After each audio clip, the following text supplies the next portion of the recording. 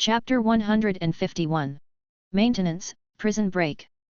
It was the penultimate week of August and the new school year seemed to be about to begin, and Aiden had to turn his attention away from his studies. That day, Aiden opened his eyes on his pillow, turned over, and saw a silver unicorn resting its head on his pillow. "Aiden, it's okay if you chase me to my house." The unicorn didn't say anything, but Aiden already knew why it came here. "Get up, wash up, and have breakfast." Aiden was at home 1 second, and appeared in a circular hall the next. He walked through the corridor with ease, and a young lady greeted Aiden familiarly on the way. He came to the office door and kicked it open without hesitation. "So, what kind of important matter concerning the life and death of wizards required you to specially put the patroness at the head of my bed?" Aiden came up and teased. "No, I just remembered that our dividend deadline has arrived, so I notified our shareholders to come and collect it," the director said with a smile. "Hey, you are so polite, how can you personally inform me of such a small matter?" Aiden immediately changed his attitude and showed a mercenary smile. After all, who would want to make things difficult for Garland? "Oh, and one more thing, we have received a request from Hogwarts for the use of the time turner." The director threw a stack of reports to Aiden. "Just receive it, why give it to me?" Aiden was a little confused. "An unknown principal has told me to hand this matter over to you. Before the handover, we also need an alchemy master to maintain the time converter in the department." The director looked at Aiden, the expectation in his eyes was self-evident. "No, don't you have your own alchemist in the Department of Mysteries?" Aiden asked back. "But they were all assigned to be in charge of Pewitt's shop, weren't they?" The freeloaders were obvious in the director's eyes. "Devils, you are all devils." Aiden's protests were ineffective. After passing through one of the doors in the circular hall and walking through a long corridor, the director brought Aiden to the time hall. There are many shelves installed on the walls of the time hall. The left side is filled with various clocks, and the right side is filled with animals that repeat the same actions over and over again. In the middle is a huge pendulum, which I think is one of the weapons that the director revealed to Aiden before the retroactive pendulum. "Tell me, since you want me to maintain it, shouldn't I reveal some specific details?" Aiden looked at the director. The director took out a book and handed it to Aiden, saying, "This is a record of the hour reversal spell. The method of making a time converter is to add the time sand generated when the retroactive pendulum is on standby, and attach the hour reversal spell to each grain of time sand." The director told Aiden the secret of the time hall in a simple and clear manner. "Everyone? That's not." Aiden was just speaking when the director interrupted him. "Yes, it's an extremely huge workload, enough to drive any alchemist bald. Otherwise, why do you think we announced to the public that this thing has been lost?" The director spread his hands. "Can't the hour reversal spell take the wizard directly to the past?" Aiden asked again. "No, at least we can't. The essence of this spell is to locate the past self in the mind, and then fold time to project the mind of the future wizard back to the past. And with the sand of time, the wizard's body can be transferred together. The combination of the two is the time converter you see." The director briefly introduced the hour reversal spell. It seemed that he himself had done in-depth research on this spell. "So what about the sand of time?" Aiden asked. Long, are you going to join us?" The director's fox eyes swept over Aiden, making his hair stand on end. "Forget it, then don't tell me. I'll study it myself." Aiden snorted. He picked up the book and walked out. Then he used the patroness to send a message to his aunt, and Aiden began a new retreat. Time is undoubtedly the most precious thing. A week's time is like sand escaping through the cracks between your fingers. During this time, Aiden successfully learned the hour reversal spell and was also able to carve the hour reversal spell into the sands of time. According to the information provided by the director, in order to successfully create a time converter, 3,000 grains of modified time sand are needed. Even with Aiden's skills in the alchemy lab, it would take 2 weeks of work in a fully equipped alchemy lab to complete one. That's why I gave the maintenance work to you. Use the spell to absorb the ineffective time sand and re-engraved the hour reversal spell. The workload is much less than making a new one." The director said that he was entirely concerned about Aiden's hairline. "Come on, you just need an alchemist who works for you for free and stays at Hogwarts 24 hours a day." Aiden rolled his eyes. "Since you all know how valuable this thing is, why do you still lend it to the little wizard? Aiden asked curiously. Because little wizards are the future, and no matter how precious something is, if it is not created to make wizards' lives better, then it would be a waste. The director spread his hands. After hearing what the director said, Aiden did not ask any further questions, but just gave him a thumbs up in his heart. The Weasley family was featured in the Daily Prophet, which was printed and sent to the entire British wizarding world. As it happens, one of A's cause beaters ordered the paper. Then a Daily Prophet with a fat rat on the cover was sent to Azkaban. That night, an incident caused an uproar in the wizarding world. Azkaban, known as the Iron Wall, was breached from the inside. The next morning, the Ministry of Magic's wanted order was spread throughout England through the Daily Prophet. Sirius Black escaped from prison. It was the end of August and England entered the rainy season, and the climate became cold and humid. Fudge came to the joint office with a cane, where Arthur was sitting, asking a man from MI6 questions. Fudge walked in, smiled at the man, and then said, "Sir, we need to contact the Muggle Prime Minister." The agent stood up, saluted, pulled out a satellite phone, and began reporting to his superiors. Soon the phone call to the British Prime Minister's office was received, and the famous Muggle Prime Minister was John Major. John answered the phone and learned from it that the Minister of Magic was about to visit. After hanging up the phone, John calmly picked up a cup of tea. Then, there was a flash in space, and Fudge appeared in Downing Street with two Aurors. "Hello, Mr. Prime Minister." Fudge bowed slightly to him. "Oh, that's true. I never thought that wizards really exist. Why didn't my ex ever tell me? I was a little surprised at first. Perhaps it's because it's not easy to deal with wizards." Fudge explained with a smile. He sat down casually on the sofa, waved his wand, and the tea set danced to Fudge, preparing a cup of hot tea for him. "Okay, what do you wizards want to talk to me about?" John was an old politician after all, so he got straight to the point. "We have a dangerous prisoner who has escaped from prison. Now he has fled to your world. I hope to work with you to hunt him down." Fudge said. "He's just a fugitive. Is it necessary to mobilize such a large force?" John was somewhat reluctant. "Because he's a wizard. He can easily blow up a street. You don't want law and order to be disrupted, do you?" Fudge picked up the tea and took a sip, as if he was sure of victory. "Oh, that's too bad, that's a real terrorist," John said with a double entendre. "Only these dangerous, crazy wizards would be like this. After all, there are also mentally ill people among Muggles, right?" Fudge gently avoided the question. "Well, okay, I will cooperate with you wizards to issue a wanted order. Is there anything else?" John agreed and issued an order to expel them. "No more. Have a nice day, Mr. Prime Minister." Fudge nodded, and the space flashed as he left the Prime Minister's office. After leaving, Fudge and the Prime Minister, who were in different areas, showed disgusted expressions at the same time. But this does not affect the spread of a fresh wanted poster across Britain. Chapter 152, General Chapter, Gifts. When Aiden returned to the burrow, he saw someone installing a telephone at home. Mr. Arthur decided to install this thing after asking many times in the office. But in fact, for Aiden, he always felt that this thing was not as useful as the Patronus. "It seems that I have been influenced by the wizards after all these years," Aiden thought to himself. "Yes, the wizards have brought you up very well. You have become a beautiful lady who is as graceful as a peony when standing or sitting." The system came out and choked Aiden, then immediately dived. "Hey, you rubbish system, talk, don't dive." Aiden almost threw the gem on his neck to the ground after hearing the system's words, but he held back because there were too many people at home. Finally, thanks to the unremitting efforts of the workers, ordinary people's technological products finally began to enter the homes of wizards. This is really cause for celebration. It would be even more perfect if the two masters still had memories of their one-day trip to the magical world. The phone was installed, and Ron was the first to use it. He excitedly turned the dial, ready to call his long-lost friend Harry. With the sound of waiting for the call was connected. Not knowing how to use the phone correctly, Ron mistook the receiver for a microphone. He said, "I'm looking for Harry Potter." "Who? Speak up." A middle-aged male voice came from the other end of the microphone. It looked like Vernon. You hold it the wrong way.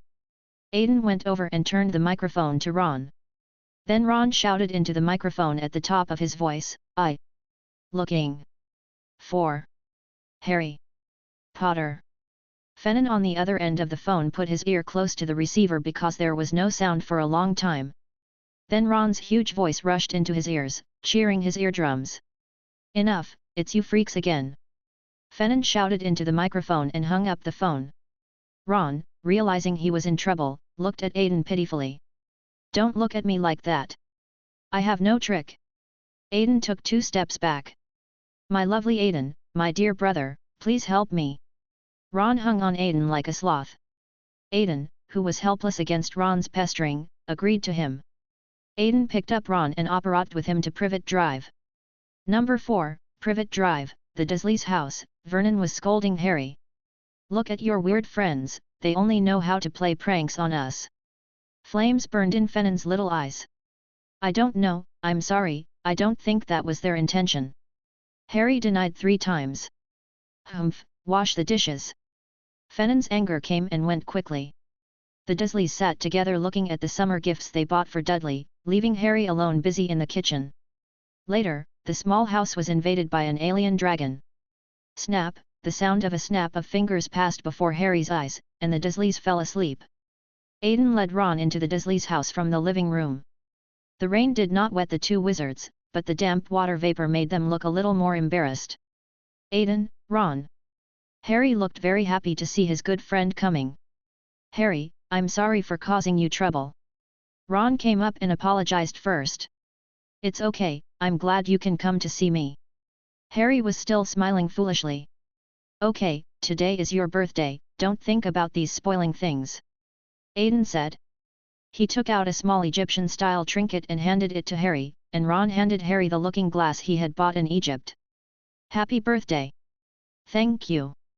Harry smiled. Then, Aiden snapped his fingers and the dishes and the entire kitchen became clean. "Oh, Aiden, you used magic. I will be warned by the Ministry of Magic," Harry said worriedly. "It's okay. I have analyzed the principle of the signal transmission of the trace thread. Now the magic signal cannot be transmitted. If someone looked at the Dursley mansion from the outside using magic, they would find a huge hexagonal crystal barrier covering it. The crystal barrier isolated the rain, making the Dursleys' area a rain-free area. Oh, by the way, come and sit down, I'll get you some snacks." Harry came out of his joy and remembered to entertain his friends. "Hey, man, don't we know your situation yet? How could the Dursleys give you something like this?" Ron casually found a sofa to sit on, and then he sank into it. "This sofa, is it deformed?" "That's where Dudley always sits," Harry laughed. When Ron wanted to share his summer vacation experiences with Harry, 2 owls flew over and hit Aiden's protective shield with a bang. Aiden opened a small opening for the owls, and they crawled in through the small opening. 2 owls flew to Harry, one was Hermione's, and it brought Harry a set of broomstick maintenance tools and a care manual. "It's a gift from Hermione." Harry immediately shared the letter with Ron. Then another beautiful brown owl squeezed over and Harry removed the envelope and book. It was a gift from Hagrid, as well as Harry's notice of returning to school, a visit to Hogsmeade, and a short letter from Dumbledore. The gift Hagrid brought was a copy of the Monster Book of Monsters. Harry looked at the book with interest and prepared to open it. "Stop!" Aiden hurriedly stopped Harry. "What's wrong?" Harry looked at him puzzled. "This thing is alive, it bites, and you have to stroke its spine before you can open it." Aiden showed Harry the correct way to use it, then quickly put the book away. Then they read the other letters one by one. What was interesting was that Dumbledore actually knew about Aiden's arrival. He ended the letter by writing, "Let's not interfere too much in the lives of Muggles, Aiden. He really has great powers." Harry sighed after reading this. "Well, now that our principal has spoken, we'll take our leave first." Aiden pulled Ron up. "Oh, by the way, their hypnosis will be removed the next day. I wish you a happy birthday tonight." Aiden blinked at Harry with his left eye, and then there was a flash in space and the 2 disappeared. The departure of his friends brought a silence to the once bustling house, but Harry had never felt as free as he did at the Dursleys. He gave a wicked smile, ignored the 3 people sleeping on the dining table, and ran back to his room. When Aiden returned to the burrow, he saw Mrs. Molly with her hands on her hips. "Aunt, it's Ron. He said he was going to see Harry." Aiden immediately diverted Mrs. Molly's attention. "Ron Weasley." Ron, who had just emerged from the dizziness of apparition, saw his mother. Then he turned around and glared at Aiden fiercely, and was dragged away by Mrs. Molly by the ear. "You went to see Harry, is he okay?" Ginny came over and asked. "Ginny, my sister. Listen, it's better for girls to be reserved." Aiden looked at Ginny seriously. "But Mom was the one who actively pursued Dad back then, and she told me that if I met someone I liked, I should snatch him/her back first." Ginny's little thoughts were obvious. "Aiden, my aunt, is this your biological daughter?" Chapter 153. Good Friday, running away from home. At night, the Dursleys were still in a hypnotic state, and all of Harry's belongings were locked in the closet. But for Harry, who had already learned how to sneak into houses and pick locks, getting his homework back was not difficult. It was a rare quiet time for Harry to do his history of magic homework in his room. He thought for a while and named his paper "The Burning of Witches in the 14th Century" was complete nonsense. The pleasant night passed quickly as Harry studied hard. The next morning, Harry woke up to a violent knock on the door. Fennan, who had slept on the dining table all night, looked a little green. He thought it was related to Harry, but he was hypnotized by Aiden and could not remember it. Being in a bad mood, Fennan had to vent his anger on Harry. "Get up, boy, come with me to pick up Maggie." Fennan kicked the door open and came in, demanding without further ado. "Why?" Harry looked at Vernon angrily. "Because, we need a guy to move things, and you have to hide your identity as a freak in front of Peggy." Vernon bent over and glared at Harry. "Oh, really? Maybe if you sign this consent application form I'll consider it." Harry grinned. "Don't even think about it." Vernon rejected Harry. "Then I might let it slip in front of Aunt Marge." Harry raised an eyebrow. "Okay, but you have to remember that your school is called St. Bruce Security Center Juvenile School." Vernon blushed and compromised. "Holy, what?" Harry couldn't remember it for a moment. "St. Bruce Security Center Juvenile School. Listen, kid, if you dare to show any flaws in front of Peggy, you can forget about getting me to sign for you," Vernon threatened. Vernon took Harry and got into his car. Because of the harsh weather in England, it rained heavily that day. Harry looked out of the car window and found that there seemed to be a man wearing a newsboy cap and a black windbreaker looking at him on the street. The man was holding an umbrella and standing under the street light, giving off an aura that he was not someone to be trifled with. Harry recognized them. They were the biggest gang in London, the Razor Gang. Dudley once boasted to him that his classmates were proud to be able to join the Razor Party. Soon, Vernon drove to the suburbs, where Aunt Maggie had already prepared all the luggage. "Oh, my baby, Fennan, you seem to have lost weight again." Maggie patted Fennan's belly and gave him a hug. Then she turned to look at Harry, her expression suddenly changing. "It's you. I don't know where my brother got such kindness from. He didn't even send you to an orphanage." Maggie didn't even want to look at Harry. "Put Maggie's luggage in the car." Vernon tilted his head toward the car. Along the way, Maggie kept up a high level of foul mouth towards Harry. Harry could only fight back by recalling the maintenance manual Hermione had given him.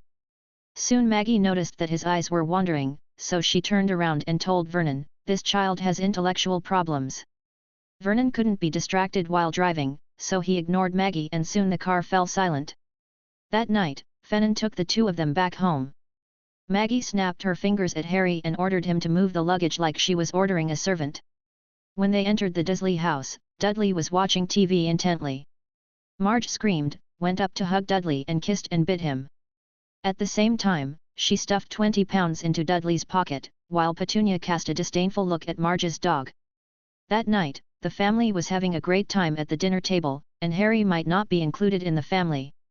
Maggie went out of her way to make things difficult for Harry in the dining room, asking him to pick up the food crumbs that fell on the floor.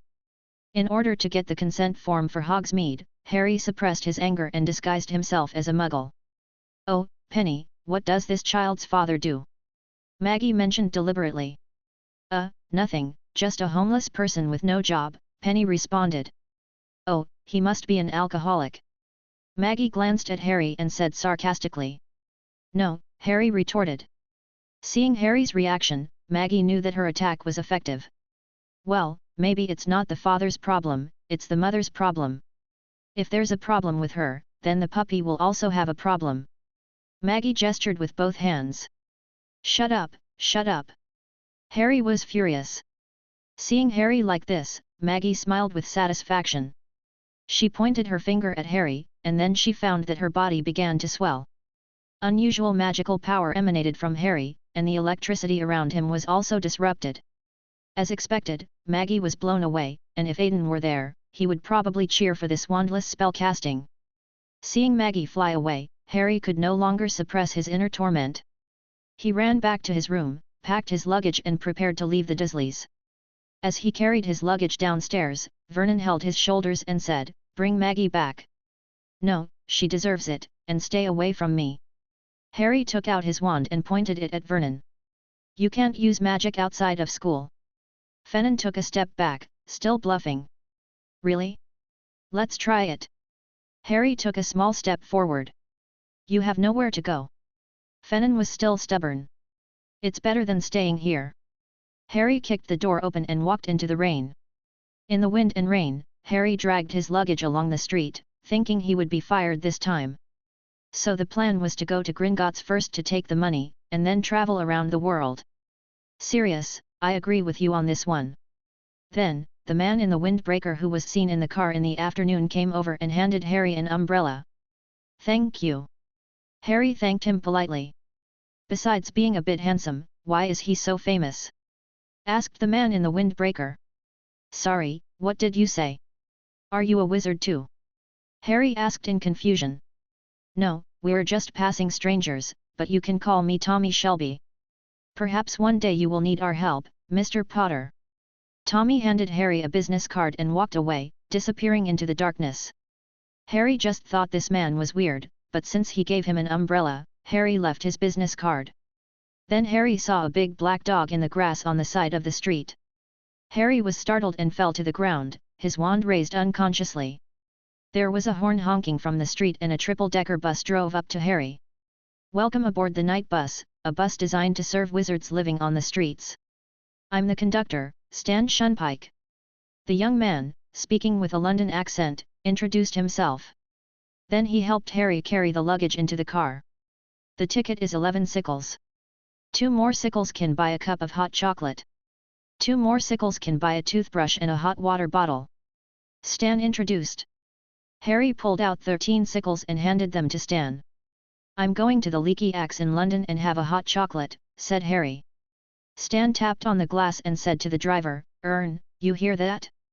The broken axe. It's in London." "Haha." The driver, pulled the lever and the bus started moving at a high speed. Stan handed Harry a cup of hot chocolate and started chatting with him. "What's your name, where are you from, what are you doing in the Leaky Cauldron, do you have any friends there, are you still at Hogwarts?" Harry, who was stunned by this series of household registration-like topics, gave a fake name. "My name is Neville Longbottom." "Oh, Longbottom, it sounds like an ancient wizard family. I wonder why they would let a little wizard like you wander the streets." As he spoke, Stan spread out the newspaper and continued to look at the content he had not finished reading. Harry stared at the headline in the Daily Prophet, which read "Sirius Black breaks out of prison." "Who's that?" Harry asked. Stan looked up and found Harry looking at his newspaper. He approached Harry and said something. "His name is Sirius Black and he's a murderer."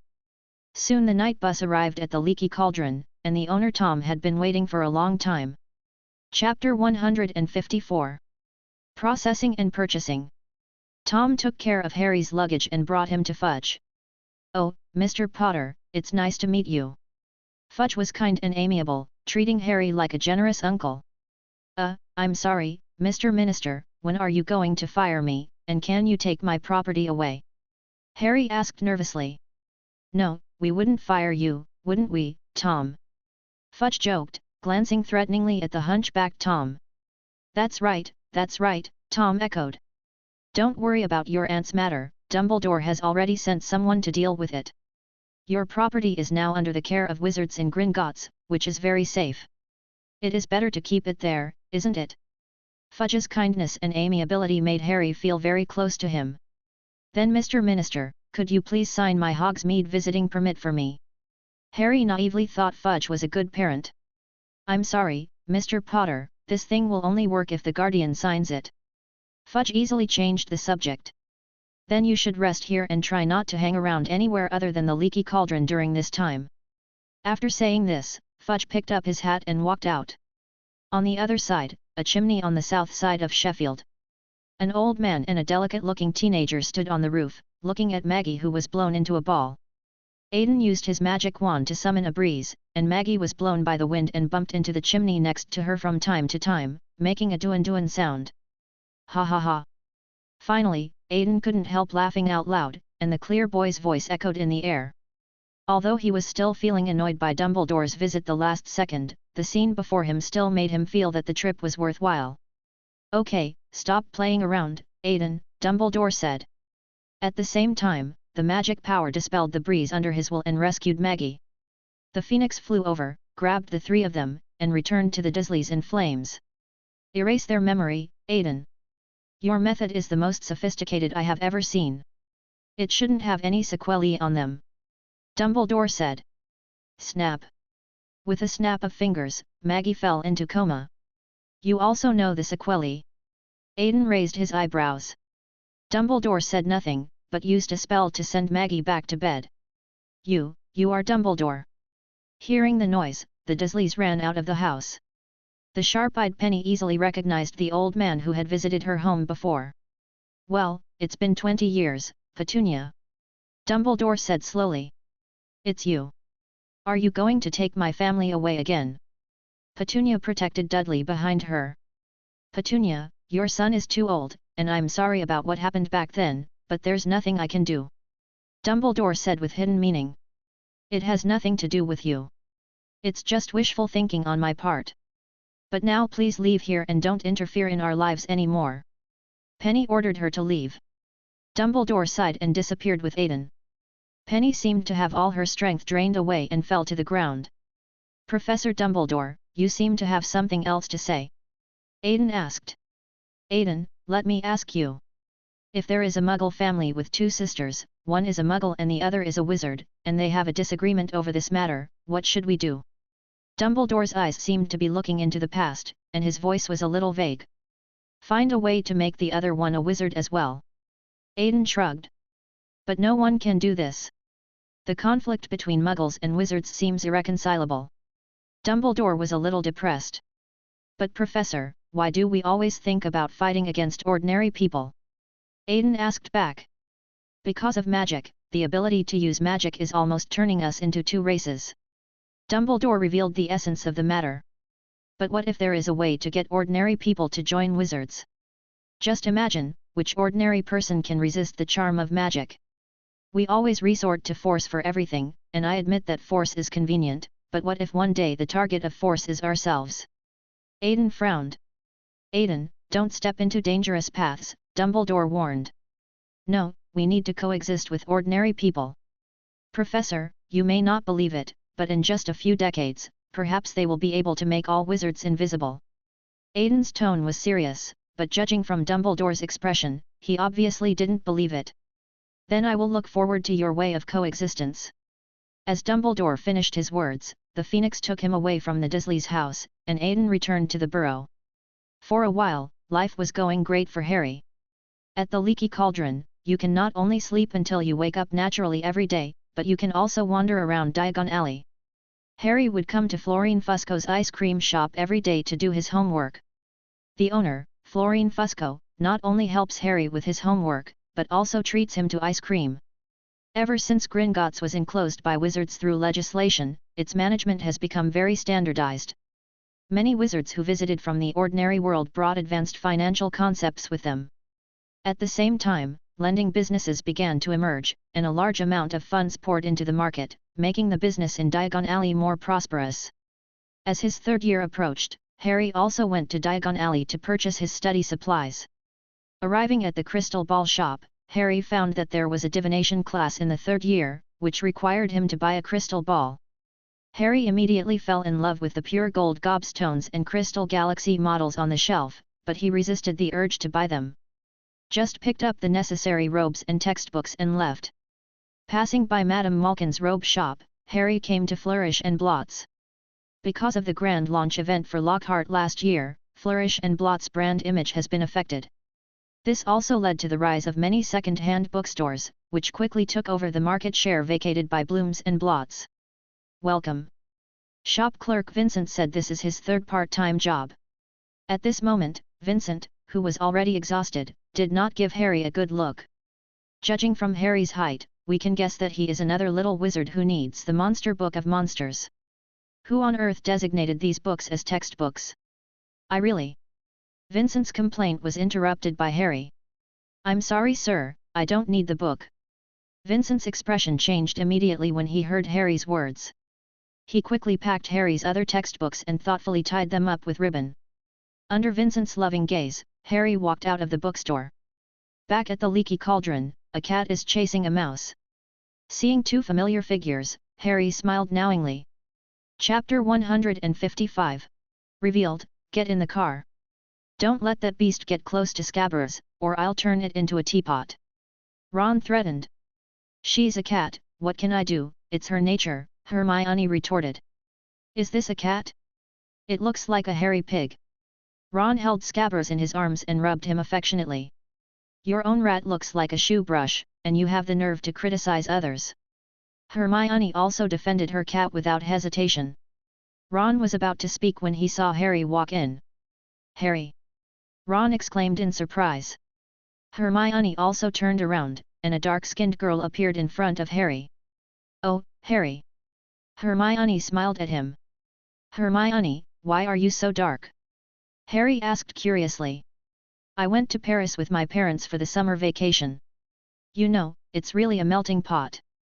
Hermione was a little embarrassed. I suggested that she buy some whitening potion, but she said it was healthy. Ron couldn't understand. So this is why you two knew Harry was at the Leaky Cauldron but still left him alone to go shopping as a couple. A pleasant boy's voice was heard, and the three of them looked up together and saw Aiden standing on the stairs, supporting their boyfriend. Aiden. The four of them sat down together in the lobby of the Leaky Cauldron. How was the trip to Egypt? Harry asked curiously.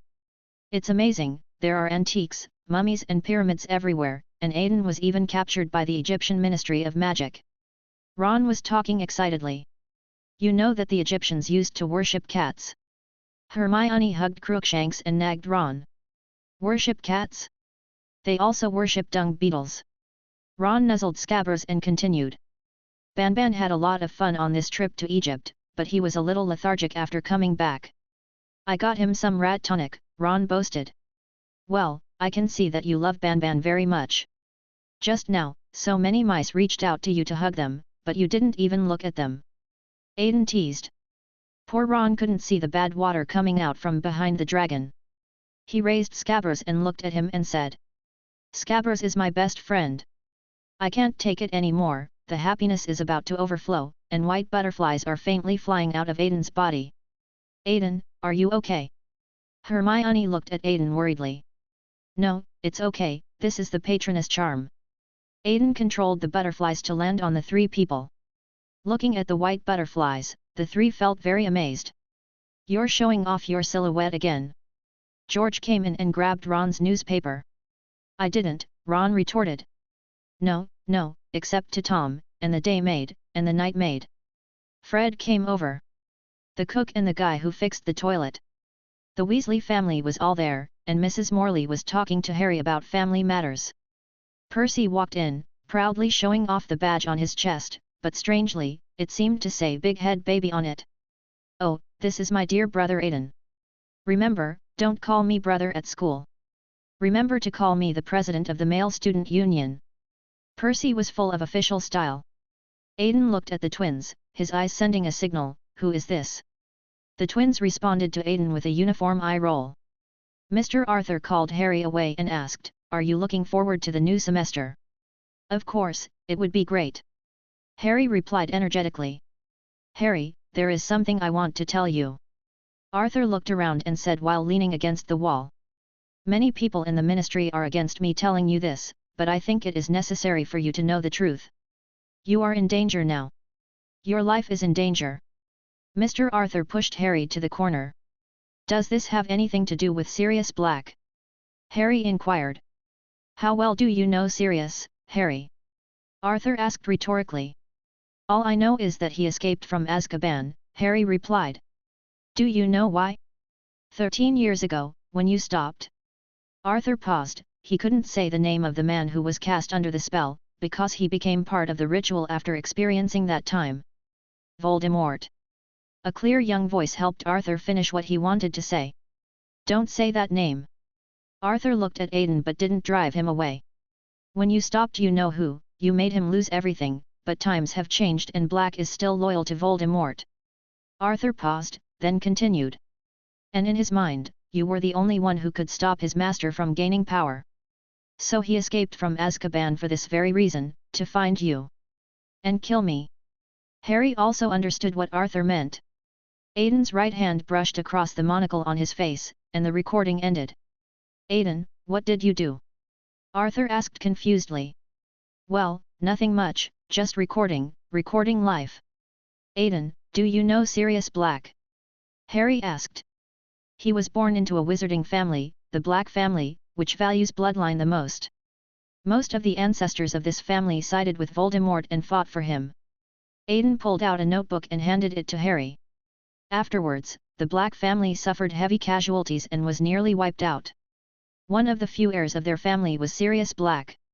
Anyway, Harry, listen, you must not try to find Sirius Black. Arthur warned Harry, then turned to Aiden and said. Aiden, help me keep an eye on him. If necessary, take him away. I know you are capable of escaping. Arthur uncovered Aiden's past without hesitation. Uncle, your words make it seem like I like to run away, but in fact I am very good at fighting. Aiden pushed up his glasses. You can fight, but can you fight while carrying Harry? Arthur rolled his eyes. It's not impossible. Aiden said mischievously. No room for negotiation, or I'll tell Molly. Arthur threatened. Of course Aiden doesn't fall for it. After they packed their luggage, Arthur drove them to King's Cross Station in his new car. We're here.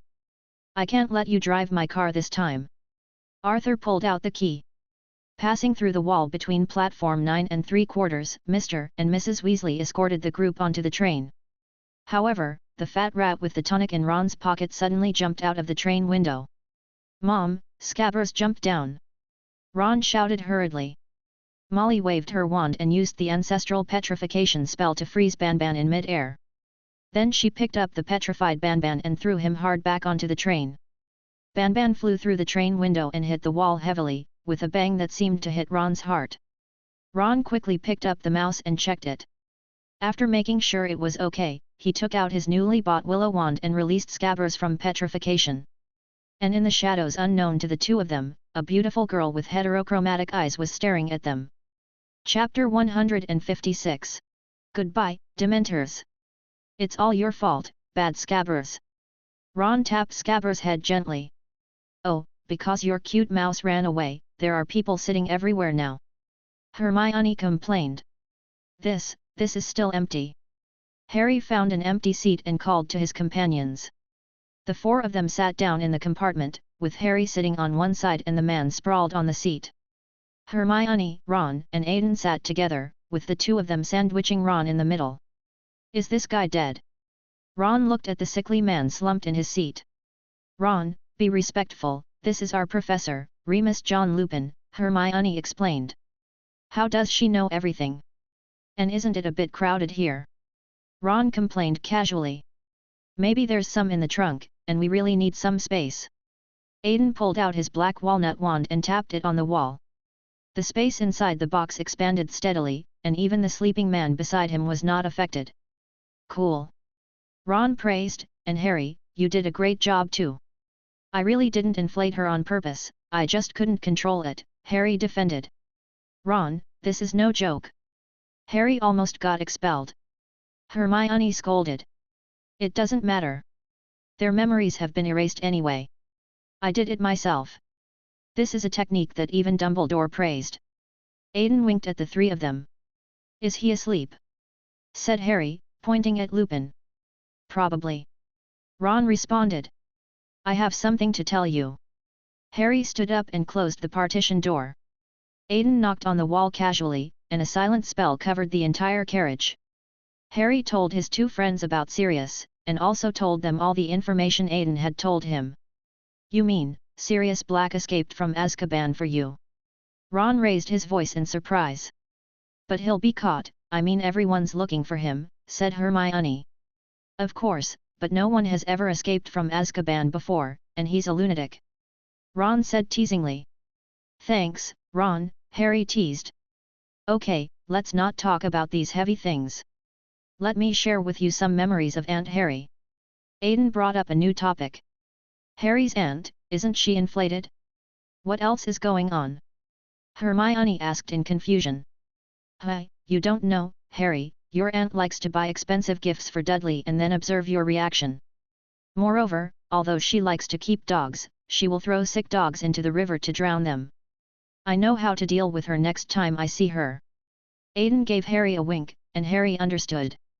"Well, it seems I can give her a good beating next time I meet her, thanks." Just as Harry was about to speak, the train creaked and there was a sound of wheels rubbing against the rails. "Why did the car stop? We haven't reached the station yet." Hermione looked out the window in confusion. Aiden, what's wrong with you?" Ron looked at Aiden in horror. At this moment, Aiden took off his hat, and anger and disgust were intertwined in his heterochromatic eyes. "System, this is..." Aiden's voice echoed in his mind. "Yes, this is the product of a dead soul being forcibly retained in the world," the system replied. "No wonder they are called dark creatures. I can't imagine what kind of torture could make a creature degenerate into this state." Aiden was furious. Outside the door, Ginny and Neville came to Harry's private room because the train was suspended. The train shook violently, and Ginny fell into Harry's arms, while Neville sat on Crookshanks. "What happened? Did something get into the car?" Ron looked at the frozen car window in horror. "Yeah, a dead soul, what a disgusting smell." Aiden made a vomiting expression. Along with the cold air and suffocating despair, a tall, human-like shadow wrapped in a tattered black robe floated in. Harry felt his emotions draining away, and at the same time he heard a woman's scream, and fainted like Ginny. "Get out! There is nothing here that you are looking for. If you don't get out, I will make you completely disappear." Aiden spoke a language that no one could understand. "Ha ha ha ha!" The Soul Eater ignored Aiden's threats. Days of hunger had made it lose its mind. It squeezed into the carriage and wanted to devour the happiness of the wizards present. Expecto Patronum! Endless swarms of butterflies erupted from the carriage, and the Dementors faced the impact of the patroness. A group of butterflies gathered in the air, and a giant silver-white dragon appeared outside the carriage. The dragon opened its mouth and directly swallowed the Dementor. The Dementors continued to dissolve in the dragon's belly, letting out sharp roars. The powerful magic of the patroness also dispersed all the Dementors that got on the bus, and the Dementors outside who heard the miserable screams of their companions also fled in all directions. Lupin was too embarrassed to continue pretending to sleep with such a huge noise, so he stood up, looked out the window at the dragon chasing the Dementors, and didn't know how to start talking for a moment. Aiden saw his embarrassment and gave him a hug. "Long time no see, Uncle Lupin." A bright smile bloomed on Aiden's face. "Oh, wait, who are you?" Lupin's memory brought him back to that night 13 years ago. "Which Pruitt child are you? Have you grown up so much?" Lupin finally recognized Aiden and was filled with emotion. "No, how come you still remember me? Weren't you only 1 year old at that time?" Lupin asked. "Maybe I'm gifted." Aiden pretended to be mysterious. "Oh, this is really, okay kid, I have to go to the front of the car to check the situation. Please help me take care of these little wizards around," Lupin said, pulling out a bar of chocolates and handing it to Aiden. "Feed Harry a little once he wakes up. It will make him feel better." Having said that, Lupin set off for the front of the train. Harry, are you okay?" In the darkness, Harry seemed to hear Hermione calling him. Harry opened his eyes and sat up, his friends gathered around him. "Eat it, you'll feel better." Aiden handed the chocolate to Harry. "What was that just now?" Harry put the chocolate into his mouth. Dementors, guards of Azkaban, disgusting, filthy, sickening dead minds, Aiden said. It was the first time Harry had detected such a strong hostility in this friend who never easily showed his emotions. You were so stiff just now that we thought you were having a seizure, said Ron. Well, how are you? Did you faint? I seemed to hear someone screaming just now. Harry covered his head. Ron and Hermione looked at each other, and Hermione said carefully, Harry, no one is screaming. We didn't faint, but it was really strange just now. I felt like all the happiness in my body was drained away. Fortunately, Aiden used the Patronus charm. Ron said with lingering fear. What spell? Harry asked. The most ancient and powerful white magic, the weapon that ancient wizards used to protect themselves in crazy times. Aiden's eyes were very deep. Can you teach me? Harry asked again. There will be a chance. Aiden said nothing and walked outside the carriage to inspect it. Only 3 people who were awake were left in the carriage to look after the 2 unconscious people. Chapter 157, Accountability, Dinner. The train slowly pulled into the platform, and Lupin led a group of people off the train. Draco heard in the car that Harry had fainted, and prepared to bring Crabbe and Goyle to humiliate Harry. Unexpectedly, their leader was a professor. Draco said huh and left with his 2 younger brothers. The group crossed the path and tried to board the Thestral's carriage, but a silver phoenix stopped Aiden. Aiden's beautiful heterochromatic eyes turned into dead fish eyes, and he turned to the others and said, Get in the car, I have some things to take care of. A few people nodded and left in the car. Aiden dived into the Patronus and was led by the phoenix to fly towards the castle. Inside the castle, a classroom was temporarily cleared out, and Dumbledore stood inside, with 2 unfamiliar men beside him. Seeing butterflies gathering in the classroom, Dumbledore spoke up. Aiden, you're here. So, what's the matter, Professor? Our dean is going to organize a chorus soon. Aiden's figure appeared from the center of the butterfly group. These 2 are the Ministry of Magic's strikers, responsible for coordinating the new guards of Hogwarts, the Dementors, Dumbledore introduced. Well, what next? Aiden heard the resentment in Dumbledore's tone and deliberately raised his nostrils, looking arrogant. Well, Mr. Pruitt, do you realize how much trouble your actions have caused the Ministry of Magic? The leading attacker came up and put the accusation on Aiden first. Oh, I don't know your name yet. Aiden made himself a sofa, sat on it and crossed his legs. He produced a thin stick in his hand and fiddled with his nails. Richards Bennett, please be serious, we are discussing the damage you have caused to the employees of the Ministry of Magic. Richards accused Aiden indignantly, while Master Aiden looked indifferent. Well, so, are you sure you want to use that garbage as your employees? Think about what kind of people are in the car. Aiden stood up, and his pair of heterochromatic dragon eyes pierced through Richard's heart. He realized that he was just another foolish person who was greedy for quick success and was aggressive. Use your brain that was sucked by the troll. What if the savior Harry Potter died, or the future of the wizarding world was damaged? Dumbledore watched the show from the side and even took out some candy and started stuffing it into his mouth. By then, you will be the person directly responsible. Do you think a political creature like Fudge will mourn for you? Aiden showed a strange smile, like a mandala dancing in the wind. Richards was intimidated by Aiden's momentum. He fell to the ground and pointed at Aiden, you. Okay, Professor, there's no need to waste your time on this kind of person. If you still have ideas, I don't mind spending the whole night with you looking through the magic code to see if there's any article that states that Dementors are part of our wizarding community. Aiden's words were quite hurtful. An extremely xenophobic wizard would never consider dark creatures as his compatriots. If Richard's remarks were used by someone with ulterior motives, the Ministry of Magic would probably be subjected to a crazy attack from conservatives. Of course, at this moment, a dragon who was holding back evil intentions secretly brushed his glasses, and the recording ended. Well, Aiden, you go to the dinner first. I will send these 2 gentlemen out. The old principal also decided to establish his authority. Dumbledore took out the Elder Wand and waved it, and the huge magical power teleported the 2 of them out of the castle. On the other side, in the Ravenclaw common room, Aiden was troubled by the clothes in front of him. Professor Flitwick, do I really have to wear this?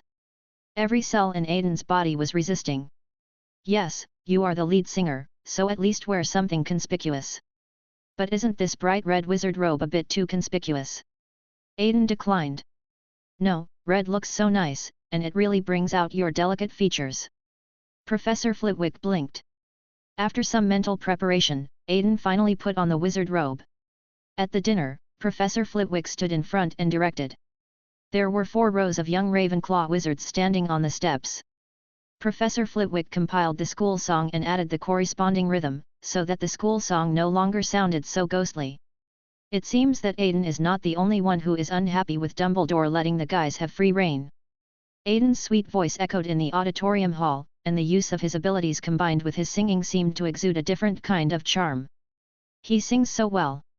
Ron was a little surprised. Don't you know? Harry asked. Aiden never sang in the house, said Ron. You have really broadened your horizons, said Hermione. Soon, the song on the podium was finished and everyone applauded the choir. The choir dispersed, and Dumbledore walked up to the podium and began to loudly deliver his blessing for the new term. It's a new semester, and welcome back to Hogwarts. I have to announce this news before you get too full and dizzy. Dumbledore pressed his hand down and the applause stopped. Firstly, Professor R.J. Lupin has agreed to be our defense against the dark arts professor. He pointed his palm backwards and Lupin stood up and bowed. Secondly, our magical creatures teacher has decided to retire due to a physical disability, and his replacement is our gamekeeper, Rubeus Hagrid. Professor McGonagall poked Hagrid, who immediately stood up but overturned the table. There was loud applause from the Gryffindor table. Professor McGonagall looked at her former student, sighed, and pulled Hagrid down. Finally, at the request of the Ministry of Magic, Dementors will guard every entrance to Hogwarts until Sirius is captured. You must be aware that Dementors are evil creatures who cannot distinguish between prey and those who stand in their way, and nothing can hide them, including the invisibility cloak. At this point, Dumbledore glanced at Harry specifically. So I want to warn you not to give them a reason to hurt you.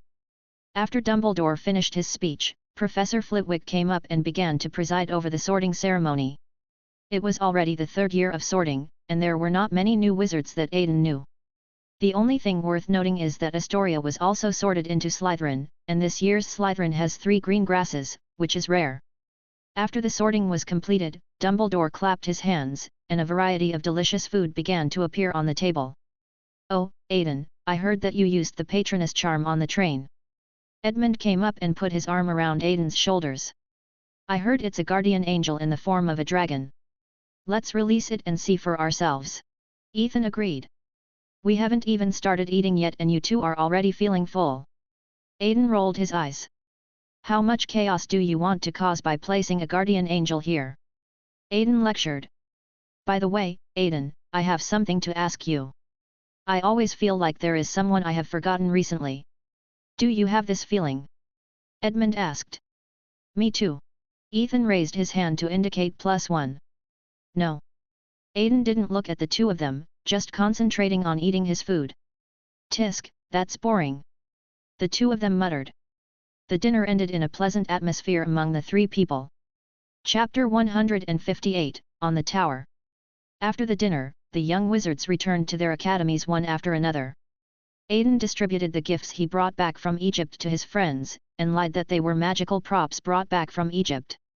Outside the Gryffindor common room, the fat lady insisted on showing off her singing skills to everyone, causing a traffic jam. Hey, what are you doing blocking the way? Ethan shouted from behind. Ernie from the Gryffindor in the front row turned around and explained, it's the fat lady. She must sing for everyone. Oh, these people are really unreliable. Ethan said frustratedly. Maybe we can avoid taking the stairs. After all, Ms. Rowena left us other paths when she designed it. Aiden suddenly said. Other paths? Edmund asked puzzledly. Want to come together? Aiden's long staff has emerged. Go. Then the magic power dragged the two of them high up. Ah! The little wizards who came later raised their heads and looked at the flying trio. Some members of the Duel Association also reacted, took out their special rings, and flew up as well. On the 5th floor, Aiden and his 2 roommates landed steadily in the corridor. Oh my god, at least give me some time to react. Edmund complained. It's obviously a workaround you guys don't understand. Didn't we teach you this magic last semester? Aiden shrugged. Without further ado, with his two roommates, Aiden went to the front of the eagle head circle to answer questions, while his two roommates were making a fuss behind him. They opened the door and returned to the dormitory they had not seen for a long time, but the other two did not notice that there was one person missing in the room that originally accommodated 4 people. Edmund and Ethan seemed very tired, so they washed up and went to bed. But Aiden obviously had other plans. He took off his robe, put on a thin white shirt, and started his night tour. Hogwarts at night was as dark as ever. The Dragon of the Mind was wandering in the corridors, and no professor could spot him. Aiden walked through the spiral staircase and came to the top of the tower. The heavy rain outside the castle cast a shadow over the surrounding scenery. From a distance, you can see a group of black ghosts floating outside Hogwarts. Aiden came out of invisibility, and the dragon's might spread across the entire rooftop. "Excuse me, lovely little wizard, do you want to tear down the top of the Hogwarts tower?" A soft voice calmed the irritable dragon. "Professor Dumbledore." Aiden greeted the newcomer. "It seems that my excellent student seems to be in some trouble. I wonder if the old man has the honor to be the listener." Dumbledore tapped his wand, and the vines on the wall danced in front of the two of them, transforming into a table and 2 sofas. He clapped his hands again and some refreshments, a cup of hot cocoa and a glass of lemonade appeared on the table. Dumbledore sat down casually, picked up the snacks and started stuffing them into his mouth. "Be careful about getting high blood sugar if you eat something so sweet so late at night." Aiden also sat down and took a sip of the lemon juice. "I vaguely remember that when we first met, you were only 6 years old. You were so small that you were not even as tall as the sofa." Dumbledore stretched out his hand and gestured on the sofa, as if the young Aiden was standing under his palm. "But now you have grown up, and your attainments in magic are probably comparable to the old man's." Dumbledore winked at Aiden. "No, still a long way from it," Aiden said modestly. "Oh, then it's not a magic problem. You must have met a girl you like. At this age, love begins to blossom." "I was." Dumbledore looked confident, like a kind elder ready to share his experience with the younger generation. "No, and your lover back then wasn't a girl, was she?" Aiden teased. "Well, let me, an old man, go. Let me tell you, you have behaved in many ways since you arrived at school this afternoon." A gleam of wisdom appeared in Dumbledore's blue eyes. "It's the Dementors, Professor." Aiden shook his head. "You're afraid of that?" Dumbledore feigned shock. "Can you please be serious?" Aiden held his forehead helplessly. "I can feel that it is the remnant of a dead soul." "The remains of a dead soul are interesting. No wonder the director told me that you can be called the #1 soul master in England. Can you really feel things that we don't know?" Dumbledore stroked his beard and said thoughtfully. "Are you still in touch with that guy?" That sounds familiar." Aiden was about to complain, but memories from the past began to assault Aiden and he decided to continue with the previous topic. "Professor, you must have heard that there is no greater sorrow than a dead heart, but I just can't help it. These debris are all around me, crying to me all the time."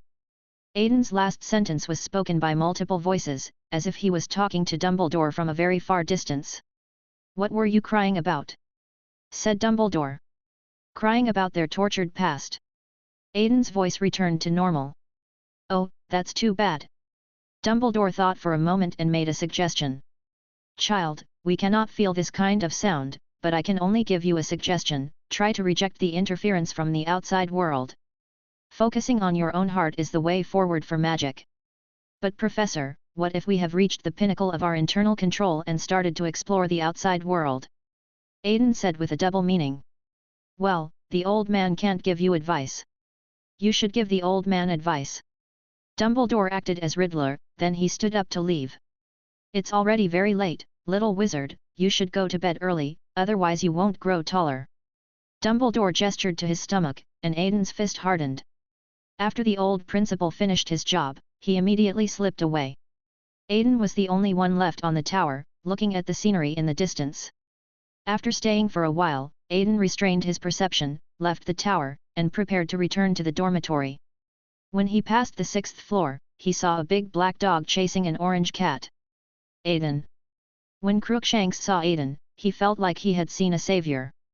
He quickened his pace and ran towards Aiden, breathing at the black dog. When the big black dog saw the little wizard suddenly appear, he was stunned for a moment.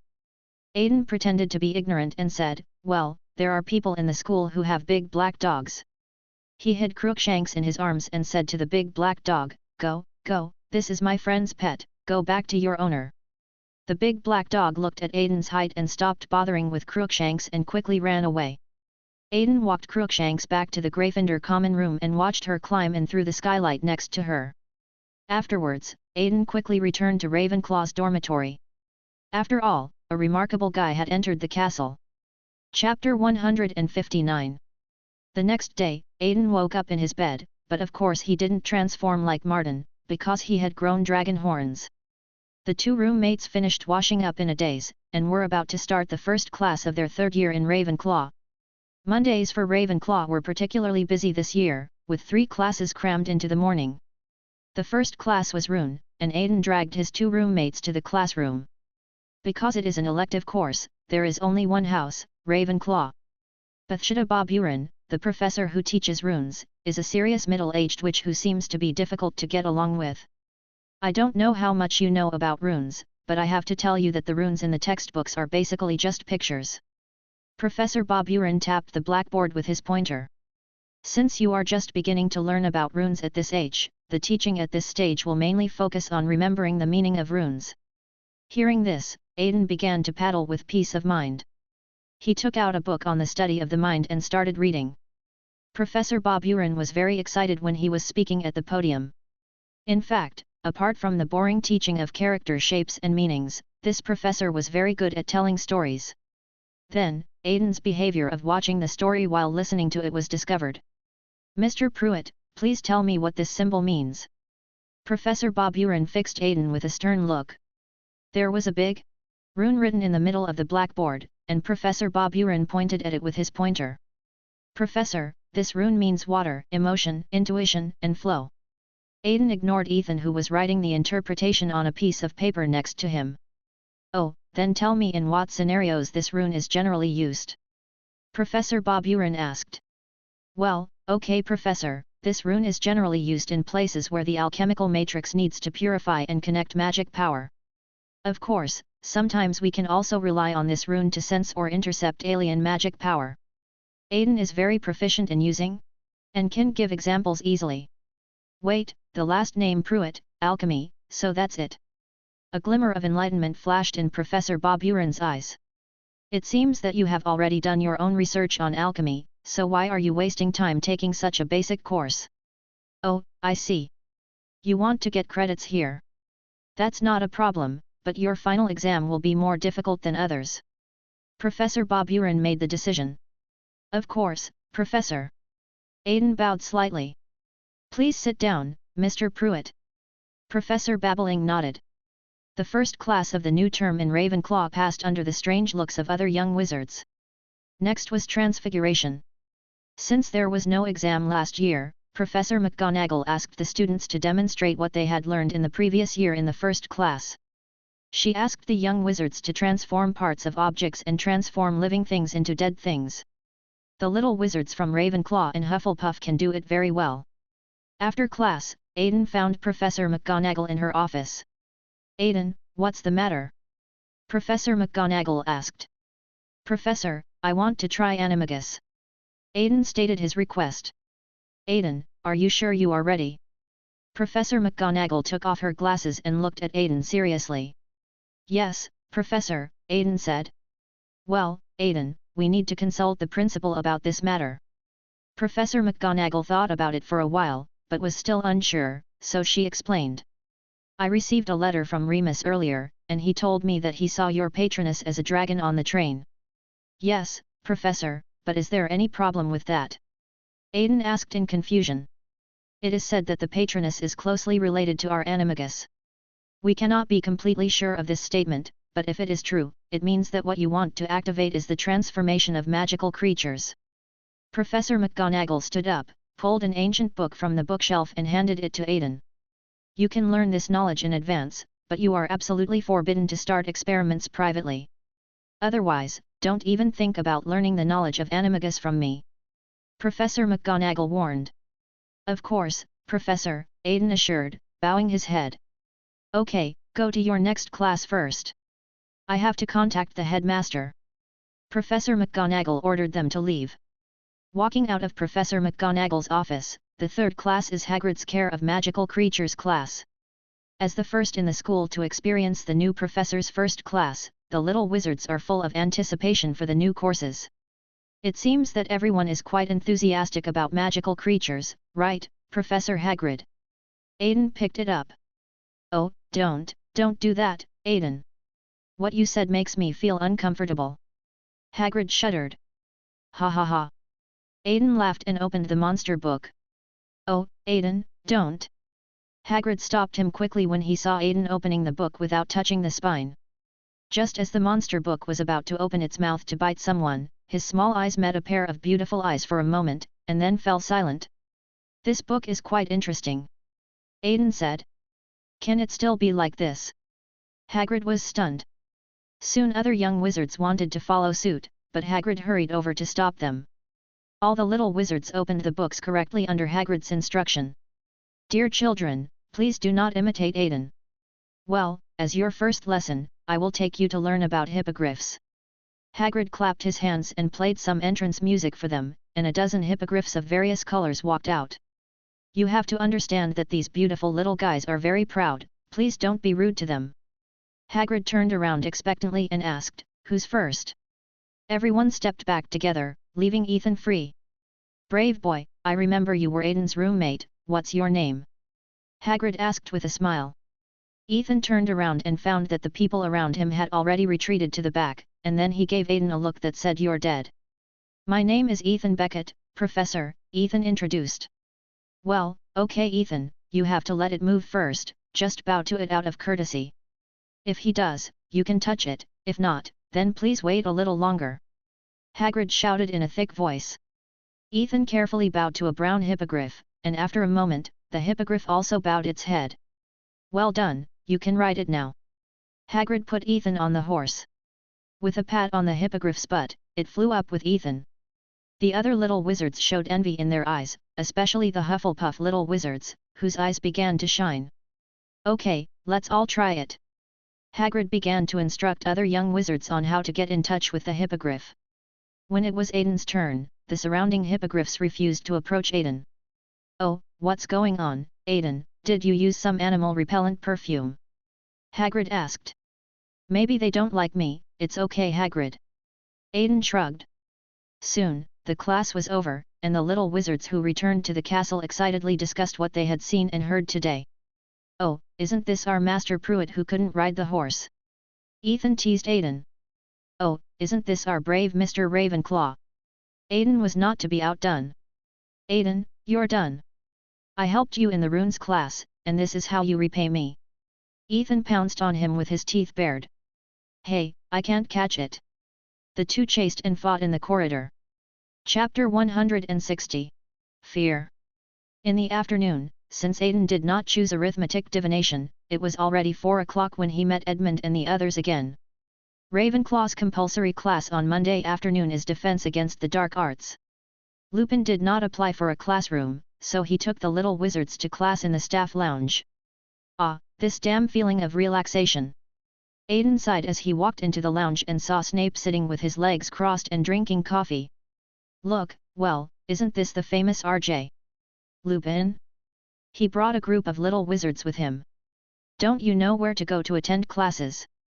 Snape crossed his arms. "I think it's better not to stick your nose into other people's business, isn't it, Severus?" Lupin raised his eyebrows. "Humph." Teacher S.I. snorted coldly, turned and walked out of the staff lounge. "Wow, this is the first time I see a professor confront Professor Snape so directly." Ethan came over and said. "Perhaps you will see more later," Edmund replied. As a Lestrange from a paparazzi family, it seems that Edmund knows a lot of melodramatic stories. Lupin walked up to the group, and the cabinet behind him seemed to shake. "Well, kids, who wants to guess what's inside?" said Lupin. "Boggart," Aiden replied. "So who can tell me what a boggart looks like?" asked Lupin. No one knows.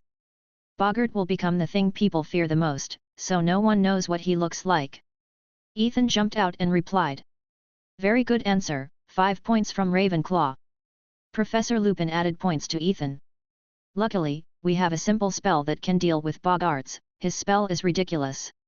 Repeat it after me.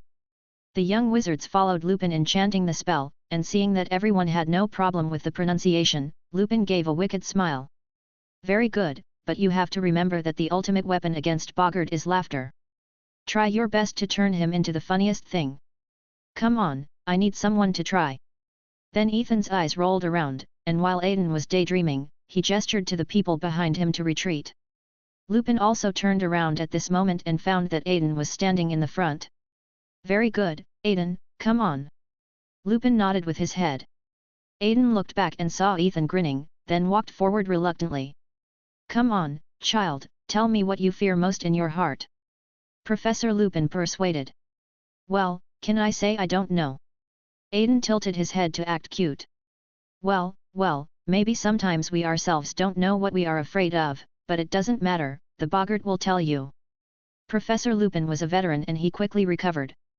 Come on, kid, step up front.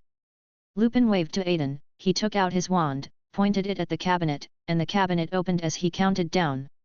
There was a surge of black mist, and nothing happened. Are you afraid of a black fog? Lupin asked in surprise. No, I'm just simply blocking the Boggart's telepathic perception. Aiden said. In fact, the moment he stepped into the lounge, Aiden had already noticed that the magical creature in the cabinet seemed to be slowly emitting mental disturbances. This fluctuation is mild and harmless to the wizard, but it will rebound if it touches other minds. In this way, the Boggart can harvest the strongest emotion of any living being, fear, from the returning waves. Aiden, who sensed the mental fluctuations, directly smoothed them out, causing the Boggart to be unable to read the fear of any of the young wizards present. Well, teaching still needs to continue, so please cooperate. Professor Lupin didn't know what to say. Of course, as you wish. Aiden released his control over the Boggart. Because he himself was very curious about what his fear was. As the Boggart's vibrations reached Aiden's mind, Aiden allowed his own mind to ripple. The Boggart, having read the emotions, began to transform, and a string of fluorescent words appeared in the air. Uriel, what is this? Edmund asked from the crowd behind. Old, goddess of fate, represents the weaving and irreversibility of individual destiny. Professor Lupin was obviously very knowledgeable, and he looked at Aiden with complicated eyes. Son, are you a prophet? He inquired. No. Aiden answered in the negative, but his eyebrows were lowered, and it was unknown what he was thinking. Then Aiden raised his wand, funny. Powerful magic hit the Boggart, and the fonts in the air distorted. A huge Perthrow rune appeared in the air. Yes, Aiden today already has the inner strength to resist fate. Excellent spell casting. 5 points for Ravenclaw. Professor Lupin generously gave the points. Then he turned on the record and invited the little wizards to come up and try it. Next, Ethan. Professor Lupin immediately picked out the person who had just made a move. It seemed that the entire lounge was under his perception. Ethan goes forward and the Boggart turns into a mummy. I didn't expect this guy to be afraid of this. Aiden stroked his chin and smiled wickedly. Next, Professor Lupin called out. The little wizards went up to try one by one, and Boggart turned into all kinds of monsters.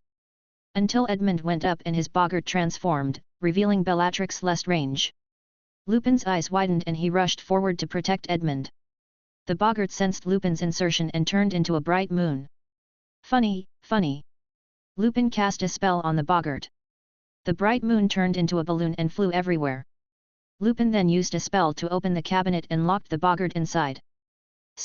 I'm sorry, let's stop here for today, everyone put away your textbooks, the get out of class is over. Professor Lupin apologized. Ah! The little wizards made frustrated sounds and began to pack up their textbooks. Sorry, but you can't let this distract you. Professor Lupin said, and walked up to hand Edmund a piece of chocolate. Okay, it's okay, kid. He patted Edmund's shoulder hard. Let's go, Edmund. Aiden also stepped forward and dragged Edmund, who was standing there in a daze, away. That night, the three of them sat at the long table of Ravenclaw and ate the delicious food carefully prepared by the college. As word of Malfoy's heroic fight against the Hippogriff spread, Edmund stuffed mashed potatoes into his mouth. "Edmund, are you okay?" Ethan asked. "Is it because of Bellatrix Lestrange?" Aiden narrowed his eyes. "Oh, Aiden, don't mention that name." Edmund shuddered and finally responded. "You seem to be afraid of her." Aiden raised his eyebrows. "She is my aunt, the former head of the Lestrange family, a lunatic." Edmund lowered his voice. "Isn't it just following Voldemort? Is that so serious?" Aiden said casually. "No, you don't know. The mysterious man held a grand ceremony back then, and we were the first victims of this ceremony during the experimental phase." Edmund revealed the secret. "What do you mean? Tell me in detail." Ethan started gossiping. "Back then, the mysterious man used our family's channels to spread his ideas and gather followers. His power once reached its peak." Edmund spoke in a low voice. "Soon, he became dissatisfied with the fact that his name could be used arbitrarily, and he was also afraid that someone would curse him by using his name. So he began to spread fear, using fear to build consensus and hold a mysterious magical ceremony. This automatically included all those who knew his name and feared him in the ritual, and the first people to be collected with fear were our Lestrange family." Edmund took a deep breath, grabbed the sickly sweet black tea, drank it all in one gulp, and then let out a long exhale. "So, what you mean is..." Ethan also realized what Edmund meant. "Voldemort is still alive," Aiden added to them. Chapter 161. Divination. The next day, Aiden got up very early because there was an important class today, divination class. Edmund was half hanging on the bed. He had no classes in the morning, so Ethan and Aiden didn't wake him up. The divination classroom was in the North Tower, which no one had been to in the past 2 years. Aiden and Ethan walked up. Pushing open the door, everyone entered a rather peculiar room, with a dozen small round tables surrounded by armchairs with printed cushions.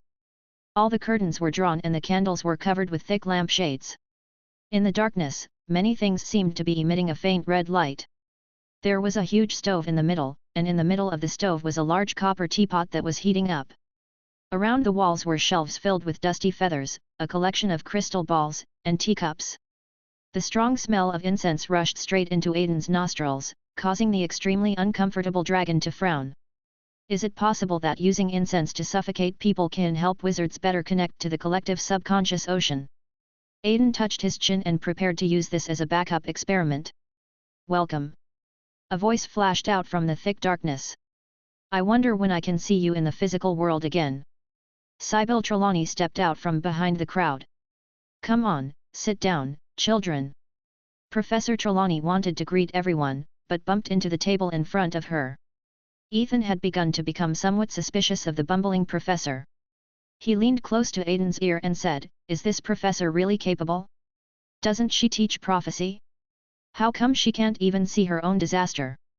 Maybe this is what it means when a doctor doesn't treat himself." Aiden acted mysteriously. Tisk. Ethan didn't fall for it. "Welcome to the divination class. I am your professor, Sybil Trelawney." Trelawney sat in front of the fireplace. "I don't often appear in the main building because I think the noise there may interfere with my third eye."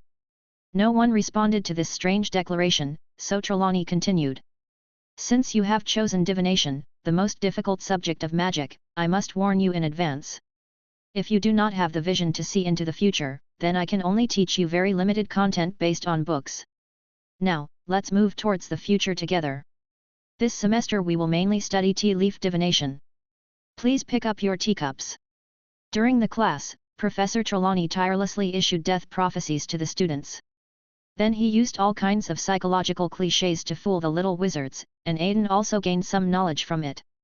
After drinking the tea in the cup, the tea leaves will form a dragon head spitting fire, and its 2 cute little horns are very conspicuous. "Oh, let me see your tea leaves." Professor Trelawney took Aiden's teacup. "Ah!" She threw the cup back on the table. "It's unknown." Trelawney shivered on her hind legs. "No, isn't this a dragon?" Aiden's forehead was filled with question marks. "Unknown, the darkest signal in the wizarding world. It symbolizes death." Ethan read out the contents of the book. Then he turned to Aiden and raised his eyebrows and said, "Haha, Aiden, you are finished." Obviously, Ethan had doubts about this so-called unknown. After all, he is a kid from the world of science. Aiden gave Ethan a thumbs up. After the divination class, everyone returned to the main tower. Since divination was the last class in the morning, everyone went straight to the cafeteria after class. Edmund seemed to still be sleeping soundly in the dormitory, so Ethan brought him lunch and left first. Aiden was left alone, dining at the long Ravenclaw table. The little witches around looked at Aiden with pitiful eyes, as if he would shatter at any second. Oh, what a poor guy, his roommates were so scared that they ran away from him. Is this what beauty means by fate? As the discussion grew, the vein on Aiden's forehead also bulged. System, Aiden called in his mind. Scan completed, confirming that this prophecy has not been linked to the collective subconscious sea. The system's voice entered Aiden's ears. So she has the ability to connect to the collective unconscious ocean. Aiden asked. Individual name, Sybil Trelawney, race, human, special occupation, prophet, her great-great-grandmother is the great prophet, Cassandra Trelawney, who has the ability to freely connect to the collective subconscious sea. As her great-great-granddaughter, this ability is weakened. So? Aiden waited for the conclusion. It's just an old TV with a broken antenna. System review. As the most beautiful rose in Ravenclaw, Aiden has a lot of traffic. This ordinary thing was discussed from Tuesday to Friday. In the Transfiguration class, Professor McGonagall taught the young wizards the knowledge of animagus. In order to attract the attention of the little wizards, she even performed the cat transforming skill. However, her transformation did not attract much attention, which made her a little upset. Mau Mau is angry. Professor McGonagall looked at the regretful eyes of the little witches, and her eyelids twitched slightly on her serious face. Another one. Professor McGonagall couldn't help but raised her eyebrows. Yes, Professor, she is such a beauty. The little witch from Ravenclaw replied. Listen, kids, I want to emphasize to you once again that prophecy itself is not a rigorous discipline. Professor McGonagall seemed very angry at Professor Trelawney's behavior. So, I hope you won't let some nonsense affect your mood and cause you to fall behind in other subjects. Harry on the side ignored Professor McGonagall's advice and looked at Aiden with sympathy. Aiden didn't know how to reply to him, so he could only give him an awkward smile. After class, Ron took Harry and Hermione to find Aiden. So, now that you are all entangled in bad luck, maybe you need to huddle together for warmth. Ron started to speak with intermittent wit. Really, Brother Ronnie? Why don't we write a letter for help and ask Aunt Molly what she thinks? Aiden said in a sarcastic tone. Down right arrow up right arrow. Harry and Hermione shuddered after hearing this. Okay, Ron, don't be so superstitious. Professor McGonagall also said that prophecy is not a reliable subject. Hermione advised. Oh, really? Professor Trelawney said you don't have the talent. You're not used to being the best and don't want to admit that you're not good at this. Ron stepped on the landmine accurately, and Hermione hit Ron's leg hard, then turned around and left. Ron was accurately kicked in the calf and immediately jumped around on the spot, holding his leg. Oh, I really don't know how these two people ended up together. Aiden sighed silently in his heart. He and Harry looked at each other and saw helplessness in each other's eyes. Harry spread his hands, and so did Aiden. The two of them walked away arm in arm, leaving Ron behind. Hey, you two wait for me. Ron's voice echoed in the corridor behind. Because a certain dragon was in a playful mood, it followed Harry into the Gryffindor common room. Harry didn't react and took Aiden all the way to his dormitory. Wow, you guys actually sleep in a 5-person dormitory. Aiden exclaimed. Aiden? Oh, by the way, it was you who was pulled just now. Harry slapped his forehead. Then there was a noise outside and Harry's other roommates came in. The door was opened, and several eyes looked at each other and stood there in a daze. Oh, hello, I'm. As Aiden prepared to introduce himself, Dean Thomas recognized him. I know, you are Ron's brother, the Rose of Ravenclaw. You don't have to say the second half of the sentence, and who gave me this damn name? A black line fell on Aiden's forehead. I heard that it's an organization that has become famous in the school recently. It's called the Mutual Aid Society. I heard that the founder is Slytherin. Seamus came over and said mysteriously. Would you like some snacks, Aiden? I still have some voice-changing candies left over from last time. Neville took out some snacks to treat Aiden. Oh, this is fun, let me try it. Aiden grabbed one and put it in his mouth. Cry. A long eagle cry came from Aiden's mouth. Soon, this dream walker became one with everyone present. How about letting Aiden replace Ron and be our roommate? Seamus suggested on the spur of the moment. Coincidentally, Ron pushed the door open at this moment and heard Seamus's NTR speech. You have gone too far. Ron's wails echoed in the Gryffindor Tower. Chapter 162. The Anointed. On Friday night, Filch was patrolling the castle corridors as usual. A pleasant young voice called out to him. Argus. Oh, Mr. Pruitt, what's up? Filch raised the oil lamp and looked at the visitor's face clearly. Remember what I promised you before? Aiden's figure seemed a little illusory and his voice was erratic. Yes, I remember, of course. No sir, Filch began to speak incoherently. Come with me, Argus, Aiden ordered. He led Filch down the corridor to the 8th floor. Entering the room of requests, there is an alchemical matrix with multiple layers superimposed on each other, emitting a faint glow. This is the alchemical matrix that Aiden stole from the Department of Mysteries, borrowed from it. In the previous battle against the King of the Deep, the weapon of the big brain, the alchemical mystery the Mind Corridor, had demonstrated unparalleled connectivity. At one point, a huge amount of material was even transported into Avalon, laying the foundation for victory in the crusade. The entire alchemical matrix has 3 superimposed layers, and the center is a huge crystal ball that is used to absorb and release energy. The 4 directions were fixed with runes by Aiden as nodes, namely the inner Perthro, the new Birkenau, the breakthrough of Dagaz, and the continuation of Uthala. The second layer depicts the sun, moon, wind, and earth, with sulfur, mercury and salt placed around them to represent the transformation of matter and spirit. The topmost layer was connected by Aiden using the silk threads cut from the King of the Deep. Looking at the squirming threads on the top layer, Filch swallowed. Mr. Pruitt, can you tell me the truth, will I die here? Of course not, what are you thinking, Argus? This technology is already very mature. Aiden looked calm, and the serial killers who were recruited by the Razor Gang in London also sent positive comments. Come on, Argus, don't be afraid, think about your long-cherished wish. The devil's voice brushed Filch's cheek gently, stirring up the greatest desire in his life. Come on. Filch prepared to take off his clothes and enter the matrix. Aiden. Stop, Argus, no need to take off your clothes. Aiden hurriedly stopped him, and was very worried about whether this chapter would be reviewed. Oh, sorry, Mr. Pruitt, I was too impatient. Filch calmed down and walked in again. Stepping into the alchemical matrix, Filch felt like he was entering a swamp. There was nothing in the air, but every step forward was extremely difficult. Finally, after some effort, Filch arrived at the center of the matrix. Are you ready, Argus? Aiden shouted. Okay, sir. As soon as Filch finished speaking, he felt as if his head was hit by a sledgehammer and flew away.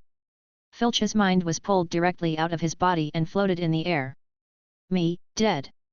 Murmured Filch. Not yet. Aiden went up and grabbed Filch, turned into a dream elf, and came to Avalon through the connection of the wreckage. In Avalon, the Mind Cloud server has been debugged for a long time, just waiting to welcome its first user. There was a flash of white light, the server started running, and soon a fiber optic cable was connected to Filch's mind body. Below is as above, and above is as below, in order, the miracle of Tai is accomplished. As he watched the scene unfold before him, Aiden quietly recited verses from the Emerald Record. You know what kind of power God uses to bestow the ointment on the world. The system suddenly said something without a beginning or an end. System, are you trying to imply that the miracles I bestow upon the world are the work of God? Aiden teased. Ding, no. Hey, why are you biting me again? No, you almost changed the subject. Are you being too proud? Aiden teased. Soon, the connection was completed and Filch woke up from his confusion. Mr. Pruitt, have I succeeded? Filch asked anxiously. Let's go out and try it, Aiden suggested. He picked up Filch and brought him back to reality. Try it. Aiden handed him a homemade wand. Filch raised his right hand and took the wand. His trembling hands showed his uneasy heart. Fluorescence. Filch waved his wand and chanted the spell, a simple action that he had repeated countless times in his past life. Filch, who received the blessing of the server, finally took priority over his soul in terms of mind, and magic worked according to Filch's ideas under the control of his mind. Finally, the miracle responded to him, and the tip of the wand lit up slightly. "Oh, by Merlin, did you see that, woo?" Filch first whimpered, then fell to his knees and sobbed. And the moment Filch successfully cast the spell, Aiden also felt the improvement in the progress of the potion role-playing. Sure enough, the progress of Sequence 5 to Sequence 4 is essentially a process of development from the individual to the collective. Although I was able to enter the collective subconscious ocean in advance, I clearly did not work towards influencing the group. No wonder the progress of the role-playing was so slow before. Aiden thought to himself. Filch, who was standing by, had vented enough. He stood up and walked to Aiden. "Sir, I am willing to give my life to you." Filch bowed his head to Aiden. Aiden also came back to his senses and said. "That's not necessary, Argus. Do you want to join my organization?" Aiden asked. "I'd give anything for you." Filch bowed his head. "Come, Argus, repeat after me.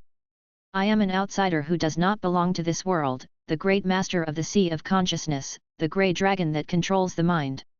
I voluntarily join the Twilight Hermits, abide by the truth, and work tirelessly for the coexistence of wizards and ordinary people." Filch followed Aiden in reciting the prayer and was also marked by a huge force. "Okay, Argus, I have a task for you."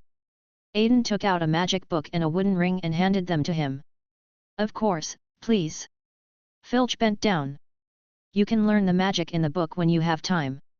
Your task is to contact as many other squibs as possible and get them to join this experiment," Aiden ordered. "Well, are you going to tell this secret?" Filch asked. "Well, this is a problem. So, you go and screen the dummies who agree with our organization's ideals, and then guide them to join. The ability to cast spells will be the gift for them to join the organization." Aiden made the decision. "Your will."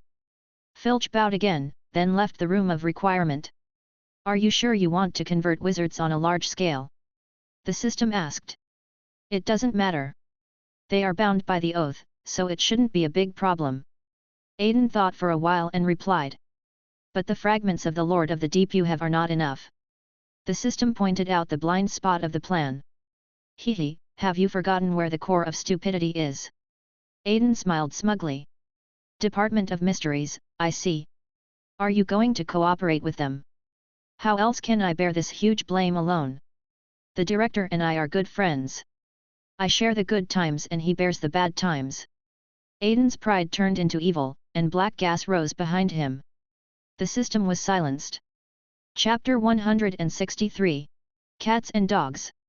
As the sky brightened, a cat with beautiful fur stretched itself. As a Sequence 7 psychiatrist, he is also a transformed magical creature. Radha can indeed be regarded as the most capable pet in Hogwarts. Radha's day begins as she quickly runs out of the Hogwarts Tower. First, wander around the castle and inspect your territory, although Radha is a narrow-minded person.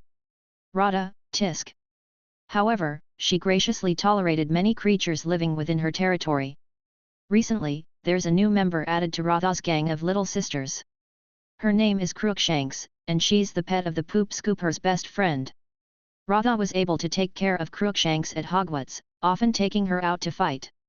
Outside the Gryffindor Tower, Radha came as usual to take her younger brothers out for a walk. But soon, the happy old mother found a yellow, black hair appearing next to her cabbage. "Crookshanks actually plays with a big black dog?" Radha was extremely reluctant, so she ran forward and drove away the big black dog. However, what Radha didn't expect was that Crookshanks actually stood in front of the black dog. Radha looked at Crookshanks with disappointment and started the encrypted communication with the cat. "Hey, Crookshanks, you are a girl, you should be more reserved, and no matter what, you can't choose a big black dog, they are different races." Lada advised earnestly. "You've got it wrong, big sister. It's not like that. Black is a good man. My blood tells me he can be trusted." Crookshanks answered confidently. "No, you can't, wait, What's his name?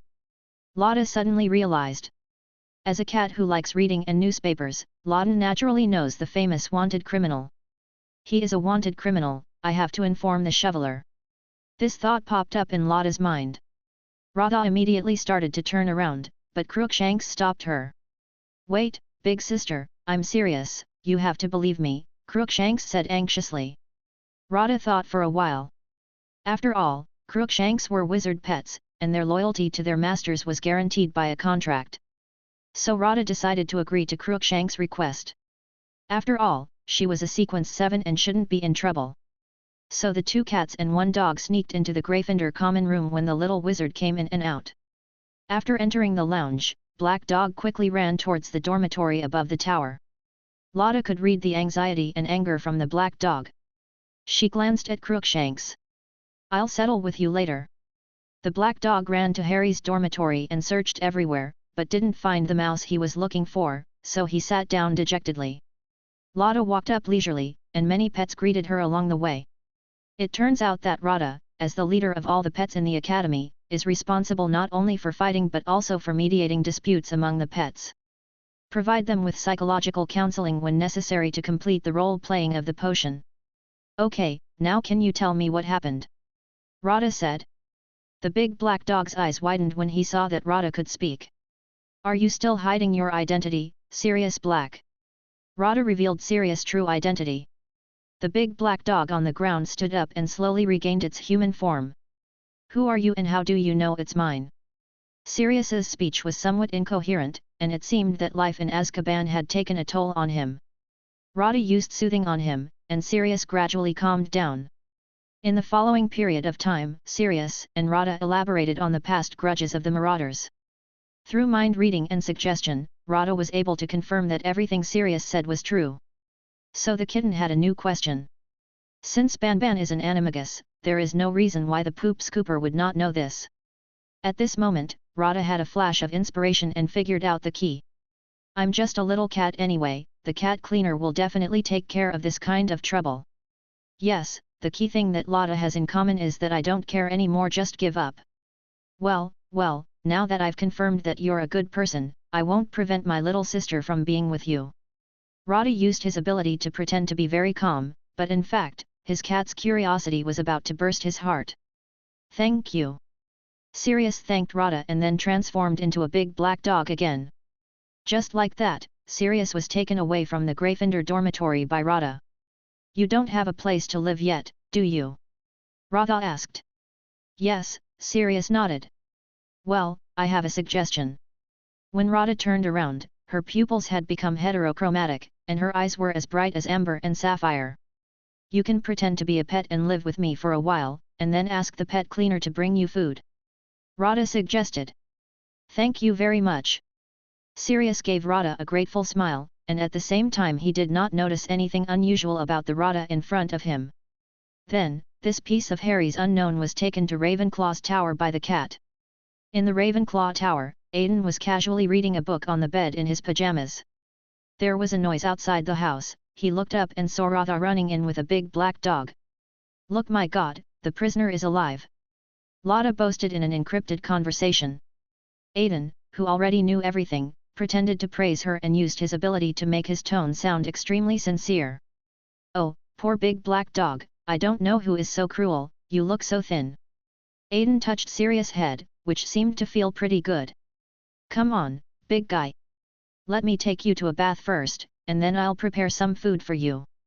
Aiden picked up Sirius by the neck and started walking towards the bathroom, humming a song in a good mood as he walked.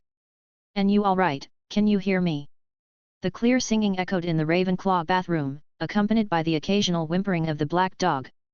After some trouble, a clean and handsome black dog appeared in front of everyone in the dormitory.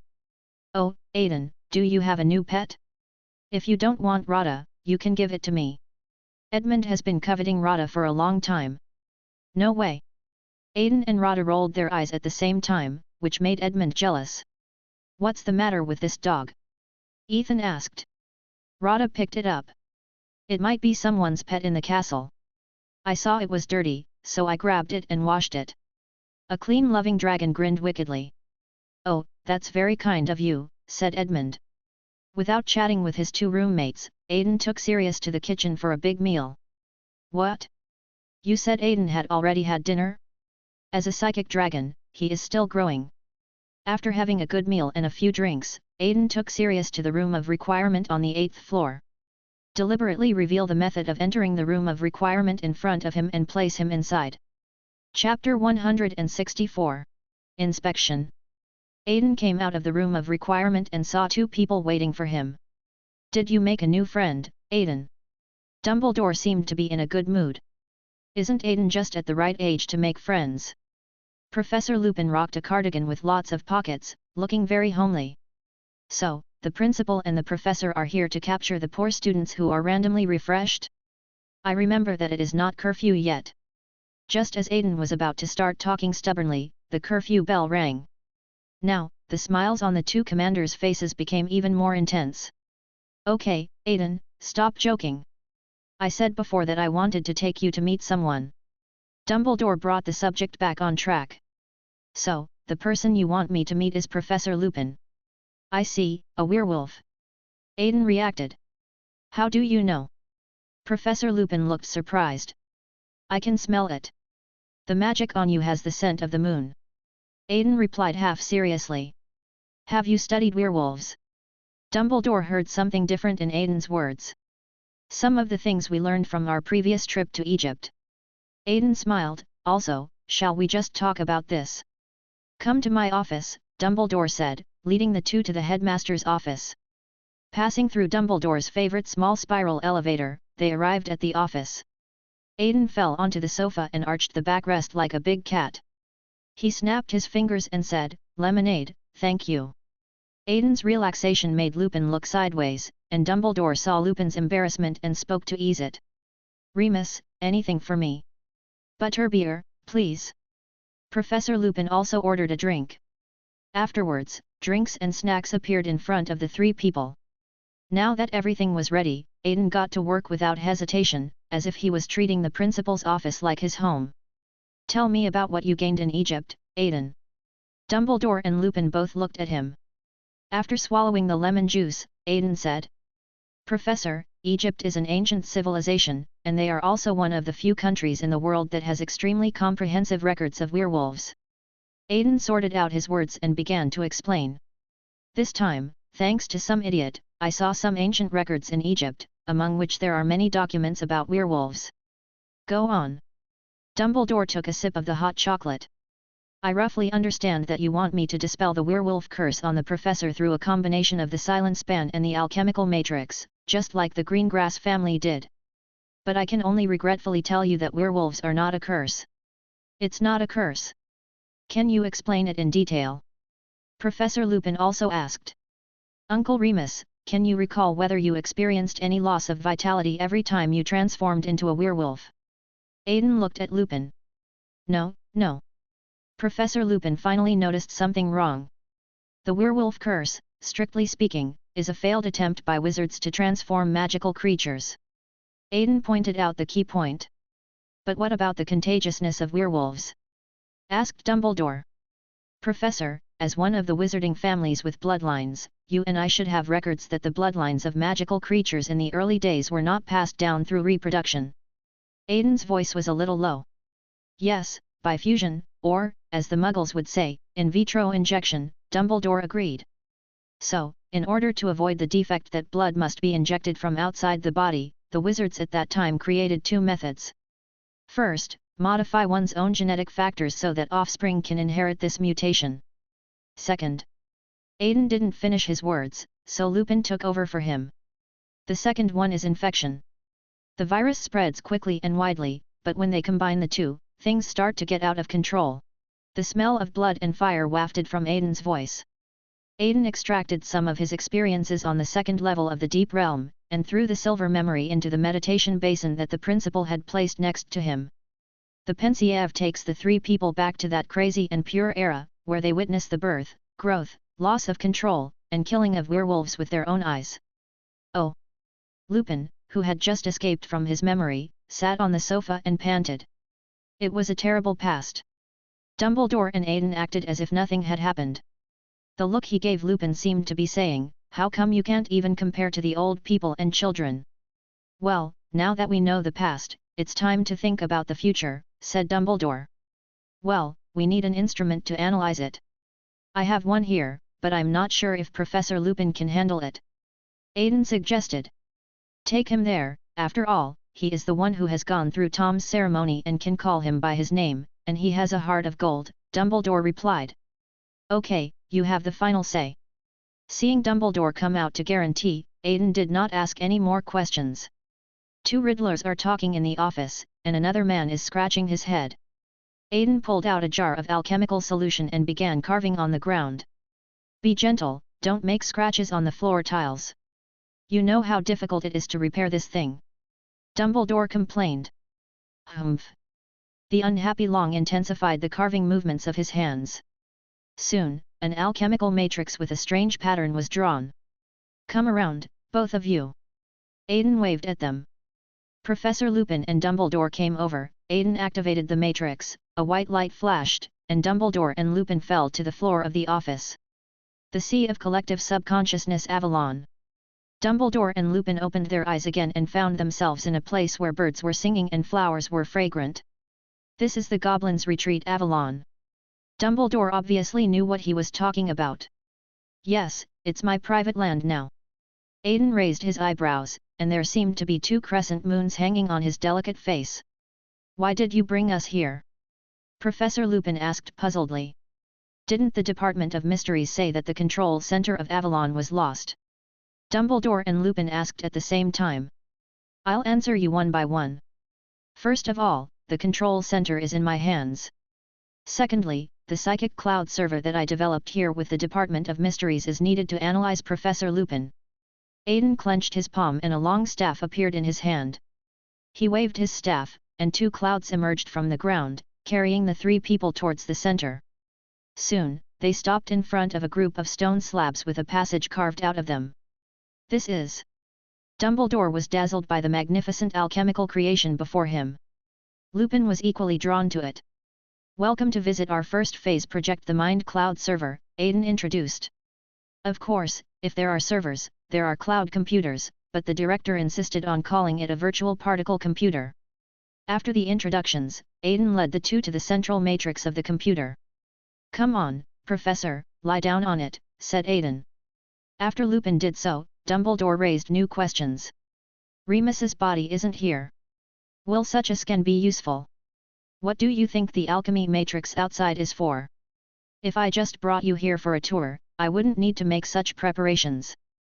Aiden rolled his eyes. Then, the computer started up, and through the alchemical matrix, the data on both sides interacted, and soon the results came out. How is it? Asked Professor Lupin. It's indeed the magic of the moon phases working its magic in my body, Aiden concluded after looking at the report. Can it be expelled? Dumbledore's face was solemn. He also knew how tricky the moon magic, which was known for its changes, was. Perhaps, Principal, we can change our thinking. Since the magic power in the professor cannot be completely removed, why can't we complete the transformation? Aiden suggested.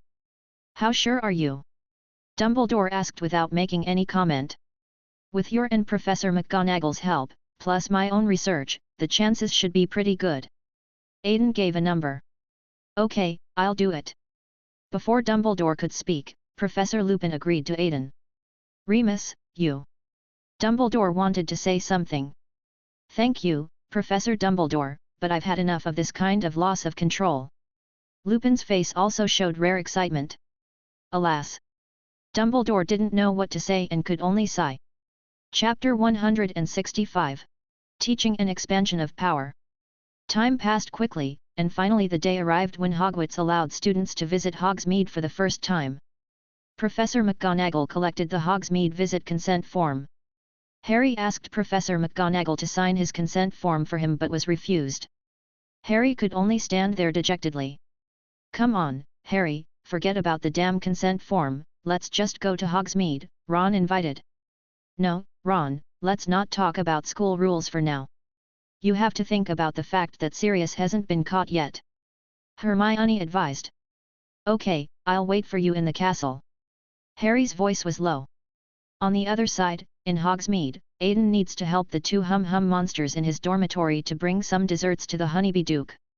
As he walked into the store, Aiden was greeted by so many sweet scents that he couldn't choose one. Super large butter almond candy, pink coconut sorbet, brown honey toffee, BB multi-flavor beans, jelly slugs, buzzing bee candy, strawberry jelly, cream block chocolate ball, blowing treasure super lollipop. It was as if he was in a dessert paradise, and Aiden was mesmerized for a moment. "Oh, kid, of course there are hundreds of kinds of chocolate." The owner smiled at Aiden. "Give me one portion of everything I mentioned above, with extra coconut ice cream, thank you." Aiden took out galleons. Carrying the small suitcase, Aiden returned to the castle contentedly and enjoyed the humming of the two monsters in the dormitory. The little incident in Hogsmeade passed quickly, and these third-year veterans became indifferent after getting used to the visits. On Monday, Aiden took the book and a tube of Professor Lupin's blood to the room of requirement to verify his guess. Then he turned right and bumped into Hermione, who suddenly appeared. Ouch! Hermione fell to the ground. "Who is it? Is there anyone in such a remote place?" "Hermione." Aiden saw the whole process of her traveling through time and space. "Oh, Aiden, hello, I'm just here." Hermione was about to explain. "I know, you used a time turner." Aiden raised a little smile. "How did you know?" Hermione asked in surprise. "Because I'm the maintenance technician of the time turner, the maintenance of your time turner is usually handed over to me by Professor McGonagall," Aiden said. "Wow, is it possible?" Hermione's thirst for knowledge was stirring. "No." Aiden refused mercilessly. Turning around, Aiden, who was about to enter the room of requirement, saw a sneaky mind reader. "Arthur." Aiden held his forehead with his hand. Arthur's eye didn't say anything, but picked up the time converter around her neck and shook it. As a high-ranking sequencer, Aiden knew what Arthur's eye meant. He shook his head and said, "Misusing this thing will definitely disrupt the order of time. If it is really so useful, the Department of Mysteries would not have only given it to young wizards as a learning tool until now." "Oh!" Arthur's disappointed voice came. "Come on, young lady, let me test your recent progress." Aiden pushed open the door, revealing a dueling room behind it. "I'd love to." She showed the metal ring on her hand.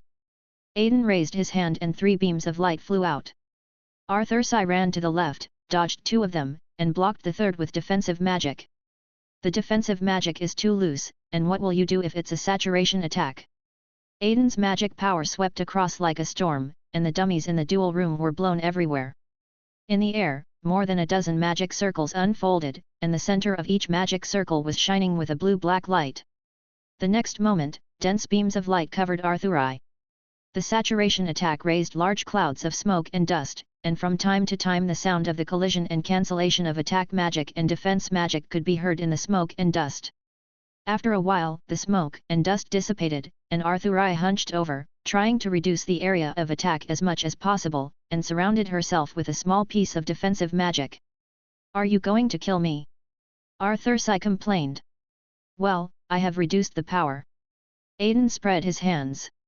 "So, do you feel what your problem is?" Aiden asked. "Too much reliance on defensive magic," Arthur reflected. What else?" Aiden raised his eyebrows. "Total defense wastes too much magic power. I should use my ability to predict and concentrate the magic power on the attack area at the same time." Arthur pouted.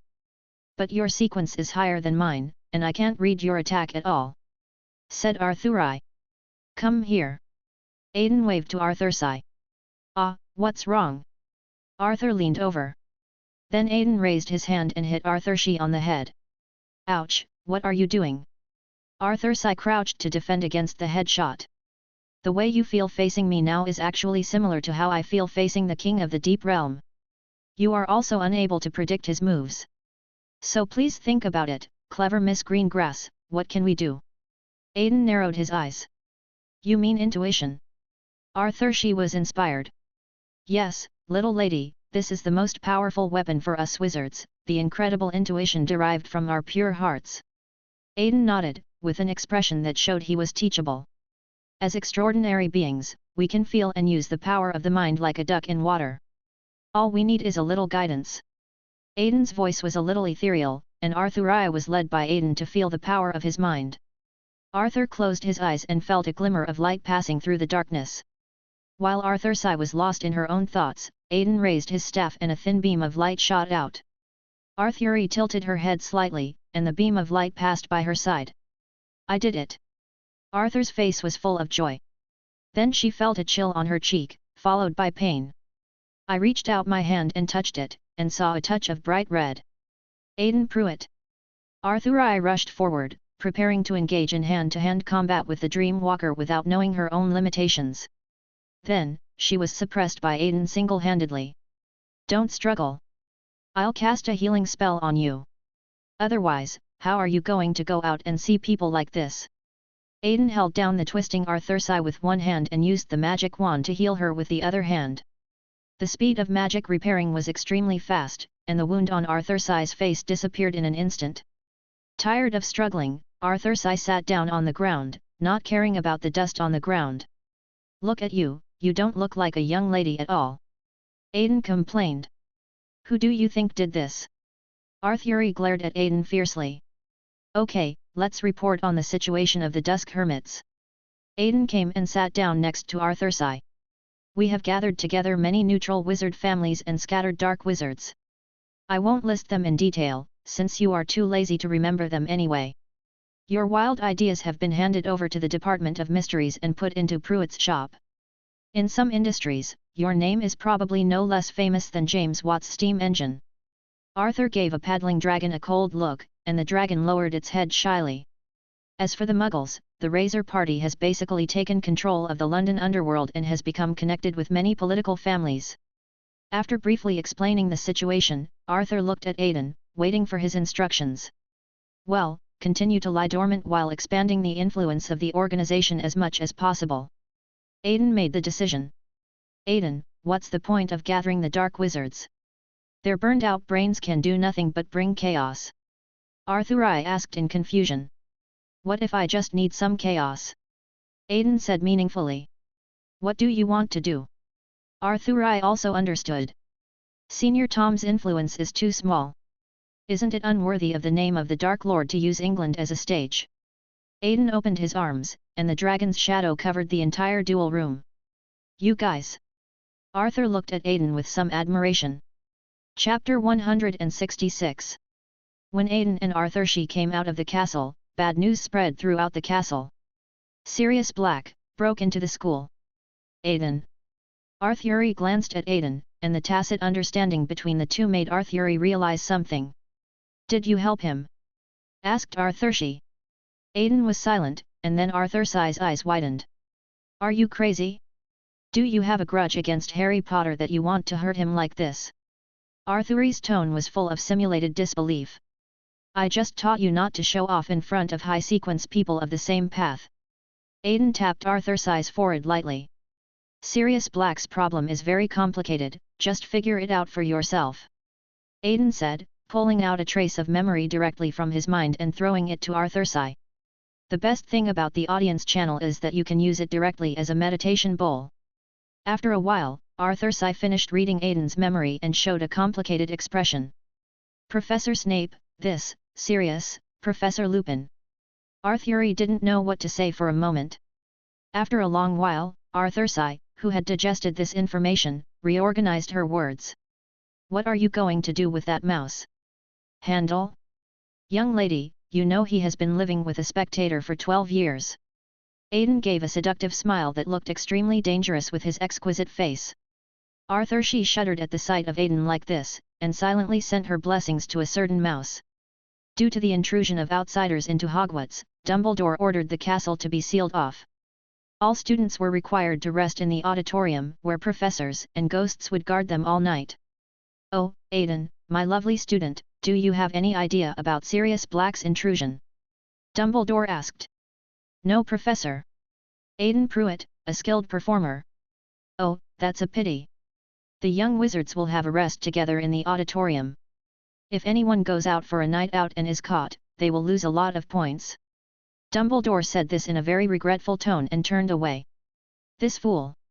Aiden greeted a senior in his heart. Because of Sirius's presence, the Dementors approached Hogwarts. This made Aiden very uncomfortable, like a volcano that had been accumulating for a long time and was about to explode. On Thursday, Harry was holding his textbook and preparing to go to the defense against the dark arts class. At the corner of the corridor, he seemed to hear Snape chatting with Dumbledore. Sirius Black is amazing. He broke into Hogwarts alone without leaving any trace. Snape said meaningfully. Indeed. Dumbledore pretended to be dumb. Do you remember that before the school started, I said that I was worried that the professor you appointed might?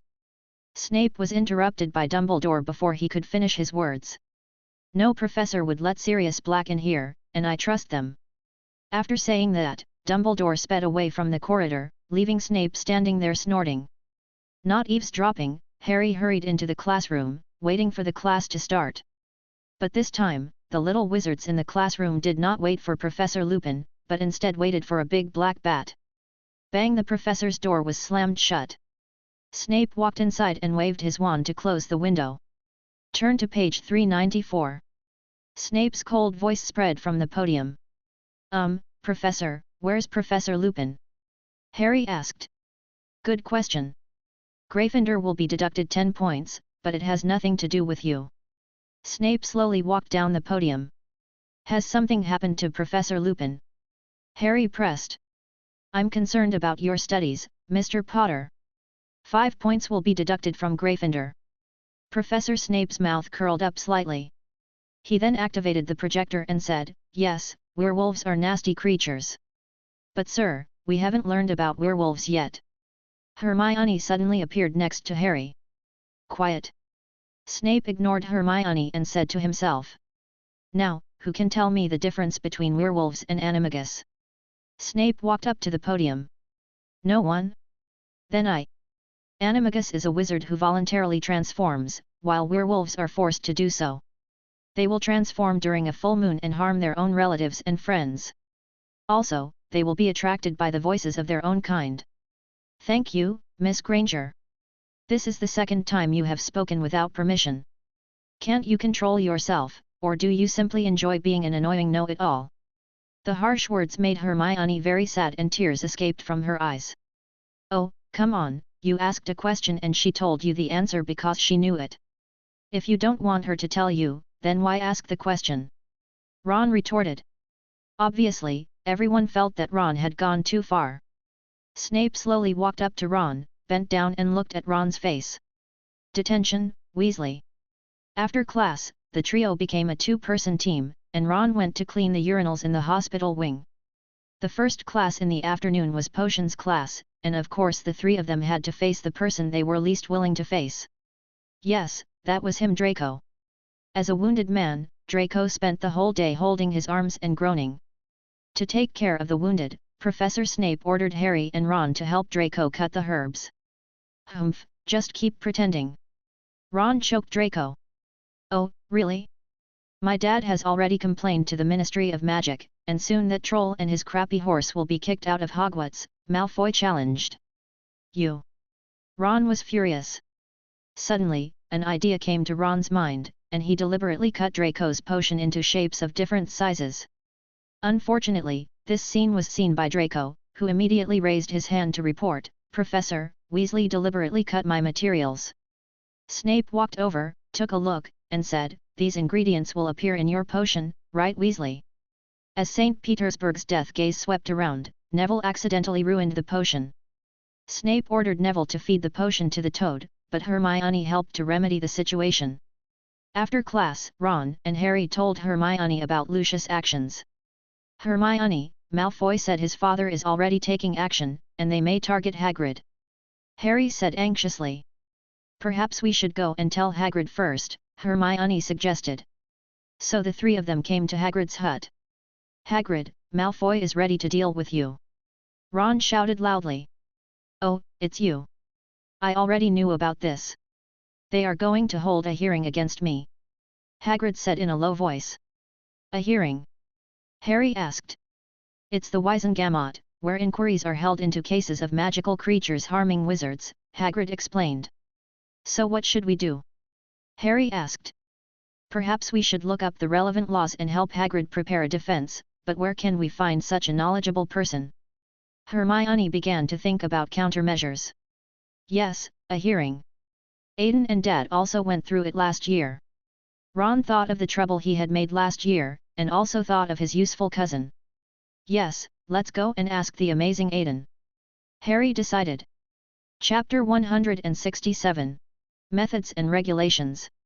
There is a magical legend circulating in Ravenclaw. When you want to encounter the Ravenclaw Rose, you can go to the rooftop or the 8th floor. Now, the Iron Triangle begins their adventure following the ancient and magical legend of Ravenclaw. When I pushed open the door to the rooftop, I could see that beautiful figure as expected. Why are you always here on the rooftop when I come to see you? Ron complained. Is it possible that if you want to grow taller you need to get more sun exposure? Aiden felt very sorry for Ron, who was already a head taller than him. Hee. Ron raised his head proudly, feeling his brother's dignity swelling. Okay, let's stop talking about this, Aiden, we have something to ask you. Hermione pushed Ron away. It's about Hagrid. Aiden turned the page leisurely. How did you know? Harry looked puzzled. Because I have intervened, otherwise do you think Hagrid can still stay in Hogwarts intact now? Aiden rolled his eyes. What do you mean? Ron's brotherly dignity did not last for more than 5 seconds, and he looked dazed. I used my connections to submit a complaint to the Department of Magical Law Enforcement of the Ministry of Magic. The incident was ultimately characterized as a teaching accident rather than a half-blood wizard riding a horse to injure people. Aiden rubbed his glasses. Malfoy actually plans to send Hagrid to Azkaban as well. Hermione reacted in shock and anger. Otherwise, ever since Dumbledore and I jointly kicked him out of the school board last semester, he has been retaliating against Dumbledore without mercy. Aiden sat up gracefully. So what should we do now? Ron asked. Is there anything else we need to do? The rest depends on how many members of the jury Hagrid can convince at the hearing. Aiden clasped his fingers together. So Buckbeak is dead, isn't he? Harry thought back to Hagrid's usual words. Dear, after all, with Malfoy outside eyeing us covetously, it is already extremely difficult to protect Hagrid. Aiden lowered his eyebrows, a look of regret on his face. The pair of beautiful eyes were very expressive, and the special emotion infected the 3 people. It's okay, Aiden has done a great job. Leave it to us now. Let us prepare a defense for Hagrid. Hermione stepped forward first. Yes, as long as we work together, we can definitely save Buckbeak. Harry was also greatly encouraged. Then, the 3 of them drank the chicken soup themselves and left happily. I feel like this scene is very familiar, Mr. Principal. Aiden turned around and saw Dumbledore sitting behind him. Perhaps our memories are deceiving us. Dumbledore was about to say something naughty. Hey, why are you doing this? Why not just take both the man and the horse away? Why take half and leave the other half? Aiden asked. We need to let young people experience how power works. Dumbledore looked serious. Then let them regret in front of power, and then undergo a change in mentality, and become power-hungry from then on. If you ask me, there is really something wrong with your education model. Aiden said helplessly. But only by experiencing it can one arouse their inner resistance, although it may also be desire. Dumbledore's eyes seemed to be looking into the past. Aiden shook his head. The 2 could not reach an agreement on this issue. So, are you going to let them start a rebellion that is doomed to fail? Aiden took out a bottle of iced cola from his pocket. How could it be possible? Maybe it will work. Dumbledore stretched out his free hand and hooked it. Aiden threw a bottle over and said. Hagrid has been rescued, the interests of all parties have been coordinated, and the outcome is completely fixed. Even if something goes wrong, there will be a suicide with 18 bullets in the back. Aiden rolled his eyes. Speaking of guns, I heard that the Daily Prophet described this thing as a metal wand. Dumbledore began to act crazy. Not bothering to pay attention to Dumbledore, Aiden turned around and left the rooftop. On the other hand, as soon as the Passionate Trio's rescue plan started, the number of people was reduced from 3 to 1. Harry and Ron were completely immersed in their own world, while Hermione had to face the complicated Hogwarts courses. But her 2 useless sons were of no help, leaving Hermione to face Hagrid's lawsuit alone.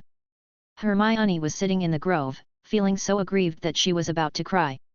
Then, a pair of slender hands touched Hermione's head. Hermione looked over her shoulder and saw a blonde girl behind her. "Arthur, why are you here?" Hermione called out the caller's name.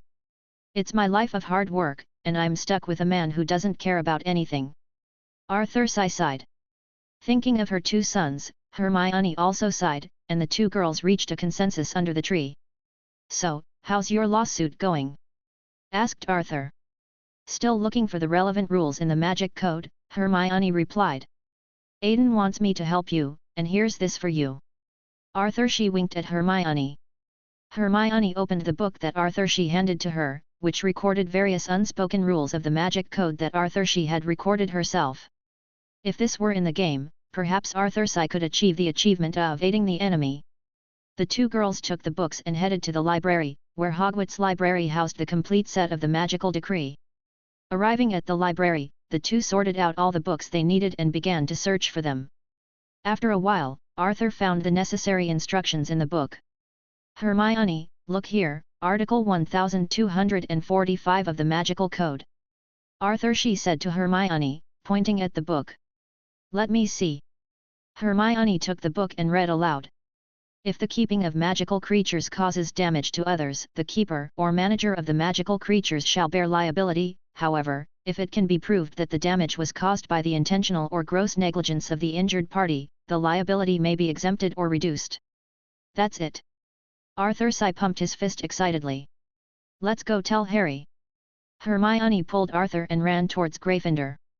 Arthur was actually dragged all the way into Gryffindor by Hermione, and by the time Hermione reacted, they had already arrived at the men's dormitory. The other little wizards along the way looked at Arthur with strange eyes. The mind reader's ability was activated rapidly and the role-playing was also progressing. "Oh, look who's this!" George said. "Isn't this a friend of us and our youngest brother?" Fred emphasized the word friend. "What's wrong? If you want to find Aiden, you should go to Ravenclaw." Percy made a rare concession. "Hello, gentlemen from the Weasley family. We are not here looking for anyone today. We were just brought in by our friends by accident." Arthur pointed at Hermione. "So that's how it is." The few of them stopped arguing. Hermione and Arthur told Harry and Ron their discovery, and they discussed it and decided to start special training for Hagrid. After that, Arthur left Gryffindor under the escort of Hermione. Chapter 168. Attack and Destroy. The next day, Aiden happily took his beloved little textbook and prepared to go to class. But at the corner of the corridor, a pair of slender hands grabbed him. Knowing who was coming, Aiden didn't try hard and was pressed against the wall. "Do all Slytherins like to chat like this?" Aiden laughed. "I know who you are talking about, but I don't have time for nonsense. Why do you have to force me into this?" Arthur looked at Aiden seriously. "This is the savior, little lady." Aiden looked helpless. "Okay, don't change the subject. Tell me about your plans." Arthur looked at the mischievous Aiden and sighed. "Because of the prophecy, young lady. As people whose names are written in the misty fantasy, we are naturally attracted to the prophecy." Aiden twisted his neck and signaled Arthur to let him go. Arthur gave him a look that said she was satisfied and would let him go. "If we don't make a choice, we will be forced to join one side and bear the consequences of standing in the wrong position," Aiden said seriously. "But weren't there many people before who could jump left and right?" Arthur was puzzled. "Because I joined in, young lady." Aiden rolled up his beautiful eyes. Arthur was distracted by the beauty and her strength loosened, so Aiden took the opportunity to slip away. "The director of the Department of Mysteries once told me that my mass is too large. When I am mixed into the prophecy, the impact of this prophecy will be so great and wide-ranging that it is impossible to estimate." "Then you are really a nuisance," Arthur said teasingly. "Thank you." Aiden reached out and touched Arthur's head. On Thursday, the Quidditch match officially began, and Gryffindor and Slytherin, old rivals, met again by fate. But somehow, a storm broke out that day. In order to avoid the bad weather, Slytherin Captain Flint used Draco as an excuse to postpone Slytherin. In the end, the competition for the first game became a battle between Gryffindor and Hufflepuff. This year, Hufflepuff changed its captain and seeker, and the new leader of Hufflepuff was Cedric Diggory. Before the game started, Cedric shook hands with Wood in a friendly manner and smiled at him, but unfortunately Wood did not give him a good look.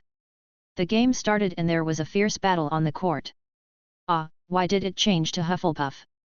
Arthur Sy complained. "Do you like Quidditch too?" Aiden raised his beautiful right eye. "Of course, our whole family are fans of Quidditch," said Arthur. "Oh, that's a pity. There was no exciting game today," Aiden said meaningfully. "What do you mean?" Arthur asked puzzled. "Don't you feel those dead hearts floating in the sky?" There seemed to be anger floating in Aiden's voice, which made Arthur Sy, who was also in the audience, feel a little unusual. She took out her wand and pointed it at herself, amplifying her perception under the influence of magic. Soon she felt something creepy gathering in the clouds. "Dementors!" exclaimed Arthur Sy. "Yes, ma'am. Take a closer look at the wailing and twisted minds beneath their decaying bodies." Aiden's dragon power dissipated, causing discomfort to the little wizards around him. Arthur I sensed what Aiden said and couldn't help vomiting. "What are those? Why do I feel such an unbearable nausea when I sense them?" Arthur I asked after recovering. "I'm not sure, but spiritual death should correspond to the final extinction, but Dementors can be born from it. Dumbledore and I speculate that this may be the product of someone trying to get their hands on eternity." Aiden clenched his fists. "What should we do now? Should we ask them to stop the game?" Arthur asked anxiously. "It's too late." Aiden let go of his hand, and a long staff appeared in his hand. In the sky formed by clouds, countless Dementors began to rush downwards in pursuit of the happiness of the little wizards. At the same time, Harry also fell from the sky. Dumbledore raised his hand and caught Harry with a wandless spell. Around him, butterflies gathered, and Aiden walked out from the center. "Principal, what should we do?" Aiden asked. "Leave no one behind." Dumbledore's old voice also contained anger. "I've been waiting for you to say this." Aiden laughed very freely. "Expecto Patronus." Two angry spell-casting sounds were heard, and the panicked little wizards looked up. In the sky, a silver phoenix danced and formed a huge cover that covered all the Dementors. Inside the cover, the same silver dragon, with an unstoppable beam of light, began to clear out the Dementors in the cover. With the combined efforts of Aiden and Dumbledore, all the Dementors that broke into Hogwarts were eliminated. "So Dementors can be killed," Professor Flitwick muttered to himself. The Dementors in the field were cleared away, and soon the rainy day created by them dissipated. The long-awaited sunshine fell on Hogwarts. "Take good care of the teachers and students in the academy." Dumbledore said something to Aiden and left, apparently to cause trouble for someone. Aiden signaled to Edmund, who nodded, tied the crystal in his hand to the owl, and released the owl as well. The remaining professors began to organize the young wizards to leave in an orderly manner and clean up the venue. Cedric was struck by lightning before, but he caught the golden snitch while he was confused and won. Afterwards, he went to the professor's desk and asked for a rematch. Aiden patted his shoulder. "No need, Hufflepuff, it's over, congratulations on your victory." "Oh, you are the president of the Dueling Association." "Hello, my name is Cedric Diggory." Cedric extended his hand to Aiden. "Hello, I'm Aiden Pruitt." Aiden shook his hand. "Okay, I have to go back and organize the team, so I'll take my leave now." Cedric said goodbye to Aiden and turned to leave the court. On the other side, inside the medical wing, Harry woke up from his coma and heard his friends around him staring at him.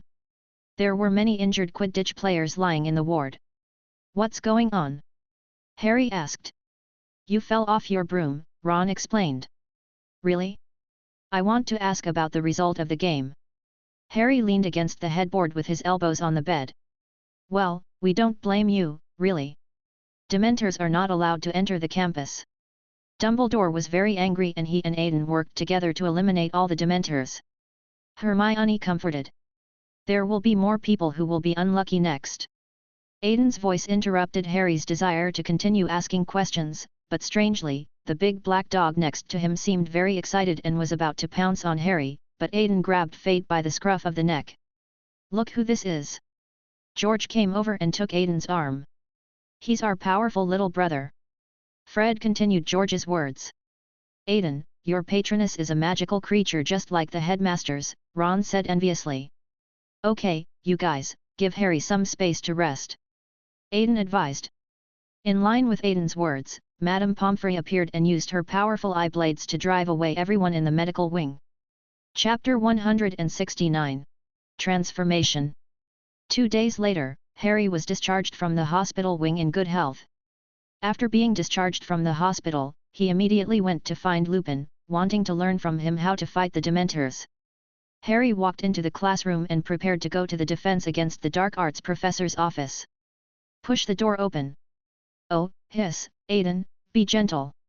Harry saw Aiden hanging his beloved Professor Lupin in the air, with an unknown faint light emitting from the tip of his wand. Aiden, what are you doing? Let Professor Lupin go. Harry rushed towards Aiden and tried to save Lupin. Then, he hung on Aiden. The physical fitness of the Dream Walker should not be something that the little wizard could shake. Looking at the sloth hanging on his body, Aiden spoke helplessly. Don't worry, nothing will happen to your Professor Lupin. We need to do some tests. Aiden pressed down with his right hand, and Lupin was lowered to the ground following the movement of his right hand. Check. Harry was a little confused. Well, about my health. Harry, is there anything you want to talk to me about? Lupin quickly changed the subject. Professor, I have some questions for you. Harry asked anxiously. Okay, let's sit down and talk slowly. Professor Lupin waved his wand and several chairs floated out. Are you going to take me with you? Aiden pointed at himself. Of course, maybe we can provide a little help to Harry. Professor Lupin looked at Aiden meaningfully. Aiden raised his hand, and several butterflies danced between his fingers, casting silver light from time to time. Professor, why don't you let me face the boggart? Harry asked. Because, I think your boggart might turn into Voldemort. Lupin's eyes were firm, as if he was resisting something he couldn't see. Harry was stunned when he heard Lupin's words, because this was the first time he heard a wizard of his age call the you-know-who by his name. But I also thought it was Voldemort at first, but I didn't expect it to be Dementors. And this is the second time I have been affected by Dementors. Harry's tone was low, as if he was depressed by his Quidditch failure. That's good. It shows that what you are afraid of is fear itself. It's a wise choice. Lupin encouraged. Then Lupin turned his gaze to Aiden and said. When I see you today, it's like I'm seeing your parents. My parents? Harry asked confused. Harry, you have the same eyes as your mother and Aiden has the same beautiful face as his mother. Professor Lupin smiled, and through the two people in front of him he could see the two senior sisters from the past. But you are boys after all, so your personalities are more like your father's. James likes to get into trouble, and Gideon is very good at fighting. Professor Lupin pointed his index finger at the two of them and spun them around. It was the first time Harry heard someone mention his parents, and Aiden didn't feel much about it. Tell me about Harry, Professor. I'm afraid he wants to seek help from you for methods to fight the Dementors. Aiden said meaningfully. Yes, Professor, why do Dementors have such a big effect on me? Harry inquired. Dementors are the most evil creatures. They suck all good feelings. You probably have such a big reaction because you have been hurt before. Lupin introduced Harry. Professor, can you teach me how to fight them? Harry asked with anticipation in his eyes. Since Dementors are interested in you, I will teach you, but you have to wait until after the winter break. I need a rest recently. Lupin said. Knock knock. As soon as Lupin finished speaking, there was a knock on the door. Professor Snape kicked the door open and walked in, holding a cup of strange steaming liquid in his hand. Humph, is Ravenclaw's studies so easy that you can make friends everywhere, Mr. Pruitt? Snape saw Aiden in Lupin's office and wanted him to stay away from Lupin, but unfortunately his words of persuasion immediately changed their meaning. As a transcendent who excels in spiritual skills, Aiden naturally understood the meaning of Teacher C's words. Yes, Professor, I will go back immediately and devote all my energy to study. That's not necessary. Have you learned how to cook this thing? Snape asked. Aiden didn't answer, just nodded. Well, then the task of making medicine for this guy will also be given to you from now on. Professor Snape crossed his arms. With pleasure. Aiden bowed slightly. Harry, standing by, looked at the potion Snape had placed on his desk. He thought it was poisonous and wanted to knock it over. Unfortunately, as soon as his little thought came to his mind, Aiden suppressed it with a stern look. Humph! The arrogant bat turned and left. Aiden, I'm sorry to trouble you for a while. Professor Lupin looked at Aiden with a little apology. It's just a piece of cake, Professor. Aiden waved his hand and turned into a butterfly and disappeared in the office. On the other hand, for some reason, the Department of Mysteries, which suddenly became wealthy, was still doing well after the Ministry of Magic cut off its funding. On the other hand, Fudge was embroiled in the Dementor scandal, which kept him out of the spotlight for a long time. On Filch's side, he had completed all the tasks assigned by Aiden and gathered a large group of squibs.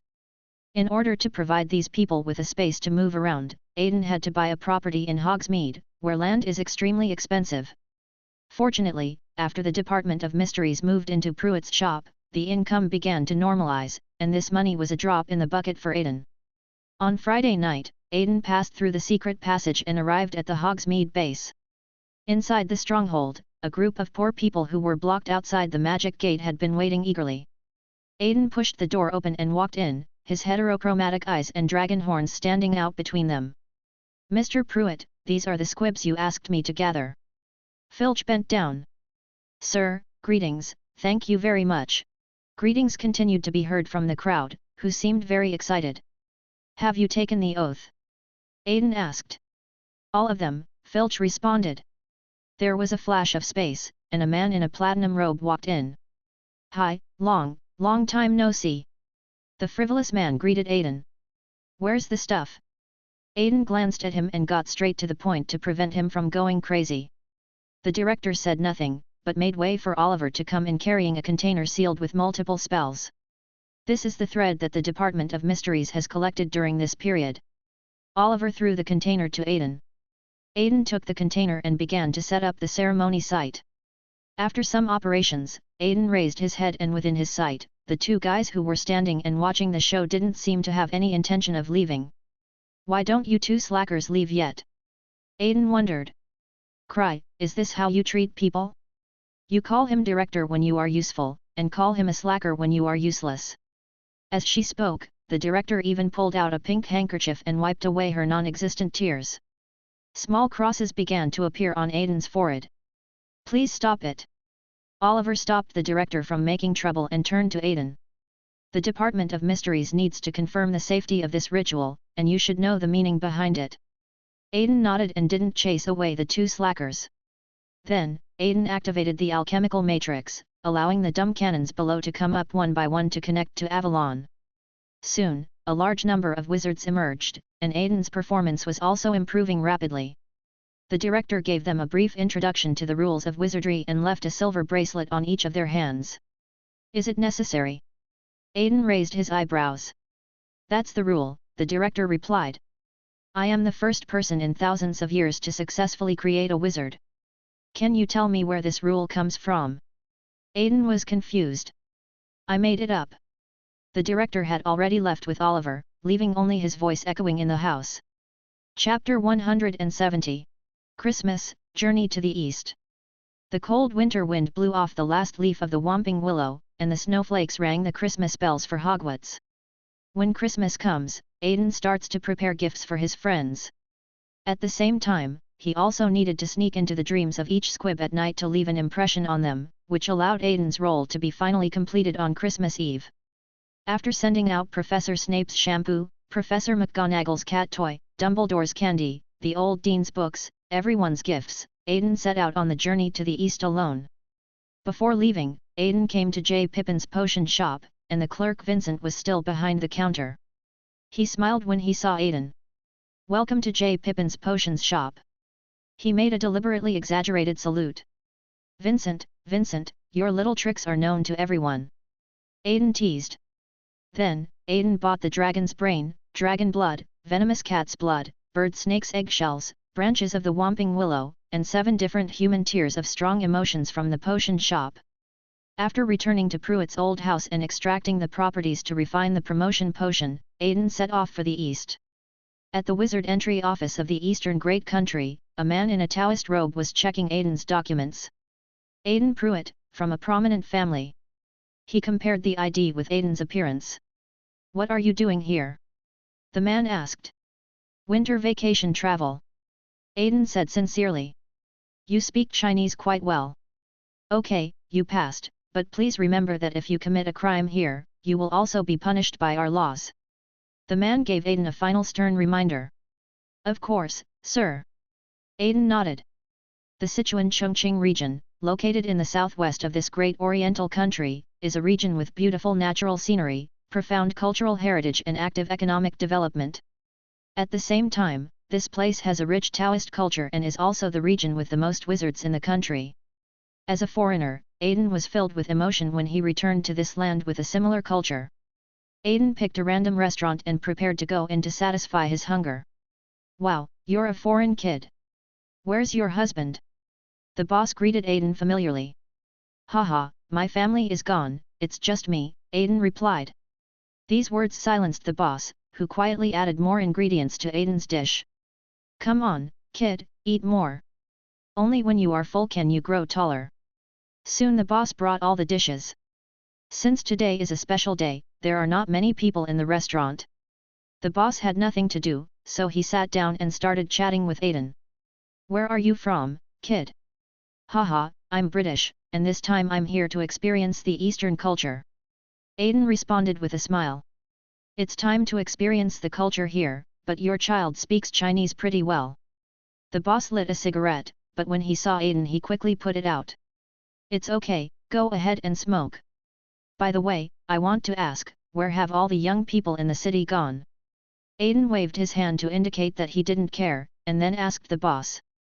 Oh, it's all because of you foreigners who blocked the boat. The young guys all went to the embassy to protest.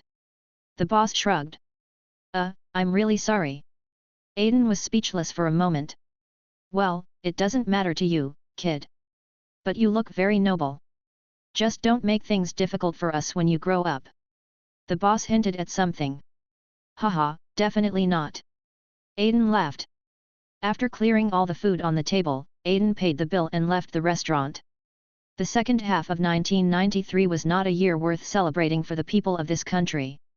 In October, a huge ship named Galaxy was detained in the Middle East for no reason.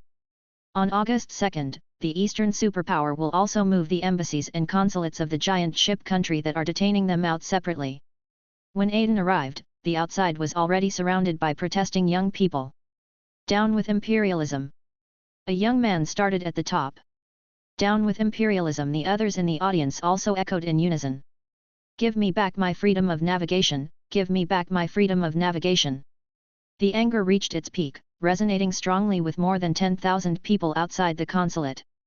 At this time, Aiden hid in the crowd and felt their anger. He took out the potion from his pocket, and countless lights emerged from the potion, like the manifestation of the ocean of collective subconsciousness. Aiden didn't hesitate, pulled out the cork and poured the potion into his mouth. Unlike the pain caused by the potion entering the body in the past, Aiden could not feel his own body. He seemed to become an idea, merging into the ocean of the collective unconscious. Aiden passed through the barrier between dreams and reality, and in the ocean of collective subconsciousness, he felt himself being embraced in a warm embrace.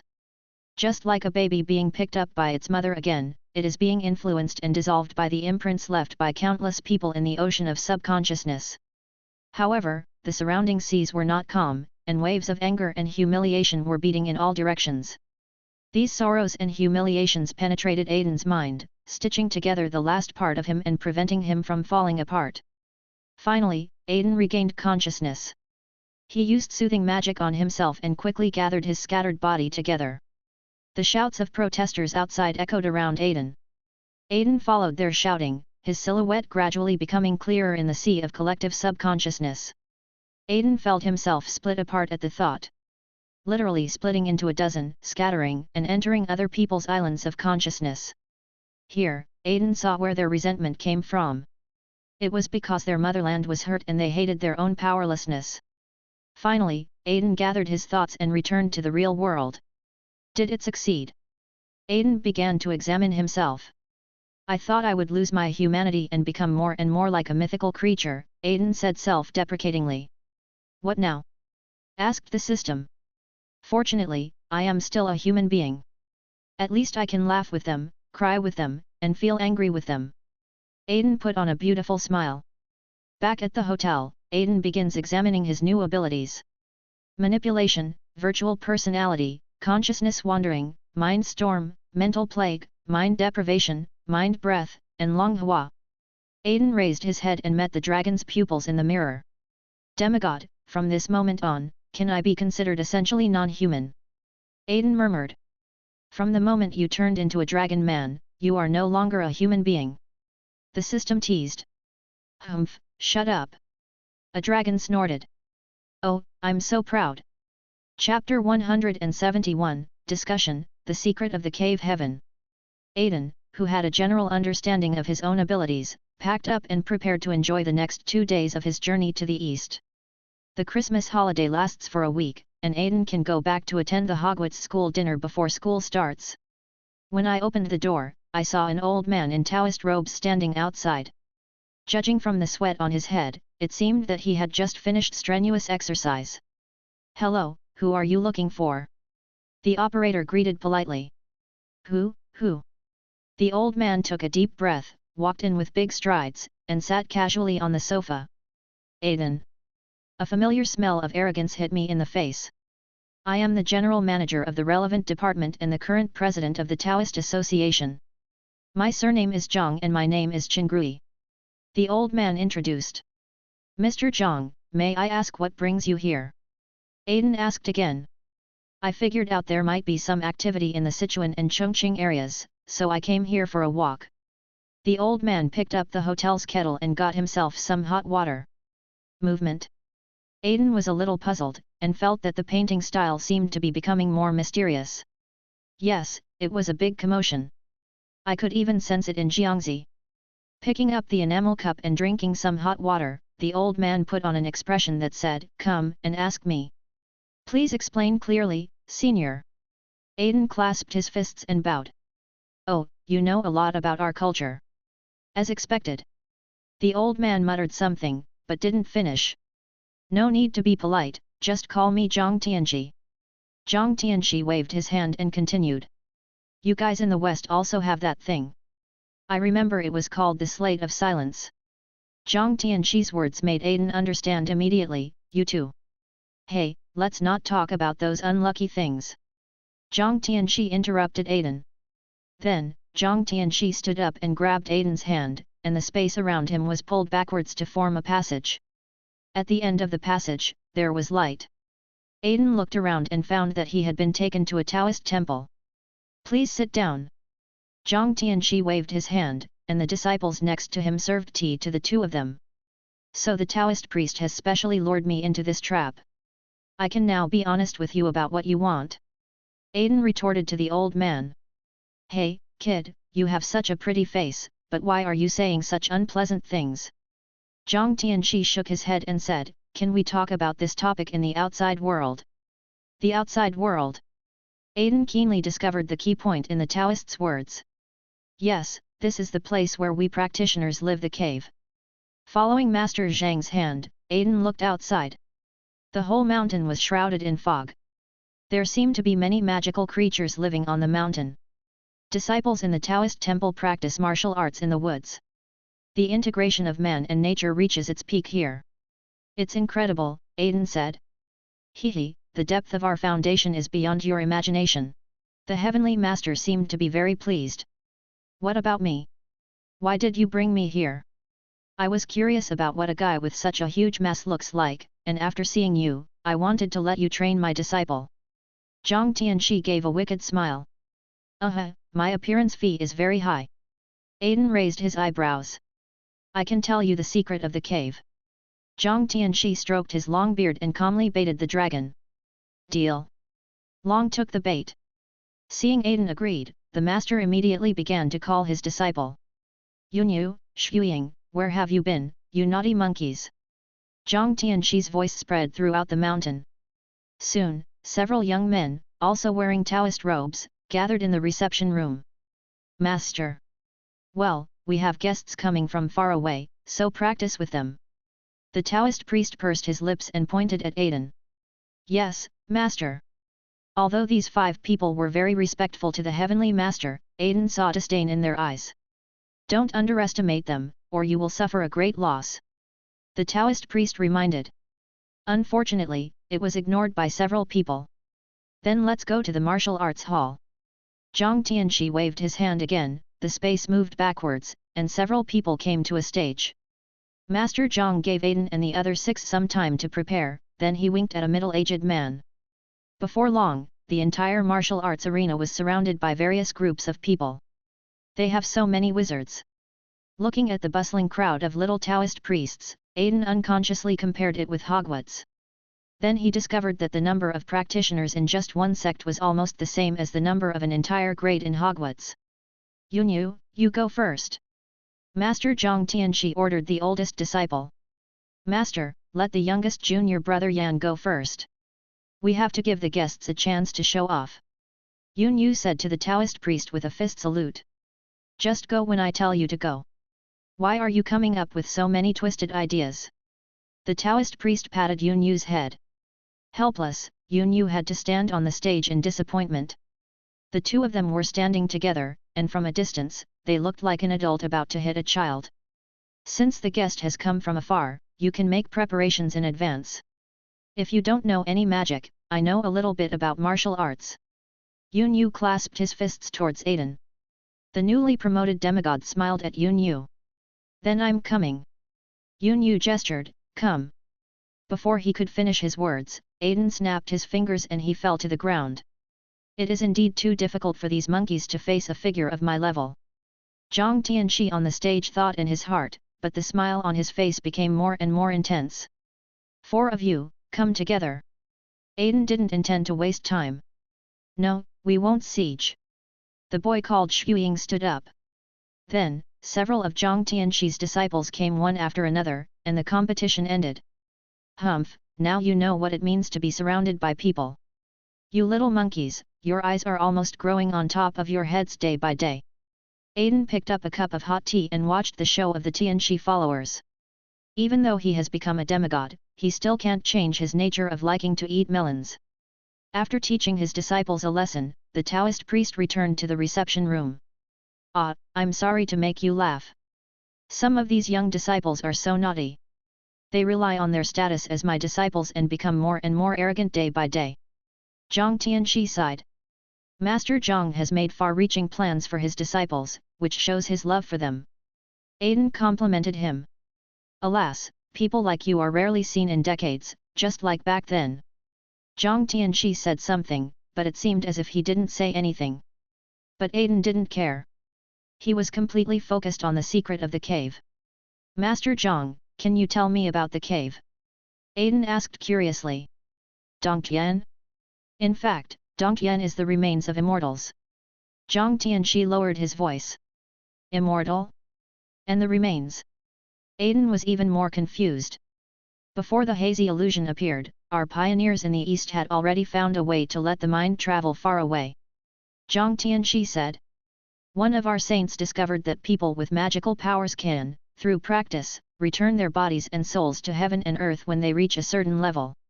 Sinks an area into the surface of the ocean of the mind and permanently changes the nature of magic in an area. This artificially transformed magic power can be used by ordinary people to give birth to acquired practitioners, and this area is called a cave. The old Taoist priest told the shocking secret in the most calm tone. So we are in the sea of consciousness now? And you were able to create artificial wizards thousands of years ago. Aiden raised his eyebrows. Yes, and do you know why I am willing to tell you this? Master Zhang Tian showed a proud look. You figured out my plan. Aiden didn't give Zhang Tianxi a chance to continue because he had already smelled the unique scent of those bastards. Oh, it's so boring. Zhang Tianxi sighed, and then he became serious. You guys are really something that people both love and hate, but maybe this is the times. No matter how the world changes, there will always be people like you who stand up against the tide. As the old Taoist priest spoke, he stood up and bowed to Aiden, who quickly stood up to return the greeting.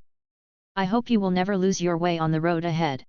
The old Taoist priest gave Aiden his final blessing. Chapter 172. Return and Knowing. When I was sent out of the cave by Zhang Tianxi, it was getting dark. Aiden's plan to go out for fun was ruined, so he just went to bed.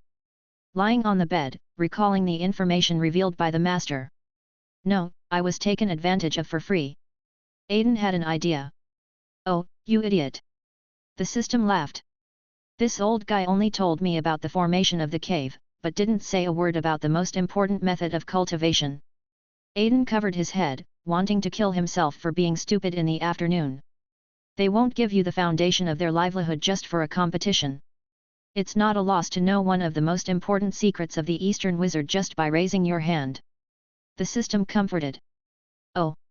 Aiden curled up in the bed wrapped in the quilt. Aiden, feeling that he was being taken advantage of, couldn't continue playing, so he packed up and hurried back to England. It was the second day of the Christmas holiday, so it looked like I could still make it to the school party. A flash appeared inside Hogwarts, where the twins were making snowmen. Oh, look who this is! George saw it coming. Our increasingly gorgeous little brother, Fred teased. Aiden smiled at the two men, and the two brothers became the manipulator's second and third experimental subjects. George and Fred suddenly slipped and both fell in the splits. Oh, Aiden, help me! The twins pleaded for help. Oh, why are you two brothers so careless? Aiden went over to help them up, and the two virtual personalities returned from the island of consciousness. Just as the twins were about to speak, a row of footprints appeared in the snow, which immediately attracted their attention. The two men rushed forward and lifted up the person on the snow. Ah, you two, let me go! Harry shouted softly under the invisibility cloak. That's quite clever, Harry, said George. But not smart enough, Fred added. Let me go, please, I want to go to Hogsmeade. Harry whispered. We know. The twins took Harry to the corner of the stairs, took out the Marauder's map and handed it to Harry. Now, Harry, come and join the big boys. Aiden probably doesn't need this thing. George looked at his younger brother. Maybe even Dumbledore can't catch him. Fred also lamented his younger brother's elusiveness. Well, what rubbish you gave me. Harry looked at the worn parchment. Haha, he said, it's rubbish. George and Fred looked at each other and smiled. The two of them kindly introduced the Marauder's map to Harry and recommended the secret passage of the One-Eyed Witch. Aiden, who was standing by, also saw Dumbledore pacing in the office from the Marauder's map.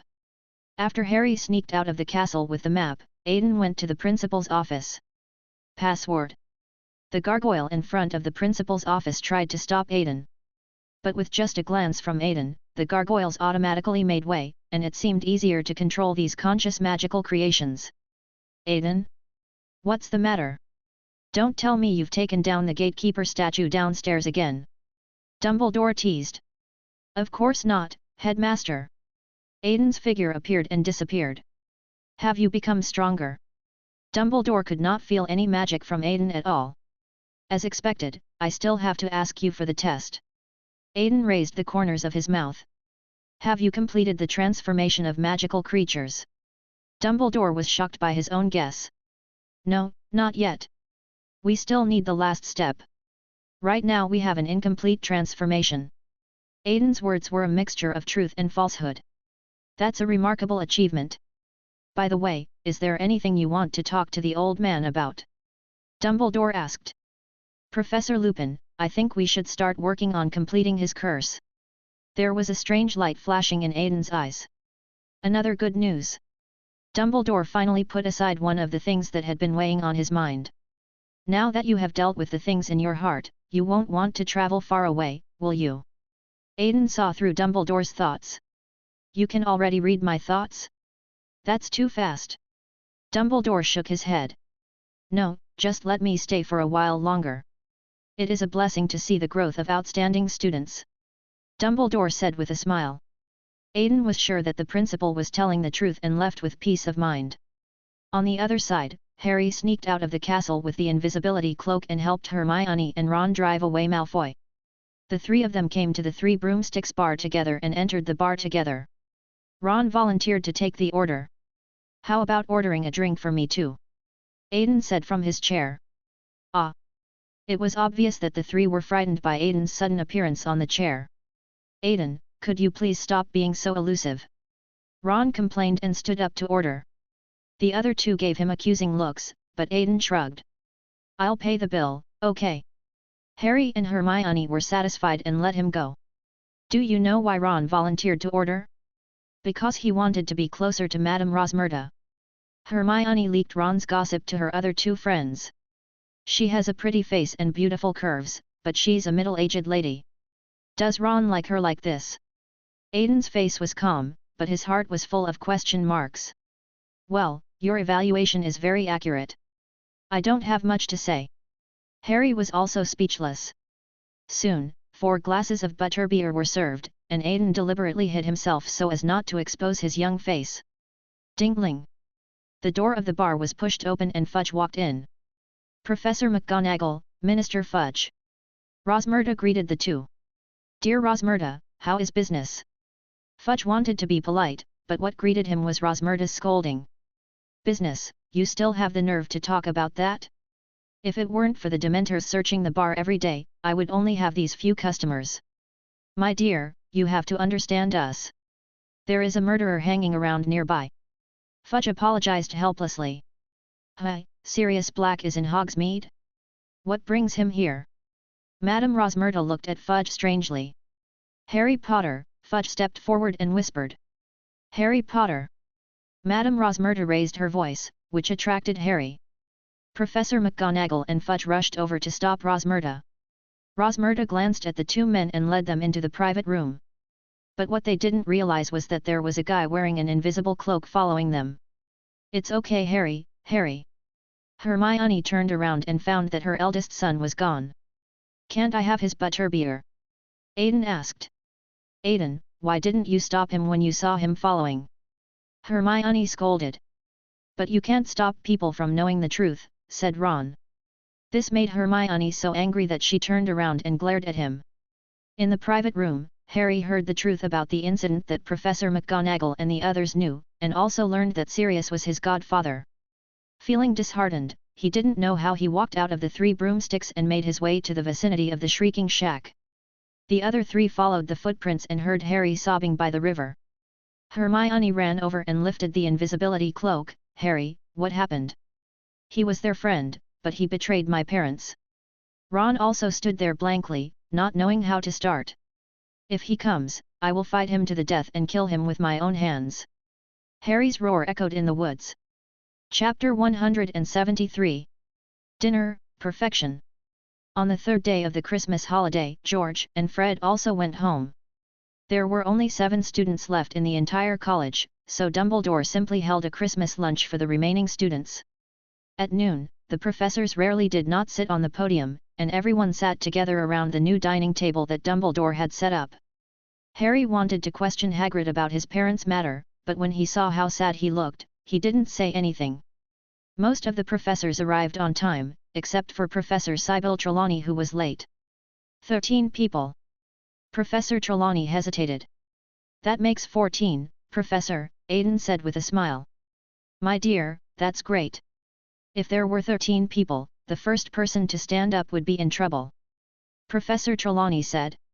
However, Dumbledore, who had already stood up to welcome her, said. Aiden turned around and said, Pfft.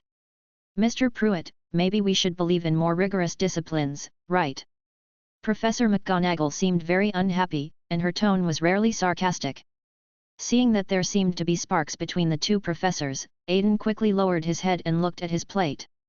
Severus, I have some colorful fireworks here, let's use them. Dumbledore took out a large row of fireworks. The 2 lit firecrackers in the hall, and Dumbledore even pulled out a vulture hat from them. He held the hat and looked at Professor Snape with a questioning look.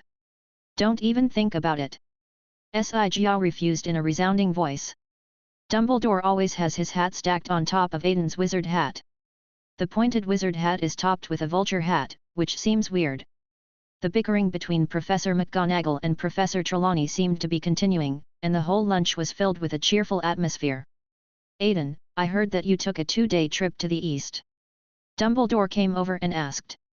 It's an incredible journey, Professor. Aiden thought of what he saw and heard in the cave. It seems that you have access to some inside information, but haven't I heard that Orientals are very xenophobic? Dumbledore pushed his half-moon glasses. Perhaps, the child's appearance and fluent Chinese will help open their hearts, Aiden joked. That's a pity, I don't have the chance. Dumbledore shrugged. The Christmas holiday passed in a flash, and the little wizards began to return to their studies one after another. On Wednesday, Aiden went to the library as usual to look up information about animagus. A description was found in a book called The Supreme Achievement of Transfiguration. Animagus retains most of their human intelligence, memories, and personality when transformed. Suddenly, Aiden had an idea and thought of Professor Lupin. If werewolves are imperfect magical creatures that have transformed, can we offset this change by reversing the animagus's transformation ritual? Aiden wrote down his thoughts in a notebook. Do you want to blow up your savior? The system stopped Aiden's crazy idea in time. What do you mean? Aiden wondered.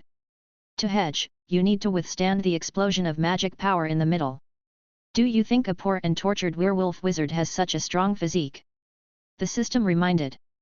Yes, we shouldn't rebel. What we need is completion. Aiden's thoughts changed. This young boy is teachable. The system said this and then went into hiding. Aiden, who had new ideas, frequently traveled between the room of requirement and the dormitory with Professor Lupin, and he deliberately did not conceal his whereabouts. This made Harry, who got the Marauder's map, very confused.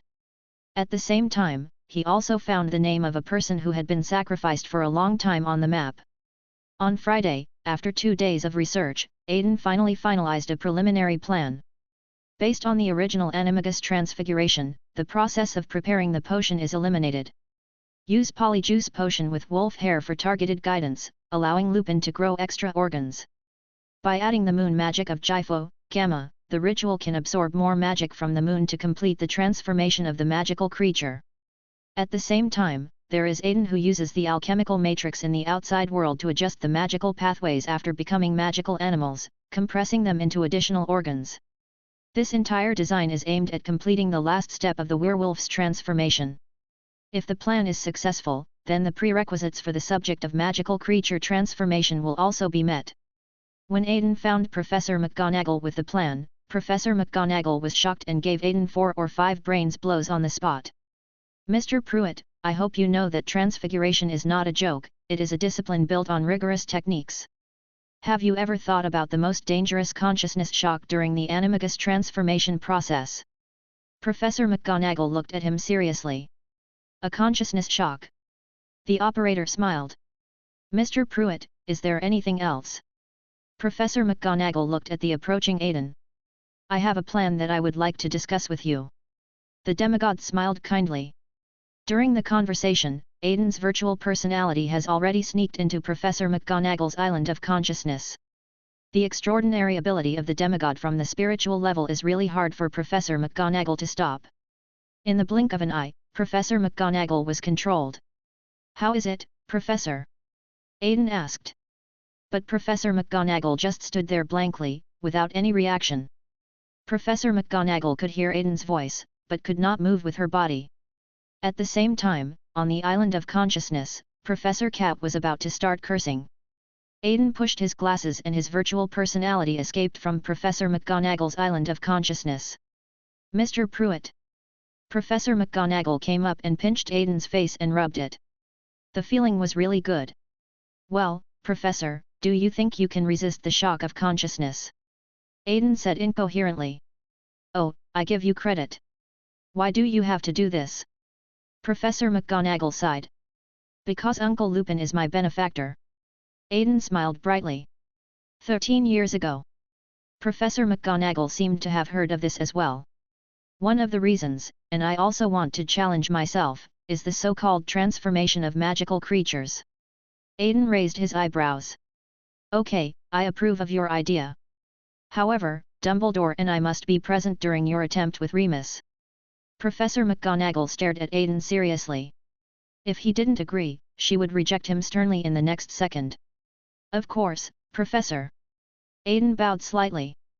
With permission from Professor McGonagall, it would not be difficult for Dumbledore to proceed. When I walked out of the office, Professor Lupin was waiting anxiously outside. Professor. Aiden went up to greet him.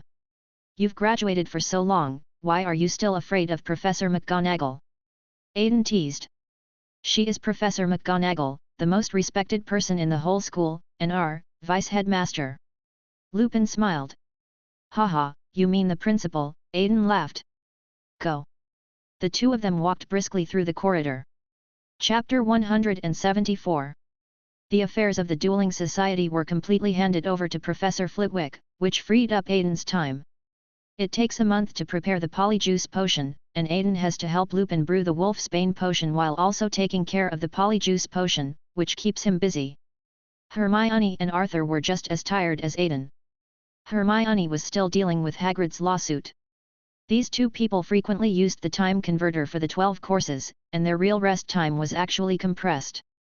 Harry and Ron have been very idle recently. They go to class every day and sneak away to Hogsmeade in their spare time.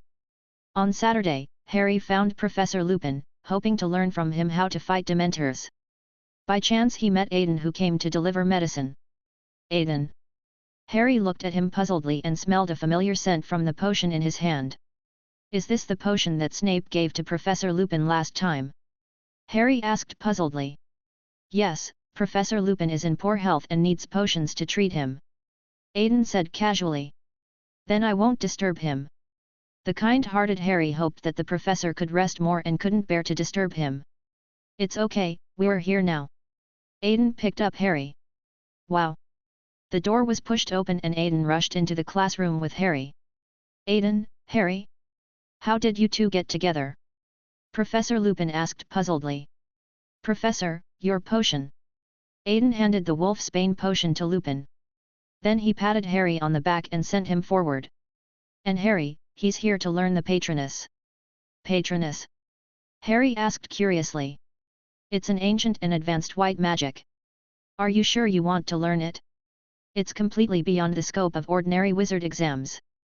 Lupin asked for the last time. Of course. Harry said firmly. Come on then, the Patronus charm is a force that protects the wizard who summons it like a shield, said Professor Lupin. To successfully summon it, you need a memory, a happy, powerful memory. Lupin walked over to a box and sat down, looking at Aiden. Aiden, anything to add? Of course, happy memories are only one aspect. The most important thing is determination. A heart that wants to protect can multiply the power of the guardian spirit. Aiden tapped his fingers in the air a few times, and several silver-white butterflies danced around Harry. Is that your Patronus? Asked Harry. No, his Patronus seems to be a dragon, a magical creature like the headmaster, Lupin interrupted. Will my Patronus also be a magical creature? Harry envied. Not necessarily. The formation of a Patronus is closely related to one's inner self. It is also said to be related to animagus. Aiden gossiped a little. Well, don't go off topic. Professor Lupin reminded. Okay, let's try it first. Remember the spell, Expecto Patronum. Professor Lupin stood up and opened the box he had been sitting in, and the boggart ran out. Faced with Harry's fear, the boggart quickly transformed into a Dementor. Concentrate, said Professor Lupin. Call God to guard, call God. Guard, call God. Harry cast the spell 3 times, but nothing happened, darkness came over him, and he fainted. Okay, sit up and take a deep breath. Professor Lupin pulled Harry up. Lupin pulled a chocolate from his pocket and handed it to Harry. Eat it, you will feel better. We can't succeed in one go. Professor Lupin comforted. But Aiden had a different look on his face. Professor Lupin glanced at him and said, Did we? Harry looked back at Aiden curiously, and Aiden nodded quickly. Just out of curiosity, which memory did you choose? Professor Lupin rekindled the extinguished flames around him. First time riding a broomstick, Harry replied. Several people sat together. Aiden took out coconut ice cream from his pocket and tasted it, and shared some with Harry. This is not enough, it's really not enough, Aiden, what about you? Asked Professor Lupin. The moment you helped me escape from the Death Eater's wand. Aiden answered incoherently, holding an ice cream in his mouth. What? Lupin choked and coughed the tea back into the cup. Harry seemed to have heard some great gossip and pricked up his ears to listen. You really remember what happened at that time? I thought it was Arthur who told you when I was in the car. Lupin was surprised. I have never lied to you. I have escaped from the shadow of death, the joy of surviving the disaster, and the determination to protect myself. Aiden took out his magic wand, and a large number of butterflies gathered in the air. Soon, a giant silver dragon appeared with wide eyes and looked at the three people. Cool. Harry was a little envious, and at the same time, he was looking forward to his own patroness more and more. Okay, Harry, go on. Professor Lupin clapped his hands and pulled Harry up. Do you have any other memories? Aiden asked. There was a moment, said Harry. It's complicated, Aiden said for him. Harry nodded, and Professor Lupin opened the trunk again. The boggart-shaped Dementor ran out. Harry raised his wand, expecto patronus. Finally, this time, white smoke came out of the tip of the wand and pressed the Dementor back into the box. Well done, Lupin praised. Professor Lupin took out the butterbeer and handed it to Aiden and Harry. That's all for today, let's have some butterbeer. Oh, this is it. I've drunk it. Hermione and Ron brought it to me. The unfortunate child revealed that he had been to Hogsmeade as soon as he opened his mouth. Harry changed the subject, and Professor Lupin was in a good mood and didn't bother with him. I think you are no worse than your father. This is not a low evaluation. Professor Lupin sat on the sofa. I was just thinking about him. Harry lowered his head. Your parents were good friends at school, although Gideon and Fabian often interacted with James and... Lupin paused suddenly in the middle of his speech. They often disliked each other and occasionally clashed, but after graduation, they all joined the Order of the Phoenix and fought against Voldemort. Lupin's eyes were full of nostalgia. Can you tell me what kind of person my father is? Harry asked curiously. James. Lupin raised an eyebrow.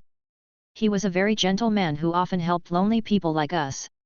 He was also very good at riding a broomstick, which was something you and he were very similar to. Lupin said this and looked at Aiden, who was holding an ice cream in his mouth without any care. So is Gideon.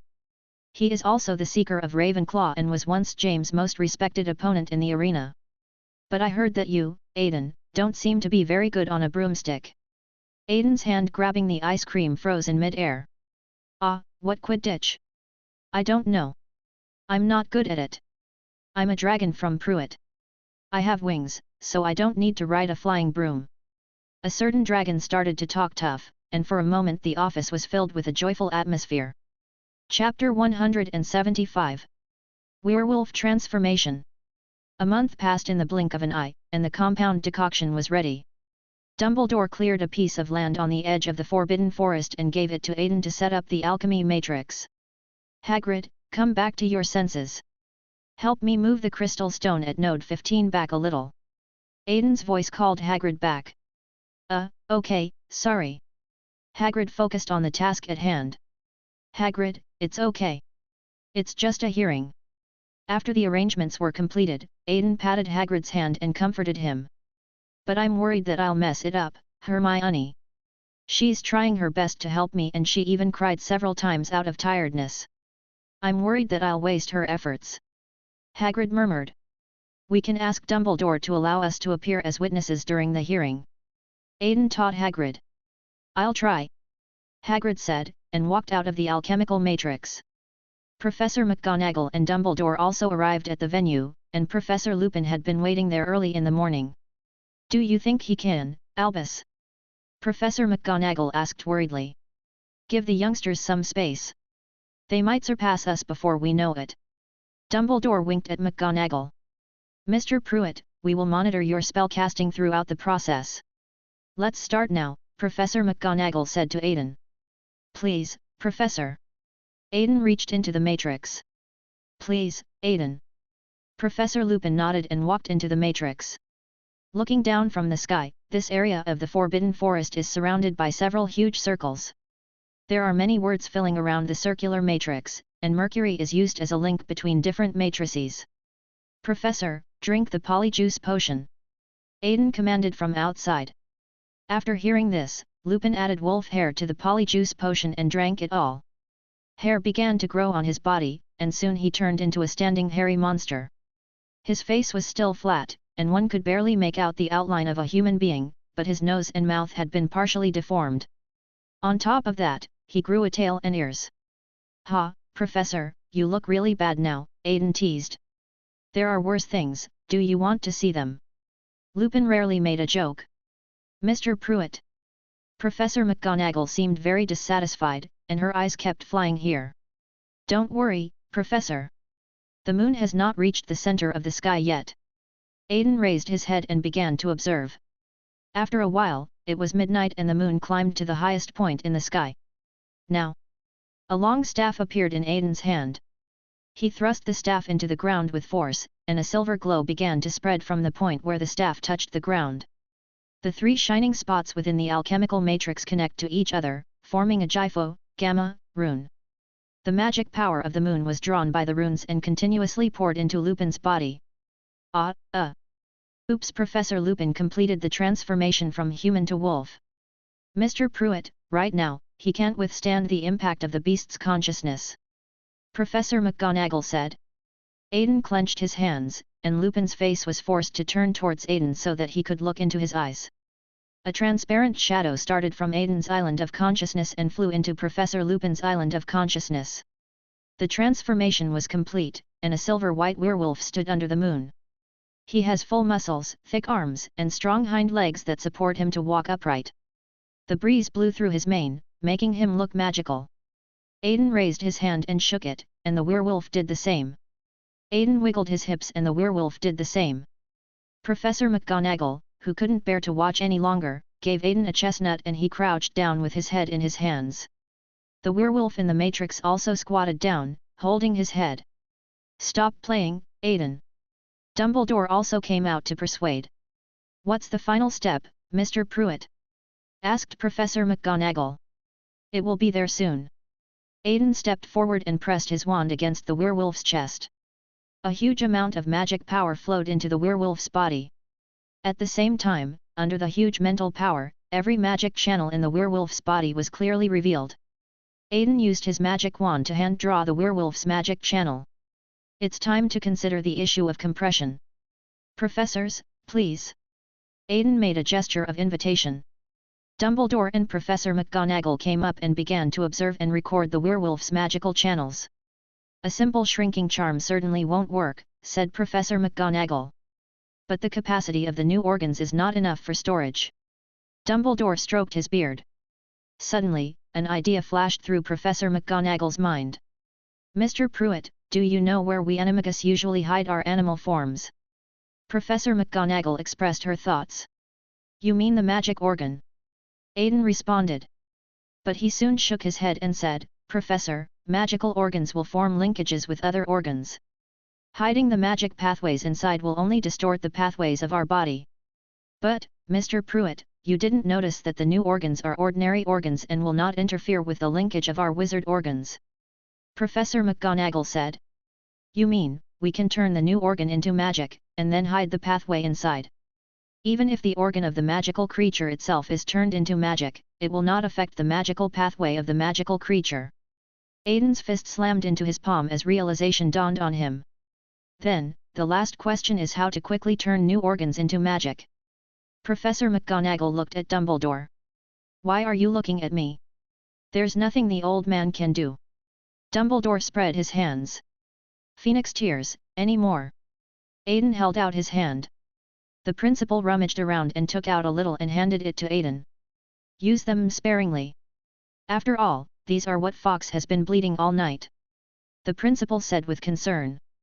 We will look for alternative methods in the future, otherwise it will be too costly to rely on Phoenix tears. Aiden responded casually.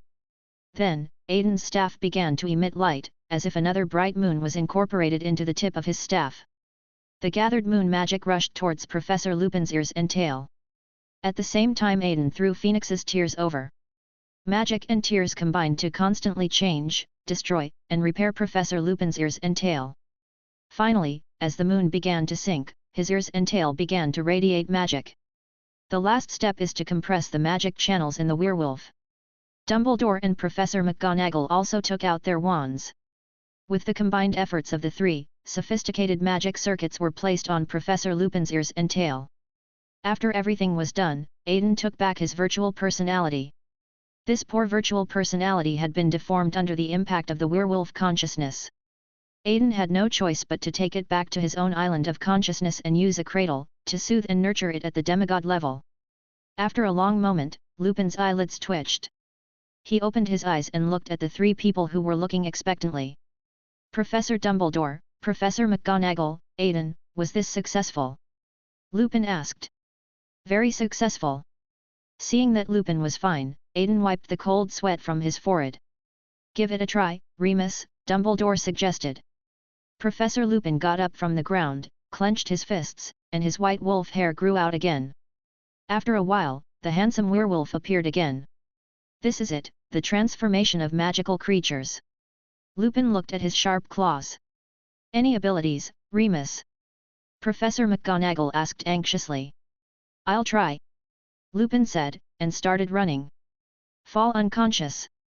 Aiden cast a spell. Lupin was hit while running, but nothing happened except that he was shaken. The resistance to spells has been greatly increased, and the speed and strength have also been significantly improved, Aiden concluded. Well, it's a complete success. Congratulations, Aiden. Dumbledore sent his congratulations. Congratulations on what? Aiden didn't understand. A pair of iron hands grabbed Aiden's neck. It was Professor McGonagall. Of course it's a paper on the transformation of magical creatures. Professor McGonagall dragged Aiden towards the castle. No. A miserable voice echoed in the Forbidden Forest. Chapter 176, Thesis, Rat Traces, and Self-Delusion. Aiden, arranged by Professor McGonagall, began a new round of typing. Since the massive amount of data collected before the experiment was not recorded in detail, Aiden could only go back to his life of going back to the library, classroom, dormitory, and cafeteria. Look, well, who is this? The famous socialite of Hogwarts, the Ravenclaw Rose who can go wherever she wants. Why has she condescended to come to the Slytherin table? Arthur, she teased. Aiden, who is obsessed with his thesis, entrusts his daily life to an artificial idiot, a virtual personality. It turns out that the computing power of a demigod is not enough to handle a large project at the same time. This also made Aiden consider whether he should pocket some of Avalon's computing power. Maybe I can split the virtual personality and borrow other people's brains. One of the virtual personalities suddenly sent an idea to Aiden. It's a good idea, but where can I find such a lively brain? Aiden complained. Hey, Aiden, what are you daydreaming about? Are you too tired lately? Arthur asked with concern. No, I just overexerted my brain. Aiden came back to his senses, bringing Arthur's eye into the blind spot of consciousness. I just happened to come to Slytherin. I have something to tell you. Aiden said seriously. Every time you come to me, you have something to tell me. Arthur, she muttered. In the near future, I need you to spread the members of the Dark Wizard team and try to spread their influence to Europe. Aiden raised his eyebrows. Are you going to start a wizard war across Europe? Arthur said with some delight. Happy? Aiden wondered. Don't read my mind. Arthur hurriedly suppressed her emotions. No, Arthur, we need to expand the power of a certain Dark Lord. As for loyalty, it doesn't matter. Now is the time to use someone. Just add my name after the prayer. A certain demigod confidently pushed up the unilateral glasses on his eye sockets. Okay, I'll listen to you. Arthur nodded. The conversation between the two ended in a strange lunch atmosphere. On Monday night, Harry was in his room, looking through the Marauder's map. Spider. Spider wants me to tap dance. Ron woke up screaming. Haha. A dragon wandering in the dream let out a sweet laugh. Harry was stunned for a moment. Tell the spider you don't want to jump. Oh, yes, I can tell it. Ron fell back to sleep. Harry continued to look through the Marauder's map, when suddenly he saw a familiar name on it. Peter Pettigrew. Professor McGonagall's words echoed in Harry's ears, and he realized that this was a dead man wandering around Hogwarts. He immediately stood up, crossed the Gryffindor common room, and followed Peter into the corridor. Harry looked at the Marauder's map and saw Filch ahead, so he quickly put out the luminescent charm in his hand. But another fluorescent spell lit up.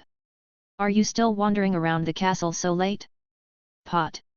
Snape's muddy voice sounded. I was sleepwalking, Harry responded.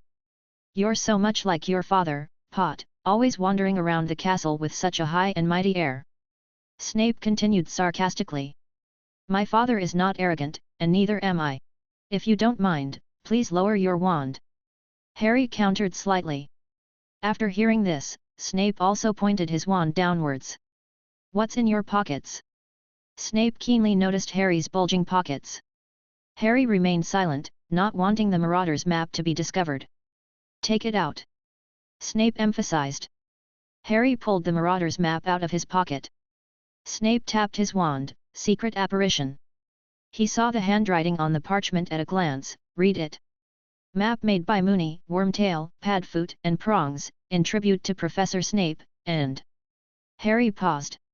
Go on, Snape demanded. And ask him not to meddle in other people's business. The honest child finished reading according to the above words.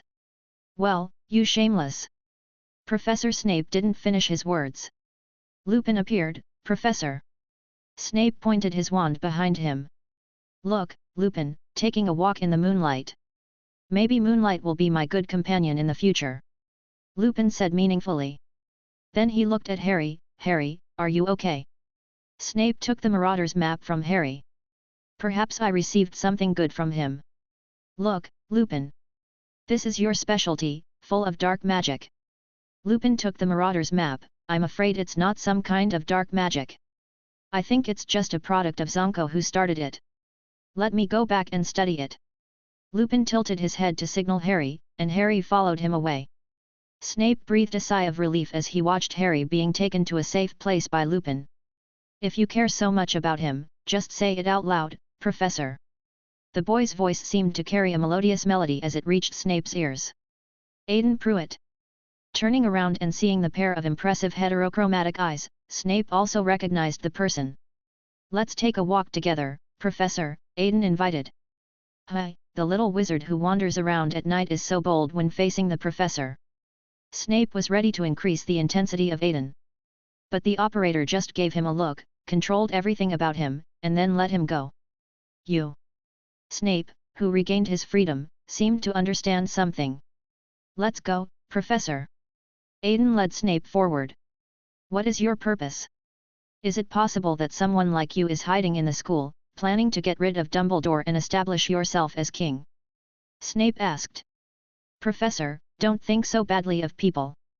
For the audience, the only reason to stay in the theater is to watch the plays. Besides, what are you talking about? Where else can a little wizard of my age go except attending school? Aiden put his hands together and put them on his cheeks, acting cute. Humph, evil little devil. Snape remembered the evaluation of him 2 years ago. Now that I've finished talking about my business, let's talk about you. Aiden threw the subject back. What can happen to me? Snape said stubbornly. Alas, you are also my mentor. You have contributed to my achievements in potions today. Seeing you torturing yourself like this, I feel unbearable. White mist floated out of Aiden's mouth and quickly condensed into frost. What exactly do you want to say? Snape seemed to be running out of patience. That child, Harry Potter, the son of Lily Evans, do you want him to misunderstand you forever? Aiden's drooped eyelashes seemed to be speaking up for Snape. How did you? No, it's not difficult for you. But this has nothing to do with you. Now if you still think I'm a professor, go back to sleep. Snape stopped and raised his hand with all his strength, pointing towards the Ravenclaw common room. Alas! The self-indulgent dragon turned into a butterfly and dissipated into the air. Chapter 177. Trial. It was January 94, and Hagrid's hearing was held as Lucius expected.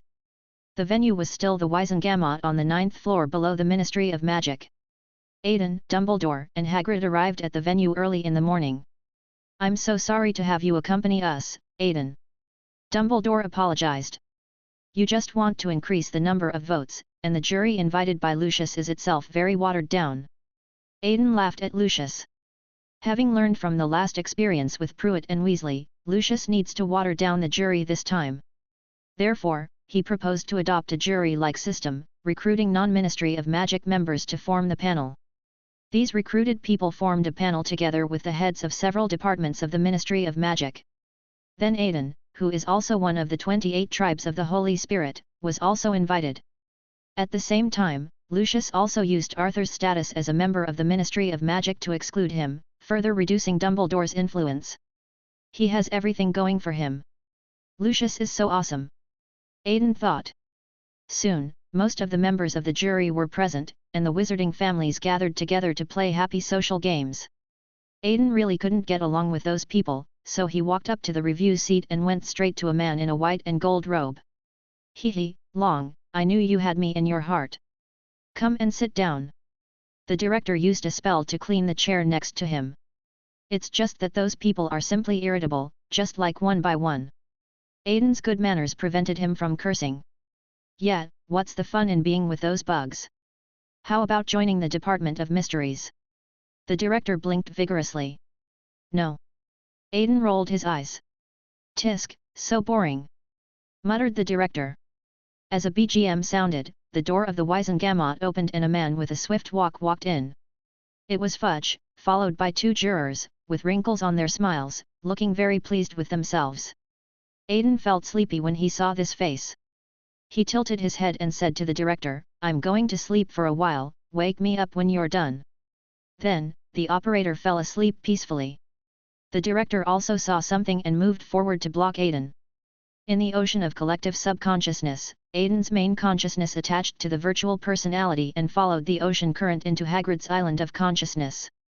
Hagrid. Aiden tried to talk to Hagrid on the island of consciousness. Oh! Hagrid shuddered, causing the people around him to look at him strangely. Lucius Malfoy thought he had won and a contemptuous smile appeared on his face. Hagrid, don't move, I'm talking to you from within your consciousness now, Aiden warned. Aiden, what's going on? How come you are in my mind? Hagrid also communicated with Aiden in his heart. It's not important, but I will help you when they question you, and you can respond according to my words. Aiden communicated with Hagrid on the island of consciousness. Why not completely cover him with a virtual personality? The system interjected curiously. We will be discovered. This is the witch's courtroom. There will be slight unnaturalness when possessed. What if we are discovered? Aiden explained. Seeing that the people around him seemed to be almost ready, Fudge knocked the hammer. Attention everyone, the hearing on magical creature injuries is now beginning. Well, please start your speech, Mr. Malfoy. Fudge nodded to Lucius. Thank you, Mr. Chairman, and gentlemen of the jury. Look at what this damned half-giant's magical animal has done to my child. Lucius immediately turned the topic to race, pointed the finger at magical creatures, and magnified Hagrid's responsibility. At the same time, he took out the photo stone and showed Draco's wound to the members of the jury. So, Hagrid, do you agree that the wounds on young Mr. Malfoy were caused by the magical animals you raise?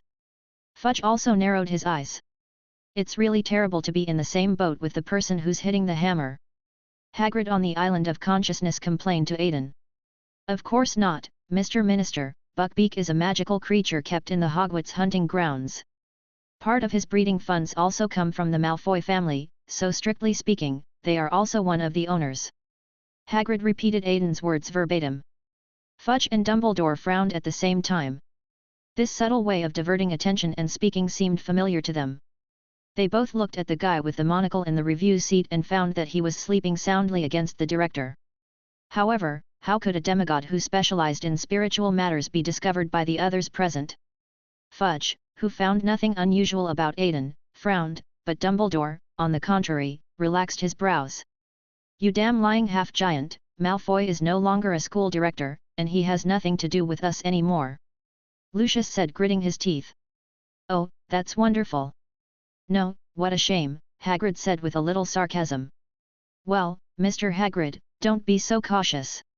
Young Mr. Malfoy was injured while you were teaching. According to our regulations, you should be held responsible for this.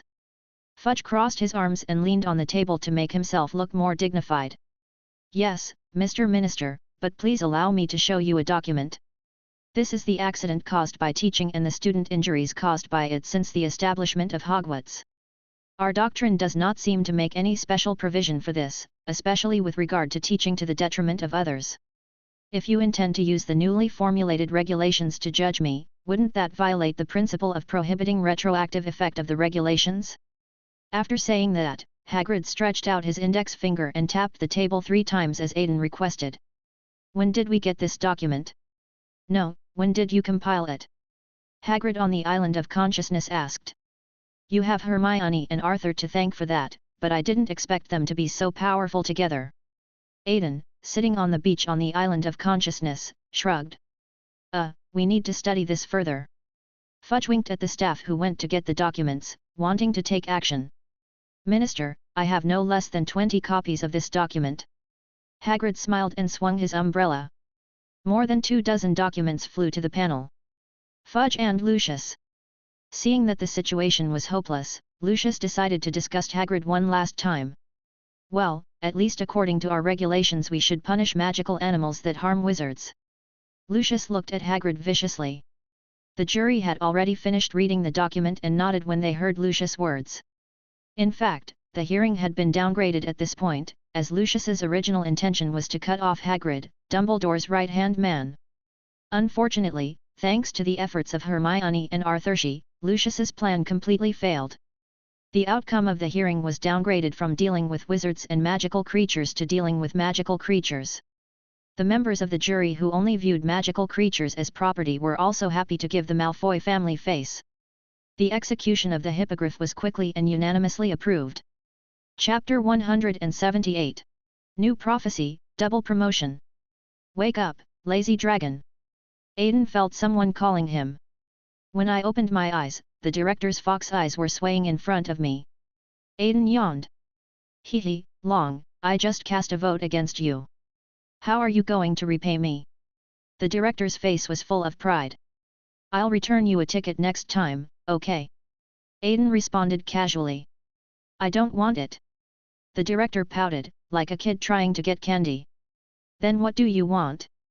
Aiden, who has become immune, sits back and waits. When there's work to do, you come with me. The director narrowed his eyes, and the abacus beads were about to jump onto Aiden's face. Okay. Aiden nodded. Then, the space stretched backwards, and in an instant, the director brought Aiden to the North Tower of Hogwarts. That's in the east. Aiden found a similar scene from his memory. They seem to call this thing the shrinking the earth into an inch, and it's indeed more comfortable to use than the apparition, the director commented. But it's probably not as popular as apparition. Aiden also analyzed some knowledge from the residual spatial fluctuations. The director said nothing and led Aiden forward. The two walked into the divination classroom in the North Tower, where Professor Trelawney was teaching divination to the young wizards of Gryffindor. The key to reading the crystal ball is to have clear eyes, Trelawney said while selling hard on the stage. Harry and Ron were huddled in front of the crystal ball, almost falling asleep. Can they make predictions like this? Aiden asked the director. In fact, everyone can make predictions. After all, we are connected to the ocean of collective subconsciousness from the moment we are born. It's just that some people's tubes are thicker, while others are thinner. Said the director. What about me? Aiden asked curiously, do I have a third eye? Hearing what Aiden said, the director rolled his eyes. People are drinking water from the pipe, but you can go in and take a shower directly. Do you still need to ask me? But I have never predicted it. Aiden asked doubtfully. Long, you are being too Versailles. Do you know that there are 2 kinds of prophets in the world? The director pointed at Trelawney and said. One is the person on the stage. They are too slow, so slow that they are controlled by fate, so the prophecy is announced through their mouths about what is going to happen. Then the director pointed at Aiden and said. The other type is you, Grindelwald, Cassandra, etc. You can actively make predictions, whether through charm, strength, or trust, and influence the people around you and control their fate. While the two were talking, the sound of a crystal ball falling to the ground was heard. Trelawney said that Hermione's soul was as boring as the books, which completely ignited Hermione's anger. She knocked over the crystal ball and left angrily. From some perspectives, the professor's prediction is quite accurate. Aiden's clear laughter flowed past the director. Hermione's departure made Trelawney's prophecy come true, and the students who stayed behind became more convinced of her abilities. This trust creates waves in the ocean of collective subconsciousness, prophesying that is about to come. After class, Harry and Ron walked up the circular staircase, preparing to leave the tower. But Harry picked up the crystal ball that Hermione had knocked over. He decided to return the crystal ball and apologize to Trelawney on Hermione's behalf. Harry trotted back to the classroom and placed the crystal ball on the table. In the silent classroom, Harry focused his gaze on the crystal ball, and images seemed to begin to appear in it. A hand suddenly reached out from behind and grabbed Harry's shoulder. He will return, the black-hearted murderer who betrayed his friends will be free, servant and master will meet again, the dragon of the heart is watching. Professor Trelawney's voice seemed to be mixed with noises, as if many people were speaking through her mouth. Ahem. Oh, I'm sorry, did I just say something? Trelawney came back to life. No, nothing. Frightened Harry ran away immediately. In the shadow of the classroom, the dragon and the fox squatted in the corner and watched with great interest. The director was holding a small crystal ball in his hand, which was now emitting a silvery white light.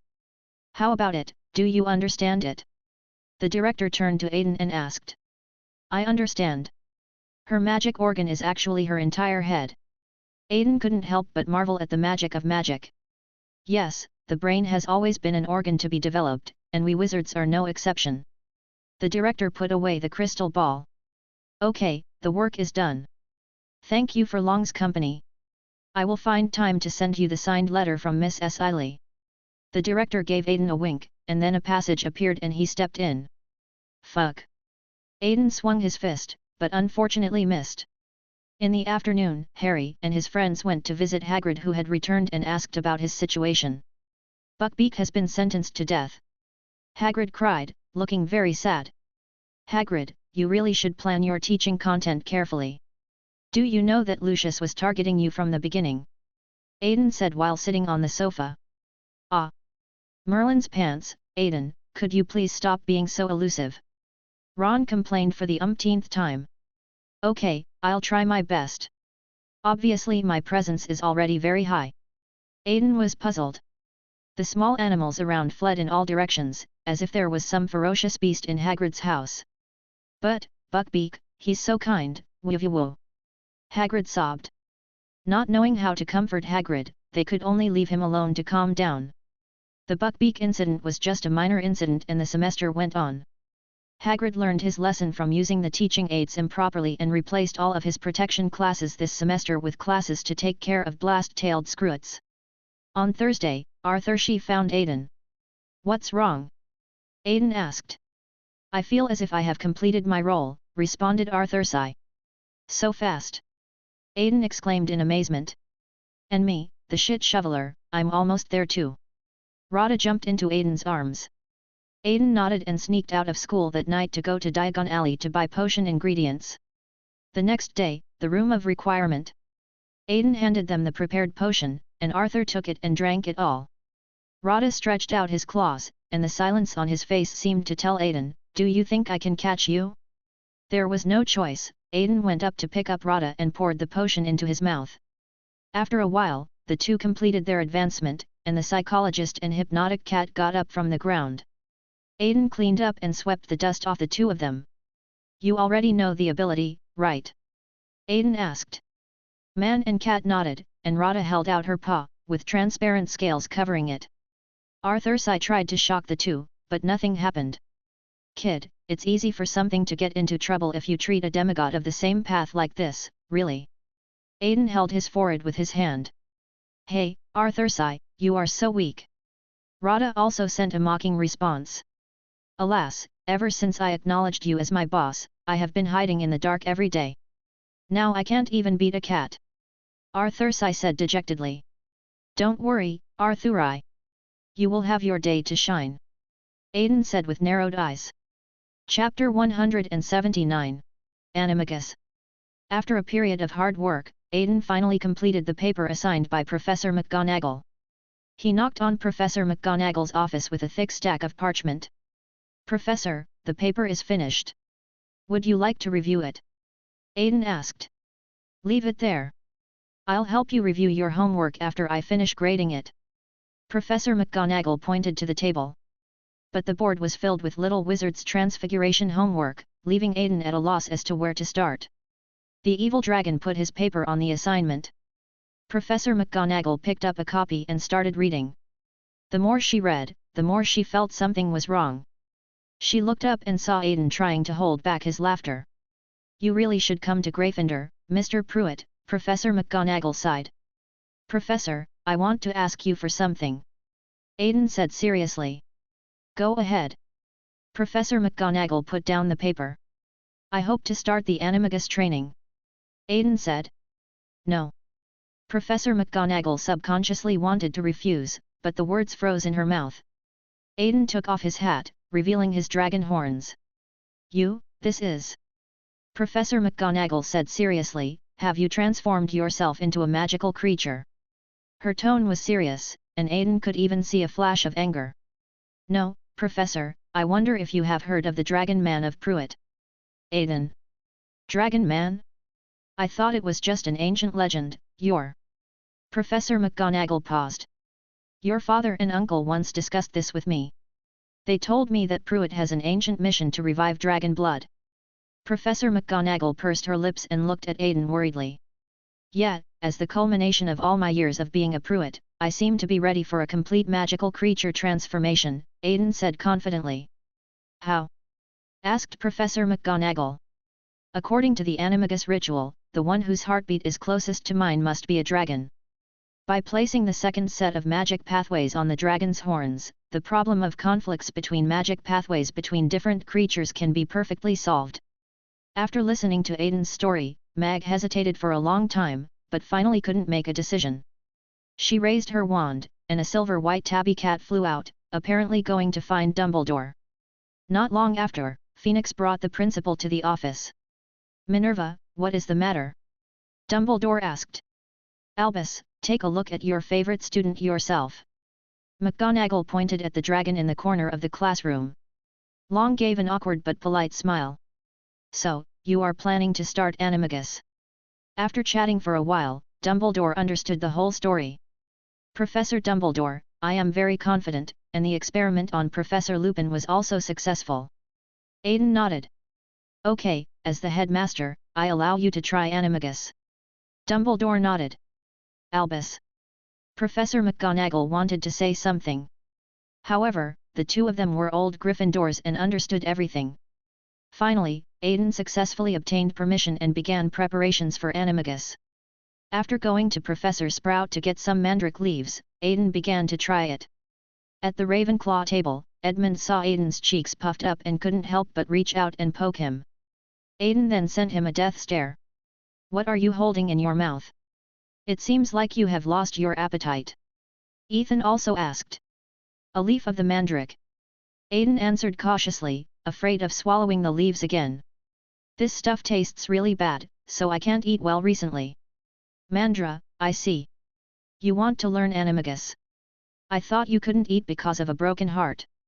Edmund teased. "Why do you think so?" Aiden wondered. Edmund pouted at the back of Aiden and said, "Look at those little witches who are eager to eat you alive. The top gossip in the academy today is, who broke the heart of the Ravenclaw rose." Edmund offended a certain operator as soon as he opened his mouth. Aiden gave him a glare with a bit of dragon power. Edmund's mind went blank for a moment, then he came back to life with a shudder. After working hard for a month, Aiden finally took out the leaves. On a moonlit night, he put the leaves and saliva into a crystal bottle.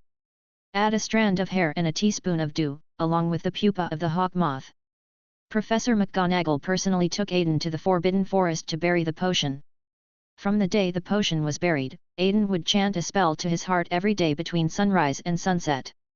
On the 5th day, a strong heartbeat began to sound. During the subsequent chanting of the mantra, the heartbeat was sometimes strong and sometimes illusory. This made Aiden think he had failed. On Thursday, Aiden encountered the trio at the castle. "Hey, Aiden, I haven't seen you lately, what have you been busy with?" Ron asked. "Learning magic, or preparing a surprise for Aunt Molly." Aiden blinked. "By the way, Aiden, this is the rock cake Hagrid asked me to bring you. He said it's to thank you for your help." Harry took out a bag and shook it, and there seemed to be a sound of something hard hitting inside. "I like it very much. I will thank him next time I see him." Aiden took the bag. The three of them were amazed at Aiden's beauty when they looked at the bag full of rock biscuits. Suddenly, a flash of lightning split the sky and Aiden immediately started running. "Ha, he's so timid, he's afraid of lightning," Ron teased. "No, I get it. He's learning animagus. Remember, he always had something in his mouth a while ago." The most knowledgeable Hermione immediately deduced what he was going to do based on Aiden's reaction. "Then Aiden can turn into an animal." Harry also became interested in this magic. "Maybe we'll know what he has become in the Ministry of Magic's list in a few days." Ron shrugged. "Aiden is amazing. I've never seen a magic that he couldn't learn since he was a child." When Aiden arrived at the place where the potion was buried, Professor McGonagall also rushed to the scene with Dumbledore in her arms. "Mr. Pruitt, because animagus itself is a ritual, we cannot continue to embed other rituals in the outside world. After that, the compression of the magic channel for transformation can only be completed by the matrix you set up yourself, which is probably a very painful process." Professor McGonagall reminded Aiden one last time, "It's not too late to stop now." Aiden shook his head, dug out the potion, and began carving runes on himself. Seeing him like this, Professor McGonagall stopped trying to dissuade him. The blood-red potion was placed in a crystal glass bottle with dirt on the surface. Aiden took out his wand and chanted to his heart, "Amato, Animo, Animagus." After reciting the spell, Aiden poured the potion into his mouth. What followed was intense pain and 2 intense heartbeats, and Aiden finally saw the beautiful silver dragon in his mind. The silver dragon did not bring any shock to Aiden's consciousness, but instead approached Aiden cautiously. Aiden looked at it calmly and naturally accepted the fusion of the silver dragon. Aiden began to transform, his robes melting into his body, and he grew scales and claws. With a tearing sound, a pair of broad wings grew out from Aiden's back. A silver dragon with pure white scales appeared in front of the 2 griffin doors, and its scales emitted colorful light under the moonlight. There were still runes on the scales that Aiden had just carved, and it looked like Professor McGonagall didn't need to help redraw them. "Aiden!" Professor McGonagall called cautiously, wanting to confirm Aiden's sanity.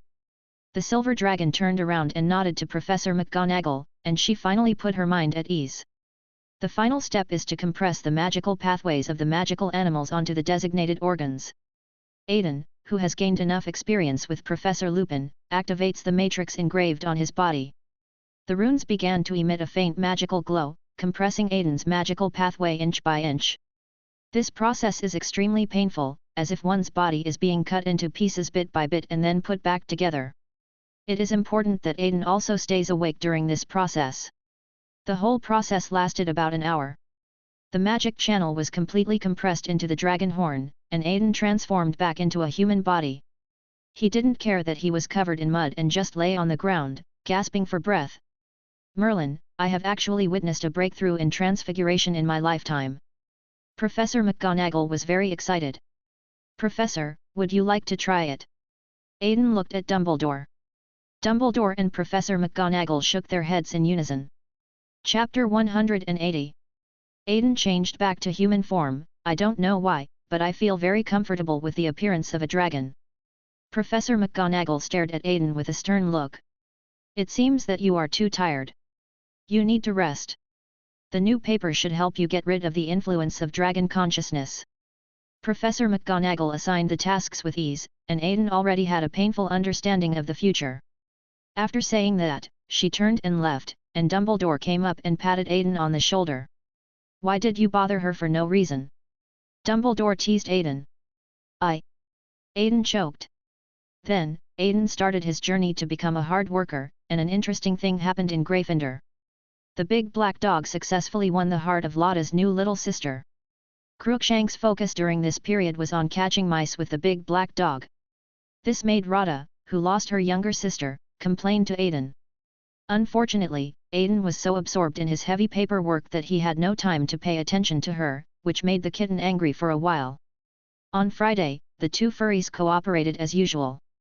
Crookshanks was responsible for driving the rats out of the Gryffindor dormitory, while the big black dog waited outside the door. Crookshanks chased Scabbers with all his might, but a large hand grabbed Scabbers. "My Merlin, Hermione, can't you control your damn cat?" Ron hugged Scabbers in his arms. "Maybe you should keep your fat rat safe. After all, besides Crookshanks, the owls coming and going here also eat mice," Hermione retorted. Harry was stuck between the two of them, unable to take sides, but both of them were looking at him.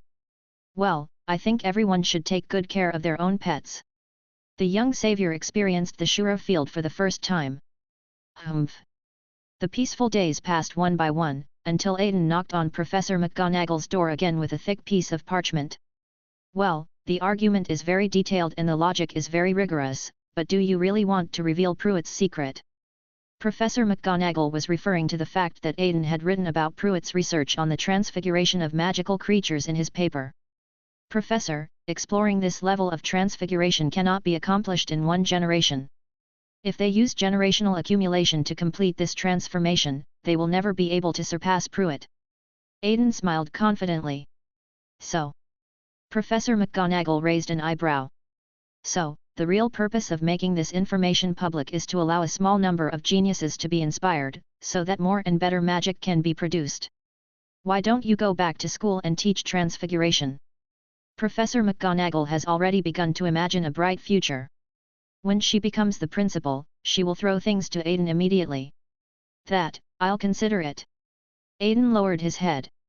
Professor McGonagall also felt that it was too early to discuss this with the third-year wizard, so she did not continue the topic. "Okay, I will send these 2 papers to Transfiguration today in my name as an emergency. You need to go to the Ministry of Magic with me later." Professor McGonagall stared at Aiden. "Aiden." The next day, the two returned from the Ministry of Magic, breaking countless jaws along the way.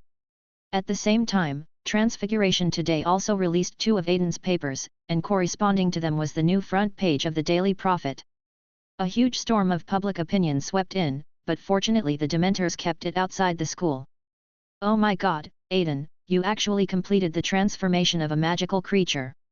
Edmund exclaimed. Ron, Hermione, Harry, Edmund and Ethan blocked Aiden as soon as he returned to school. "Mom must be very happy, but you have to think about how to deal with her roar when you go back." Ron's calm tone foreshadowed the storm in the burrow. "Can you show us your animagus?" "The newspaper said it's a dragon." Hermione was very curious. Edmund and Ethan nodded as well. "This place is too small, let's go to the edge of the Forbidden Forest," Aiden suggested. Several people went to the outskirts of the Forbidden Forest together. In the open space, Aiden used animagus and turned into a silver dragon. "Cool. Hey, what are you doing?" Hagrid, who had just finished patrolling the hunting grounds, heard the noise and came over. "Merlin's magic, is this a dragon?" Hagrid's eyes widened. He walked over blankly and wanted to touch Aiden. "Roar!" Aiden yelled at him. This little cutie is quite shy. Seeing that Hagrid still wanted to pick him up, Aiden quickly returned to his original position, which made Hagrid miss and fall to the ground. "Ha ha ha!" The people watching the show nearby laughed. "Aiden!" Hagrid also reacted. "Hagrid, you haven't read today's Daily Prophet yet." Hermione laughed. "No, someone can explain this to me." Hagrid was a little confused. "Aiden has completed the animagus of the magical creature, and today's newspaper sales have exploded," explained Edmund, a tycoon in the media industry. "This is truly amazing. Can you let me admire it for a moment longer? I've never seen a dragon like this before." Hagrid said sincerely. "Are you trying to admire that?" Aiden was speechless. After a while, everyone lost interest in the novelty and went back to class. Although the external storm of public opinion has not entered Hogwarts, the internal storm has begun to sweep across. Almost every little wizard Aiden met wanted to see his animagus, which reminded Aiden of the miserable time when he issued the silence ban in his first year. However, no matter how powerful a little wizard is, it is difficult to capture a demigod in the audience's way. Aiden has been relatively calm for some time. Harry was obviously a little uneasy. He thought Ron and Hermione, who were distracted by the news about Aiden, would not pay attention to the matter of pets. But on Friday morning, Ron's rat went missing. "No, my scabbers!" A long roar rang out in the Gryffindor common room. Harry rushed to Ron's bed and saw blood all over it. "It must be Crookshanks, that damned bastard!" Ron was furious. He ran out of the dormitory and started confronting Hermione, and the two had a big fight. Harry looked at his two good friends, not knowing how to comfort them. He even thought that the two might break up. Helpless Harry can only ask Doraemon for help. Aiden. Harry looked at Aiden pitifully. It's useless even if you call me Doraemon. One is my brother and the other is my friend. I can't let them control me. Aiden rolled his eyes. Manipulate. Harry was puzzled. Well, what you need now is to act as a lubricant and try to ease the rusty relationship between the two of you. This is all Aiden could remind. When he was about to send Harry away, he suddenly remembered a person who was playing the role of a psychiatrist. Well, look, Harry, let me give you a suggestion. Aiden pretended to be deep. Yet. Harry nodded quickly. You know psychology, right? Aiden asked. I know, it's a muggle subject.